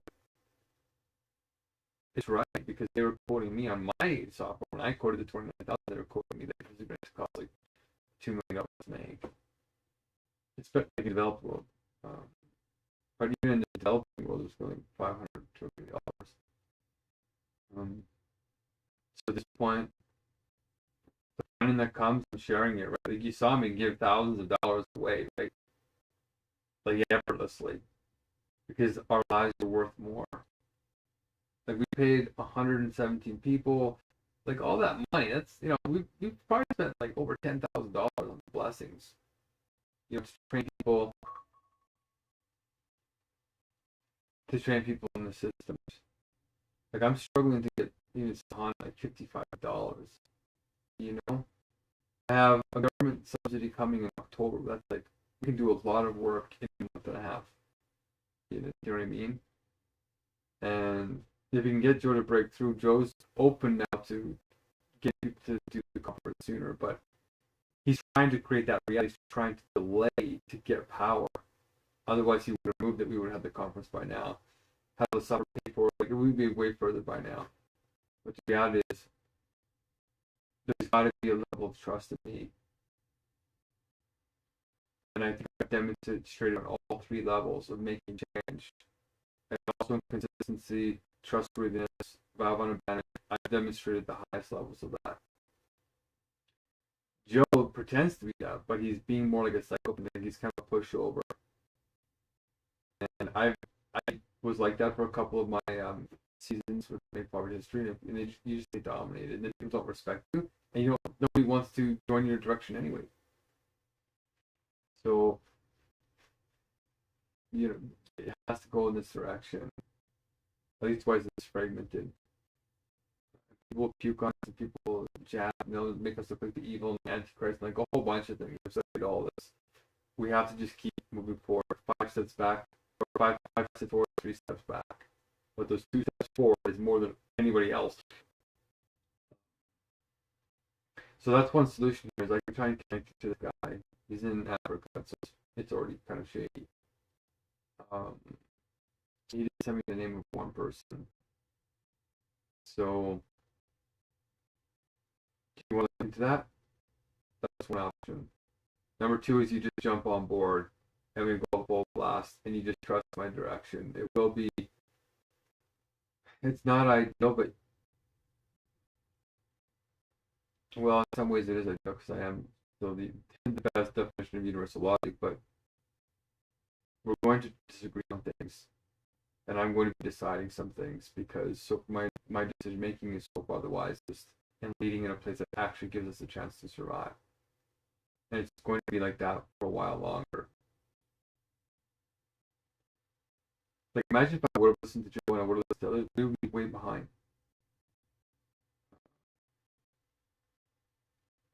Yeah. And when he did the meta mode number 3, like it's better because it's not Machiavellian, but it's still a step back from universal logic, right? Like you're a little bit ahead of them in that way.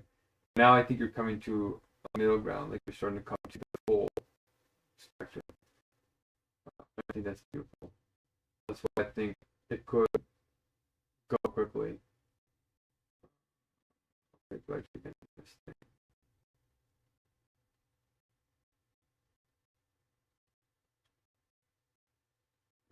Okay, affordances, yeah. And it can be misused, but it really does come down to this one chance. All the other mechanisms for justice are too slow or breaking down.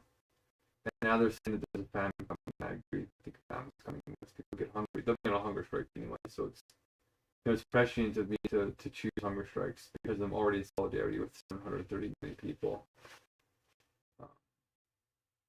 Yeah. It helps impulse control. So people come and jab us and try and cut us and all these things. A hunger strike actually grounds people, so it'll reduce that violence, impulse to violence, and it also reduces the impulse to sexual violence because your libido goes down a lot. So you have to actually think about other things. It gets you out of sexual consciousness in a gentle way. So yeah, people. That's why the cloning is definitely an issue, which is why it's really the billionaires want to crush us very quickly, and then they want to take over. It'll slow things down a lot, unless they're honest. So yeah, just making my case more. Yeah, that's the case. We have to move fast because even if people took a screenshot, the hard thing was doing the server and doing it in real time. Uh, the front end is, you can make a grid, you can try and do these things, but the hard thing is putting in the right order because not everybody knows that this is 133 philosophers.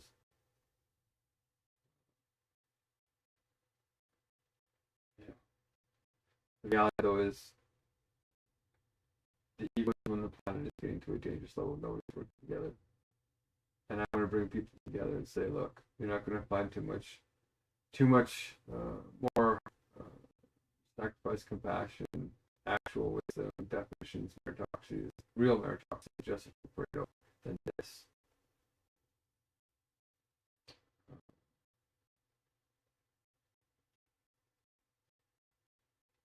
Right. And your reach is pretty limited, right? So if you try to compete that way, then you're not going to have that much success.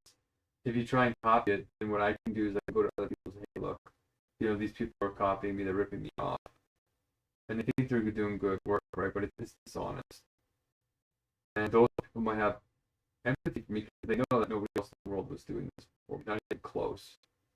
And I planted it with on LinkedIn with the power network done on YouTube and on thousands and thousands of places that I planted this now, so the courts can easily see what's happening.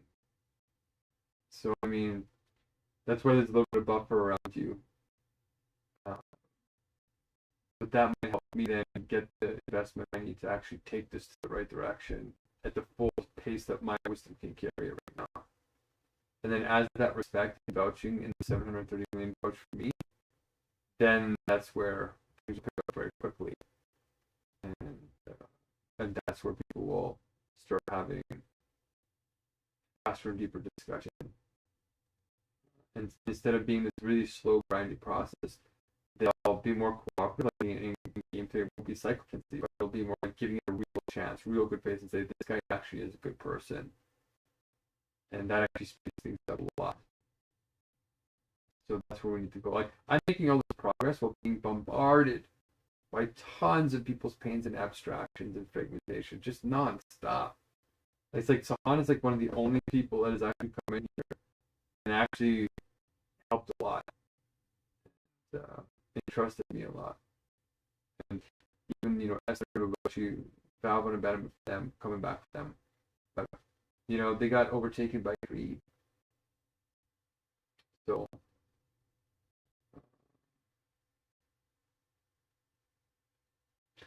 yeah, well, we were both talking about it, and I was thinking like about the Jitsi stack.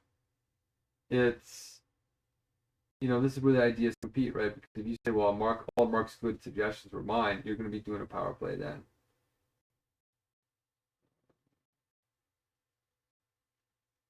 But I'm not a fool, right? Like, I know how to code, and I know, like, I'm trying to do something harder than your suggesting, but now there's more time.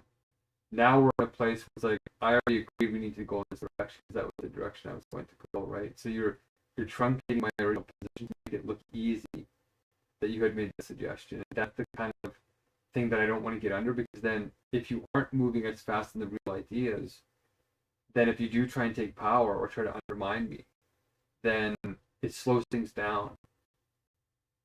Do you know what I mean? So my argument was more sophisticated than you're remembering. It's like, here's our options. I'm going to go in this direction where we lose more control. We have to rely on other servers. But until that desperate moment comes, if we can get this started with a WebSocket, with a WebSocket, it'll make it easier for us to track as AI starts to manipulate things, and gives more of a sandbox environment to make sure that we can understand what's going on and scale it in a more responsible way where somebody can't just cut it off. But we can have a meeting without video, right? It's not the most essential, it just makes it more human. But yeah. So I feel like you're not seeing me, right? You're not seeing the real sophistication, even though you're higher and you're high enough to see that you're doing better than most people. Like you can see me more than most people, but I really am working at a level that is world class. And it's hard to comprehend. I talked to a clinical ethicist for 2 hours, and she didn't get my argument about charter rights versus emergency care. And I went to AI, and I had the argument with it, and it resisted me in the exact same way at first. And then after like an hour, it said, "Yeah, you're absolutely right. You successfully connected what you're saying." But she couldn't do that, and she has a PhD in this medical ethics. So we just need to move fast. Okay, thanks for maybe that's your pattern. Comes out to mediation, yeah.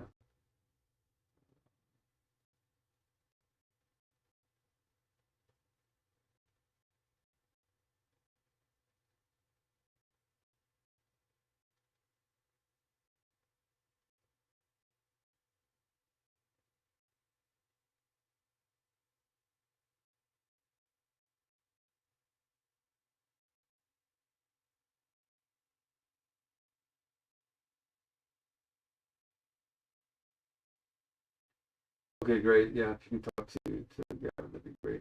But yeah, it is a little bit risky because Gavin's really quite slow. You know, it takes him a long time to understand like basic strategy. But he's really good with people, so I think he's more of a relationship builder, not really a strategist. His friend will probably clash with me. I'll give him a chance, right? Like I give people chances to make arguments, and I try and pick them apart and say it's not going to work. And then if it becomes really nebulous, I just follow the North Star and say I've been right so far, and it's very likely I'm going to continue to be right. And then that's just going to be the direction. But they might, right? That's why I'm being careful. They're only sending to 30 people. And, there's definitely 300 Kenyans in active waiting to be employed right now. So we actually do have enough people, and somebody giving us funding, we can actually pull this off without anybody else. But yeah, I'm being careful. So, if this person has an ego and doesn't like working with people and doesn't know how to argue quickly, then they probably will clash and then run off.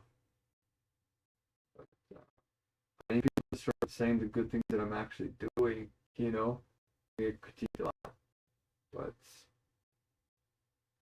But yeah, be very, very careful there because it'll get confusing.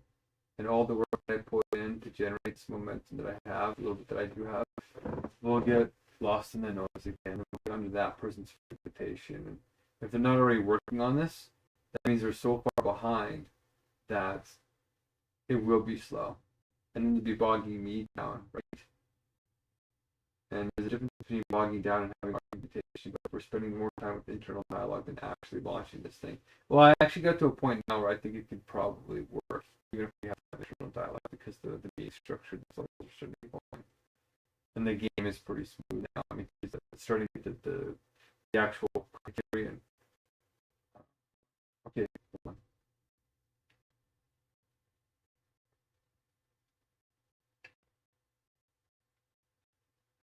Okay, so I'm glad you mentioned the game theoretic management. I have that actually. It's called sublative task. So I give people the benefit of the doubt until they screw me over, right? And that's the only game theory. There's like 4 major strategies. That's the one that lasts long term. If you're too cooperative, you get screwed over. You're no longer effective, which has happened to me before. So I've already learned that lesson. But if you're always bitter and you don't trust in people at least a little bit, then you spiral downwards and you just attack and kill each other. So that doesn't work either. But if you, there's like another one, but the one that works is you give the benefit of the doubt, it's over, you set a boundary, but you keep explaining the method of how you heal to build the trust. just like the valve on abandonment. It's the valve on abandonment basically, but it came theoretic model terms. And then they eventually trust you, and you show your skill, and you say, get back on board, you get back into sharing those skills, and then moving again until another fragment happens, and they have a nuclear dialectic, and they start attacking you again. The boundary, and this way you don't bleed too many resources when you're being wrong, but you don't spiral downwards. So I call it sublated tip tap because the method that eventually teaches people when you're in that blocking mode that allows the return in the valve environment is, of course, universal logic. That's the strategy of Bearwood Spirit, is that. So when you kind of went away, right, I kind of set a boundary, you set a boundary, and I just kept building. You kept refining yourself, and now we're coming back and saying, look, we actually have some potential here, but I really do just have good judgment. And even in scenarios where I might make a contingent judgment based on bad information or whatever, it still is moving faster than anybody else on Earth. And we need to move in that direction. So you're resource constrained a bit. I'm definitely resource constrained. But if we have people starting to speak positively, it'll start to build quickly. If you come in with me on, then there's 3 of us. And there's this other really strange woman named Jubilee who's been surprisingly kind of helpful, but she's very, very gabby and bitter, and it's a weird dynamic, but she has tumors in her brain. It's like a thing. I think Marlena would come back if you came back. We're gonna be careful with Joe, mediate that, and if Joe's going to donate it again, then as a gift, he's been very gracious that way. That's why I don't mind taking funds from him. He really has been gracious, like real gifts. He's not pulling strings. He's not trying to recall. He's not. That's one thing that's quite a thing, but it's quite rare. But he could probably fund the next cycle and then start coding it and then publishing. And just keep going. So, okay, I see a flat version of it. There's already a version that adjustable behind the scenes. Like there's a whole permission system behind this thing, so I could assign accounts when you sign up. It's actually pretty impressive with how it works. Oh my God, it's actually kind of working. But I need some more. Yeah, if you were looking over the code, then that's how we're going faster while I'm doing the publishing. But it opens up the risk that if you wanted to plant things or undermine things, then it would just slow you down faster. You know what I mean? So I need to see more sacrifice. I need to see a little bit more. Like you're moving in the right direction, but the standard I'm at is extremely painful. You have to be able to take a lot of pain and keep going. So otherwise, like there's one rule in 48 Laws of Power, Machiavellian dynamic. I think it's Machiavelli actually, where if you give your enemy a second chance, they always kill you. That's his rule. And he's partially right. Because it's fragmentation, right? The dialectic has to finish. You actually have to heal that dialectic at the root, and then it overcomes that. And what's really strange, like even Julius Caesar, he was known to give clemency and to give lots of pardons. He loved pardoning his enemies and making them part of the government, giving them government roles. Okay. We're going to stop that.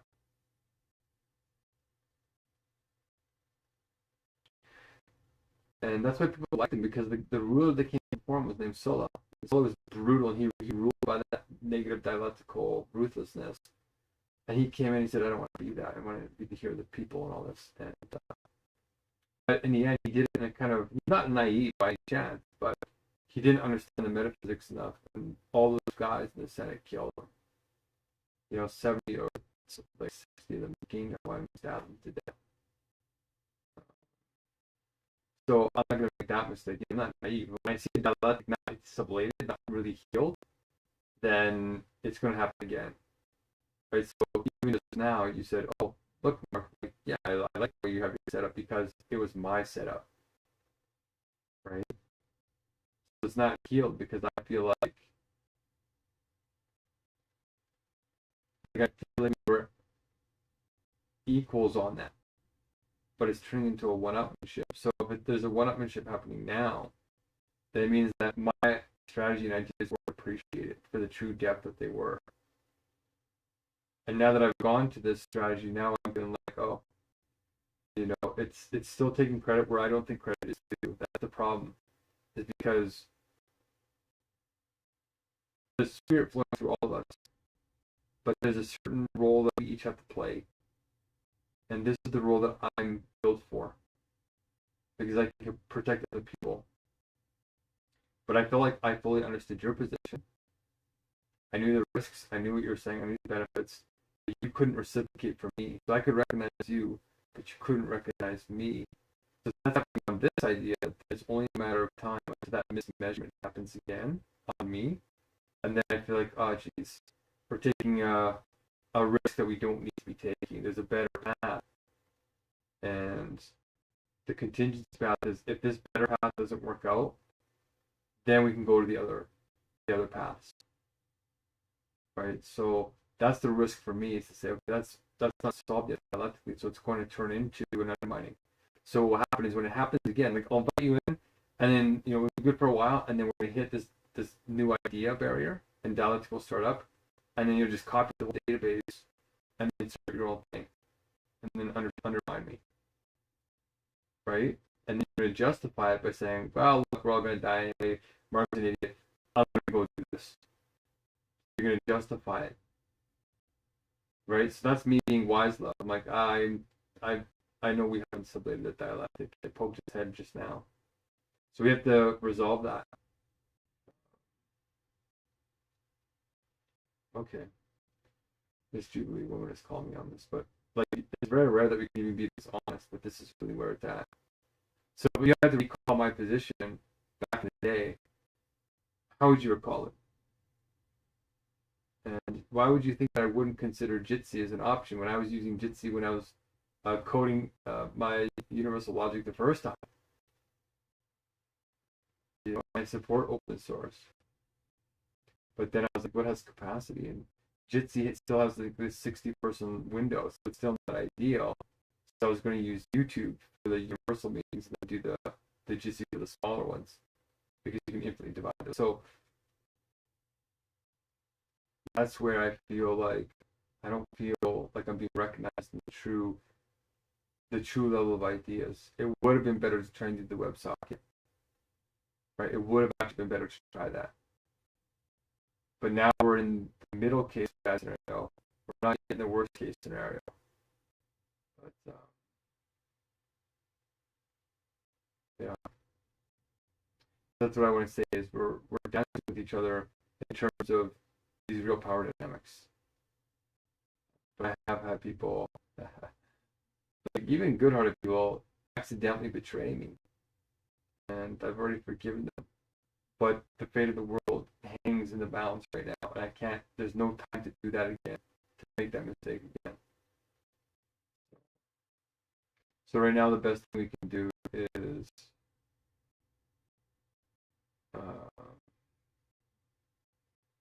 really find me $150 basically, so to keep coding and putting ideas in.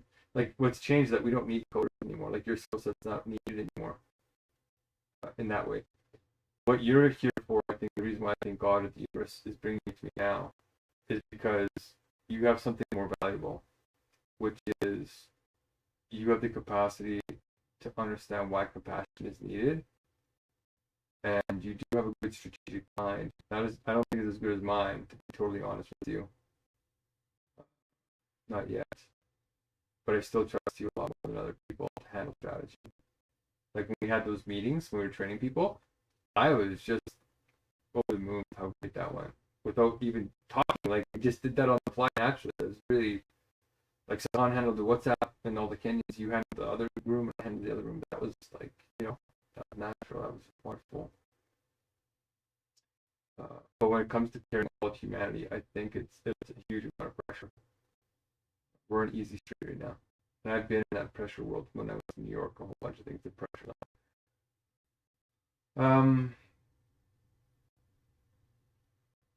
So yeah, you can challenge me back, but getting $150, but helping to explain why universal logic is real and vouching for me and the idea and parable spirit. Just like I vouch for you within reason, I vouch for you a lot, actually. But I also don't butter it up. I say, yeah, there's definitely limits, right? But I like to talk good about people. And yeah, I could become a dictator. I could become a tyrant. I could become all those things. But I could also be a benevolent dictator.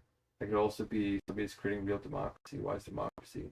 I could be creating real meritocracy, which is actually what's happening. Even as people are twisting it into the opposite, like Joe's trying to do, and he's actually the one that's twisted, unfortunately. But I said good things about him too. He's here for a valid reason. This is me being radically honest. And here's where I think you're supposed to help is start writing social media posts, saying positive things, putting your word behind my word, like authentically. You can still say what you think you have about me, but obviously if you're priming with too much negative, then it's going to undermine too much. Become a power play. But I don't think you're here necessarily for the code. We just need the money paid for that. We just need people vouching for it because that's what my friends are waiting for. If we got like people actually sticking with this and have loyalty, the funding will come. So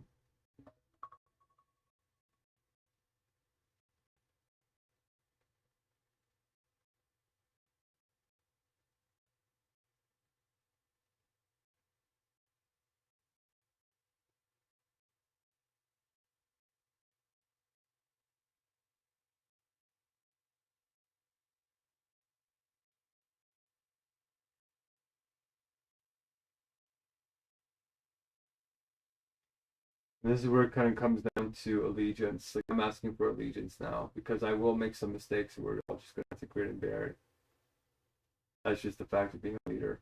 Is not every decision is going to be perfect, but I correct a lot faster than other people. And most of my decisions are correct. So that's just gonna be it. Happens every time. But this will move fast enough. My mistakes aren't fatal.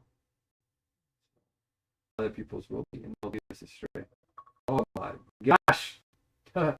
Maybe this is a sign that I need to stop.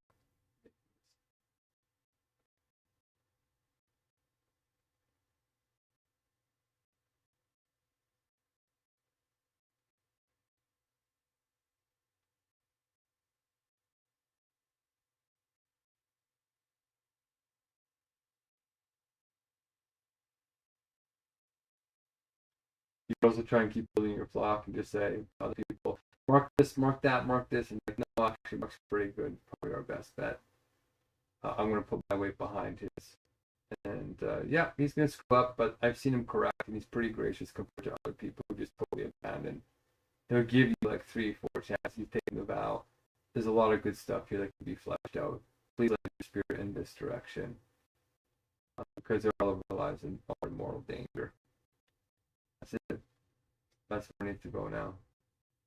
So, right, otherwise, I just need $150, and then 4,000 we can get the Kenyans doing this, and I can just keep moving fast. Yeah, that's pretty much our last chance. There's not a lot of time to bicker anymore. If you study military command, that's kind of what happens in emergencies. Is we need to make quick decisions, and yeah, there will be casualties, unfortunately. But I treat every loss as a real loss. It's not a utilitarian argument, and that inspires people. It sounds weird, but just talking about it differently changes things.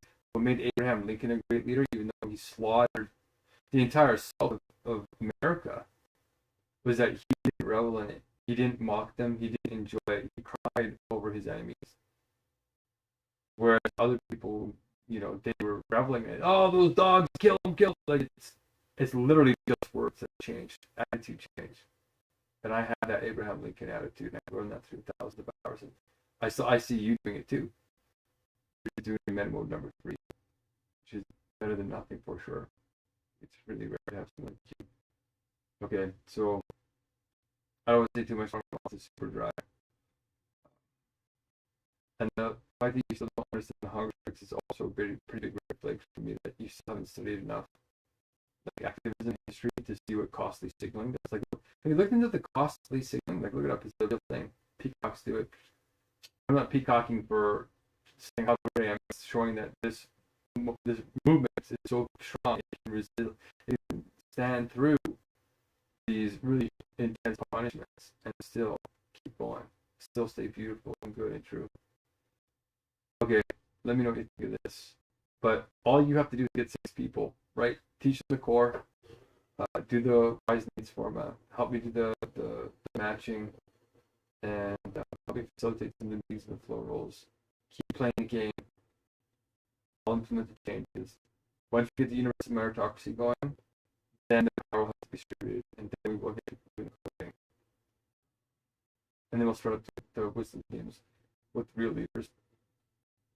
And at that point, people might mutiny, or they might do well and say, you know what, you did make a huge sacrifice for people who get part of that. Yeah. And we all take the pain together as everybody else tries to make some whole leaders around the world. There's no way to see that moment by it. Not if you're making real change. That's where the courage comes in and the compassion. Can't skip it. The fact that everybody's waking up to the Megacrisis will make it a little bit easier, because of, like, you're right. You're not in a doomsday cult trying to scare people. That you actually are in doom scenario. So you're just speaking truth. So that's going to be increasing. But that's how my brain is thinking about things, from all the hard lessons I've learned by just trying to be a pure heart in this world. Okay. Let me know if that helps you understand more where my mind's coming from. And yeah, otherwise I'm very excited to publish. I'm very excited to publish. I'm getting good receptions when I make posts now, because my LinkedIn is like world class, right? All these great philosophers. I added like 100 Harvard philosophers directly. So yeah, people look at my papers. Yeah, and I'm still really glad you're here, even if you don't get on board. I just really like having you in the wings, because there's something pure there. There's something. The fact that you're an only child and you're still like this is really something beautiful. But I also want to eat. Like, I actually got giddy today when you got 153 blessings. Like, I got giddy. Like, I could eat some. You could get up to 1,300 blessings, technically. And then I can use that as a reason to give you more power, right, over the meetings, to start meetings, to run meetings, to do all that kind of stuff. And then if you do start joining in the Hungerstrikes and things like that, then it really starts to raise up to the level where people respect you on the contingent and on the percentage. And you're trans, right? So the whole LGBTQ trans community will, I think, also trust the movement. It's not just leftist, right? It'll be properly balanced between conservative and liberal. So let me know about the gender trans. Are you still doing the pill? Is the hormone thing hurting you too much, or how's that going? And like, Claude just did its first like CRISPR genetic editing thing. It wasn't using exactly CRISPR, but like it's getting into the space now, having big successes. So bioweapons are lost. All right, I spent a lot of energy on this because I think you're definitely worth it. I wouldn't be doing this if my brain didn't tell me intuitively you're supposed to be here. You're supposed to be making decisions and helping, and having power over people who are lost to help them. Yeah, and you've come along with time. You're gentler. You have more compassion. The vow feels more real. We are definitely making progress here. 5 steps forward, 3 steps back. All right, Jubilee's trying to do a Messiah off. We also have to have Messiah elections. All right, let me know if this helps at all. It just makes it worse. Let me know what you think you can do or want to do. But yeah, all the other projects you can see the fragments in them. They're so far away from universal logic, it'll take them 80 years to get here, or at least 10 years. And then I can start teaching the universal logic, the science of logic, the science of logic on the YouTube channels again, and just start doing that.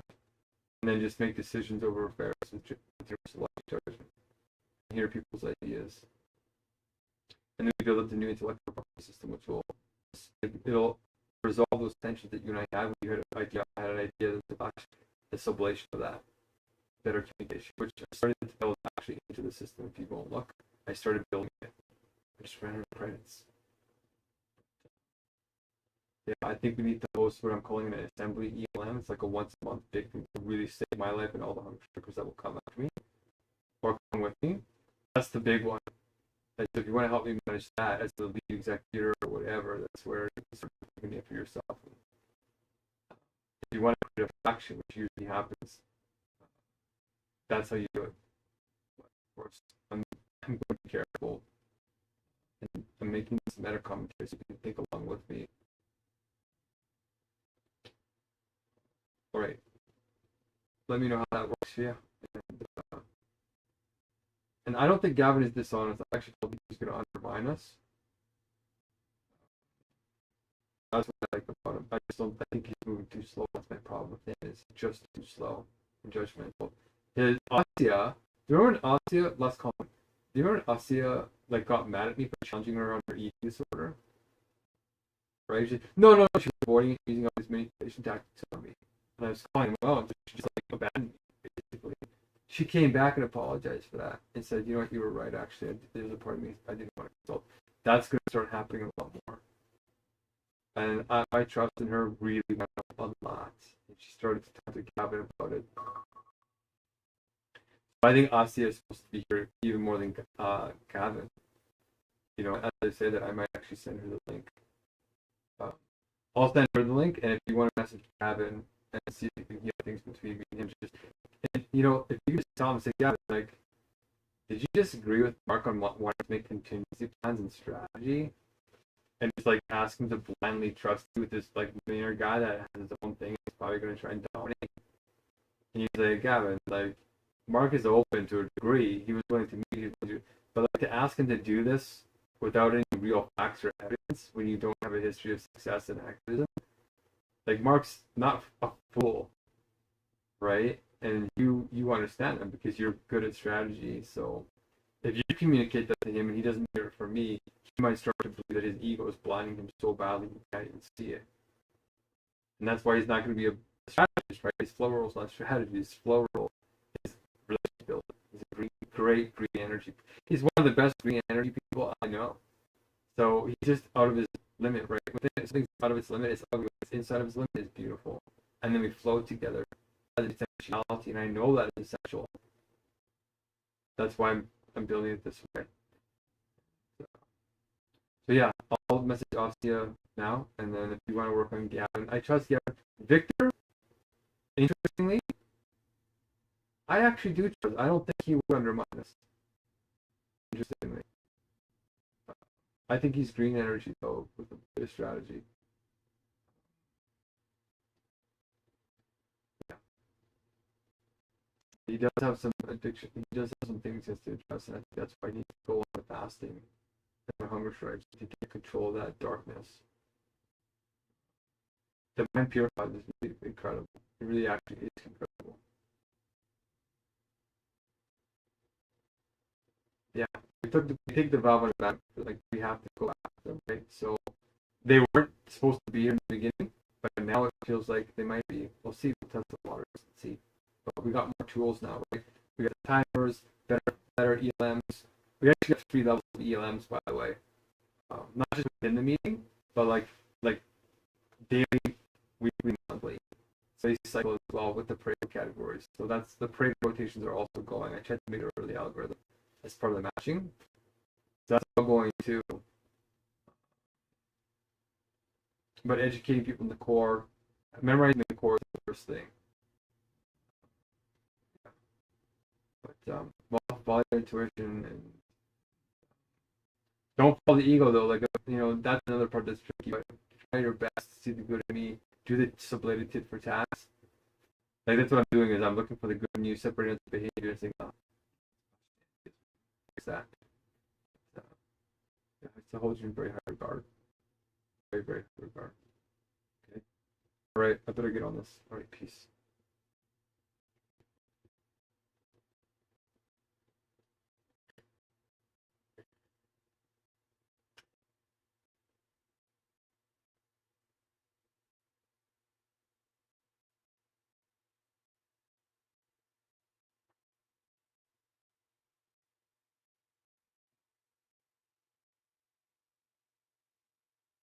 Okay.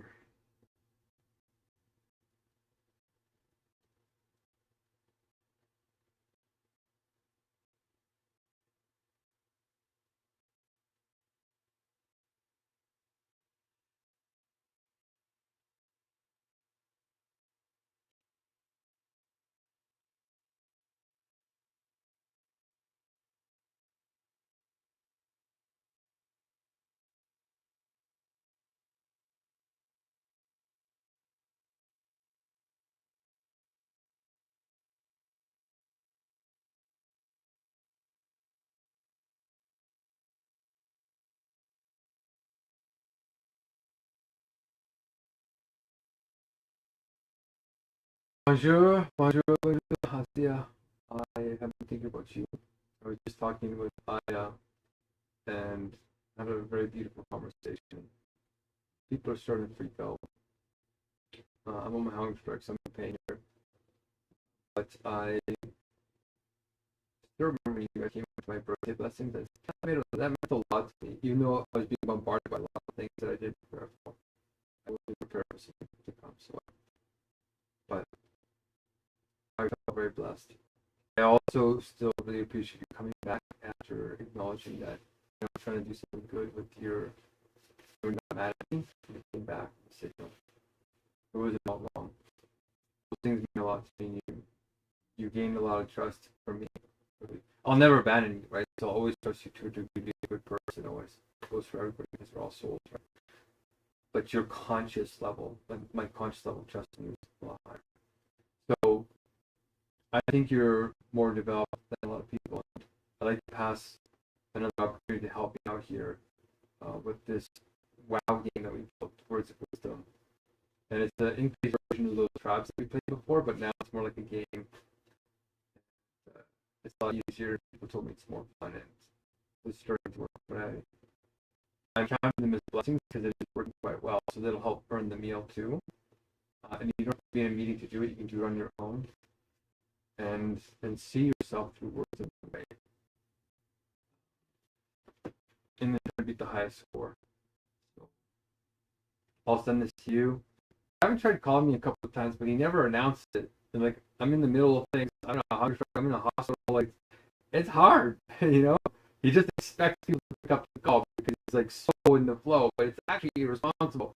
It gets reckless. There's a level of synchronicity, and then there's like recklessness. So I don't know how you're handling that while raising a child. Maybe you're raising the adult in the room. I love that side of him, but I think it's a little too far. You just said, "Hey, Mark, can we talk tomorrow? Can we talk at this time?" I'll be like, "Yeah, for sure." I try to answer the calls, but it is kind of weird that they're coming at times I'm actually busy and I'm sitting here in the basement all day. So just call me when I'm napping or stuff like that. But I think you could do quite well in this game, and I'm interested in your meta comments on it. Like when you're going through it, watch yourself and say, "This isn't game-like. I don't get it. What does this mean? What does it mean?" I've already got some really great feedback because I'm only sending this to a very small. Like I've only sent this to 30 of you, and you're just my spiritual friends who didn't give up on me. It's a really dark period. And this is where people die. This is where people move and stop. But I think we're getting through that. And you came back. That's even more. It's normal for people to blow up and abandon me, but you came back. You know, and you're a mother now and handling it. It's phenomenal. I know how hard it is to raise children. It's not easy, particularly if your partner is a little bit scatterbrained.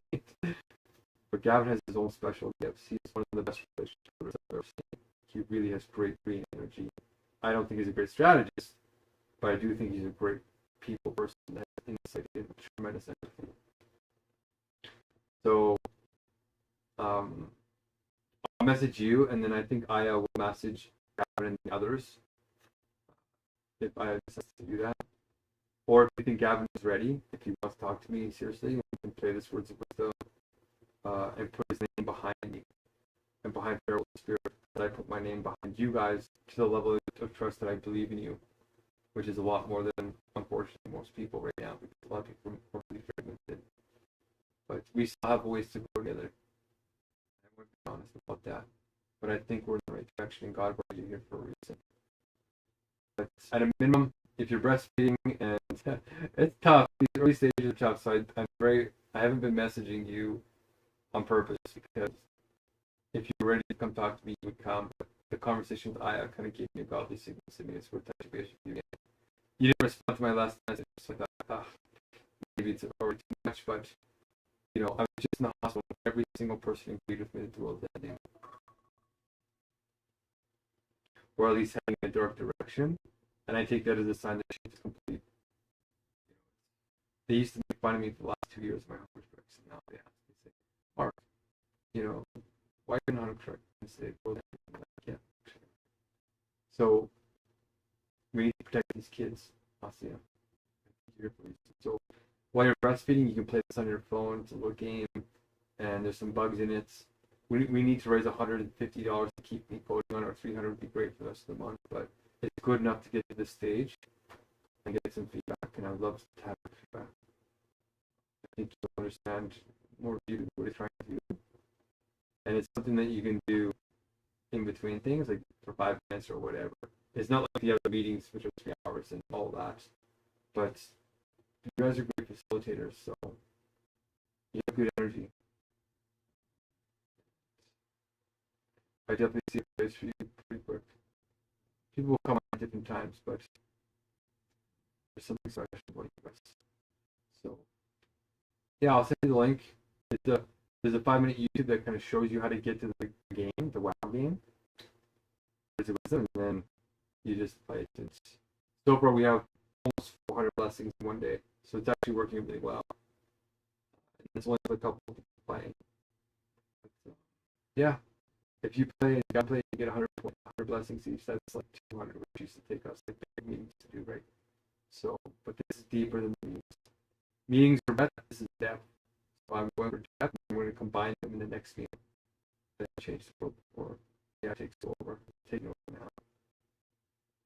They're trying to slow it down at least a little bit, but it's still like full blast ahead because of World War III.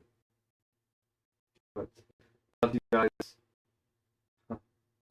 I know. I hope you have some kind of support. I hope your mom's nearby or something nearby helping you. Okay. I'll send you a link after this. And if you're able to do it, great. If you're not, that's okay. You can show it to people that you trust. I'm not saying that too much now because be careful, okay? There's like one chance to blast this off with the right signal, and there's a lot of noise right now. A lot of work behind this, and I'm going to move in this direction and trust us with it. Because there's going to be a lot of copycats who are desperate, trying to cheat, and desperate people do desperate things. And we need this to get a head start so that people know the authentic source of it and not be confused about who's the real where's the wisdom people. So I trust you with that. And, I hope to hear from you and get those blessings, and hope I'll be eating this week. And I'd love to have a meal with you guys. Like, I'm so hungry. This hunger starts hitting harder because I don't have the same fat risk, or like the 65 days really took my body to a different level. Like cramping and twitching, a bunch of stuff that. So, yeah, time is of the essence, but I think you know that. All right. Let me know what you need. Peace.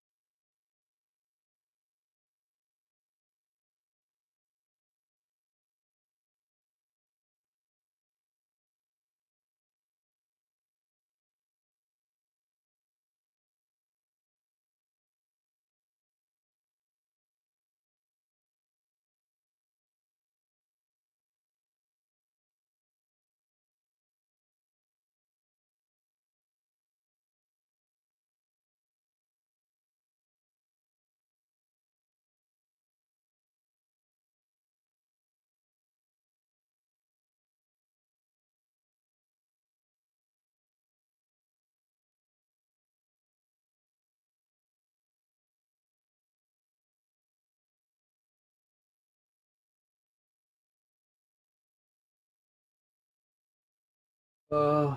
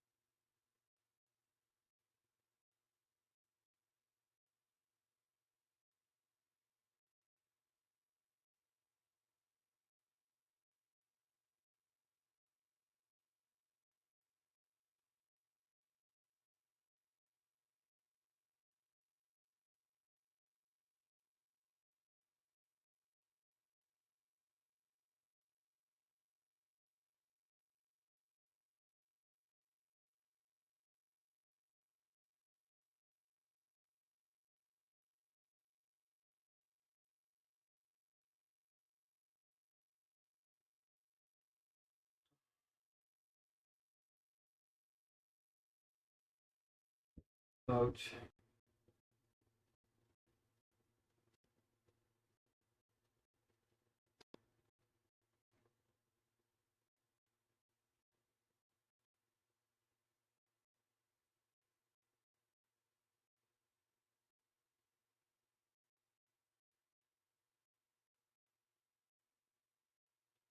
Okay, I had to delete TikTok, but I'm downloading it again so I can get it on the stream. Um,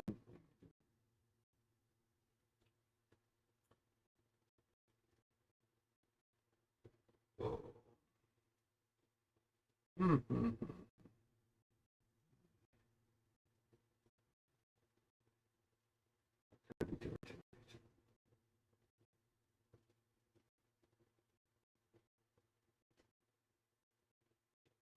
Oh, wow, the view is really growing. Thanks for watching. Oh my gosh. People are starting to realize the Messiah has come.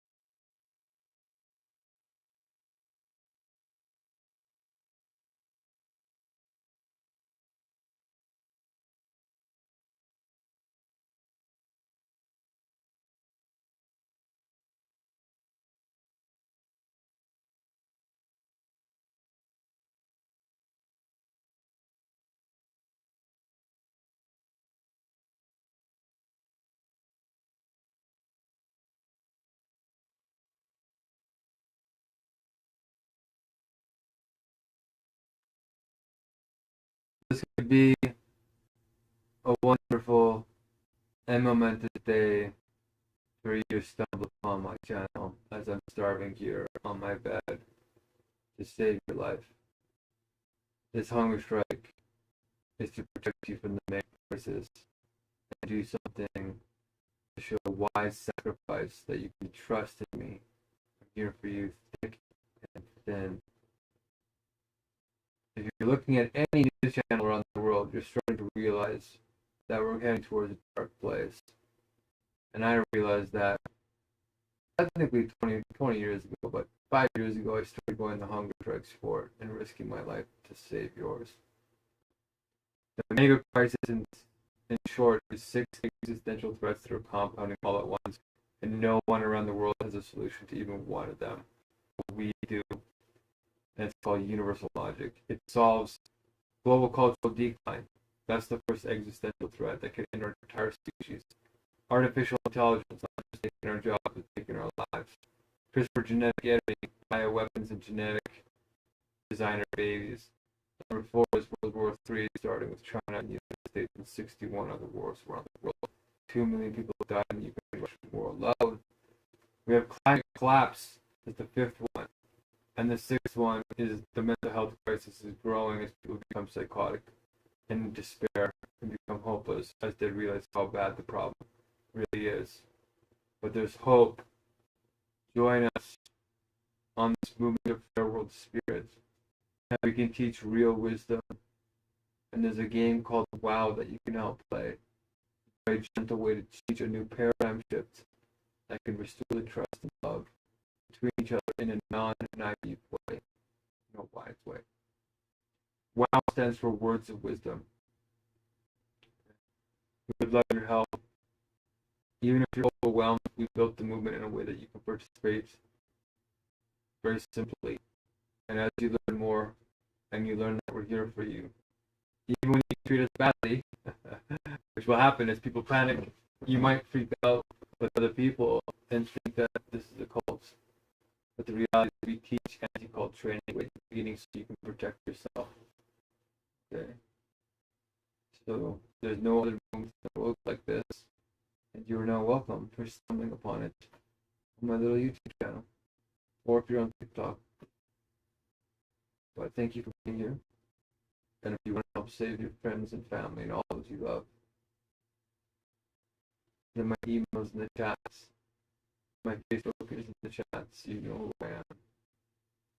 And there's a GoFundMe if you want to stay anonymous and just want to give money if you're wealthy and support from the sidelines. You can do that too. I need to eat this meal. If you do these blessings in the WoW game or these flow rolls, it counts towards my meal. We need 5,400 of them. And they grow every meal. I need to eat for a while, then back on the Hungerstrike. Eat for a while, back on the Hungerstrike. And we stay that way until we achieve the goal, which is global critical mass. Perpetual spirit system. We can align universal logic. We can align AI with universal logic too. And that will buy us more time. We need to get more time to code the most powerful AI on Earth, which is called ethos. We need to program that on 4 different levels with universal logic. And you're going to be learning universal logic with this game called WoW. Oh, excuse me. Alright. I'm going to stop talking because I am very hungry. And I'm trying to save my energy. I haven't eaten in 13 days, I think it is. But I went 65 days without food in the last year, which is why I'm weak. If you're on the other stream, you can join the new stream. Thanks for being here. I'm being shadow banned like crazy, so you can share this if you want. Social media doesn't look like it's the answer. It's our personal connections.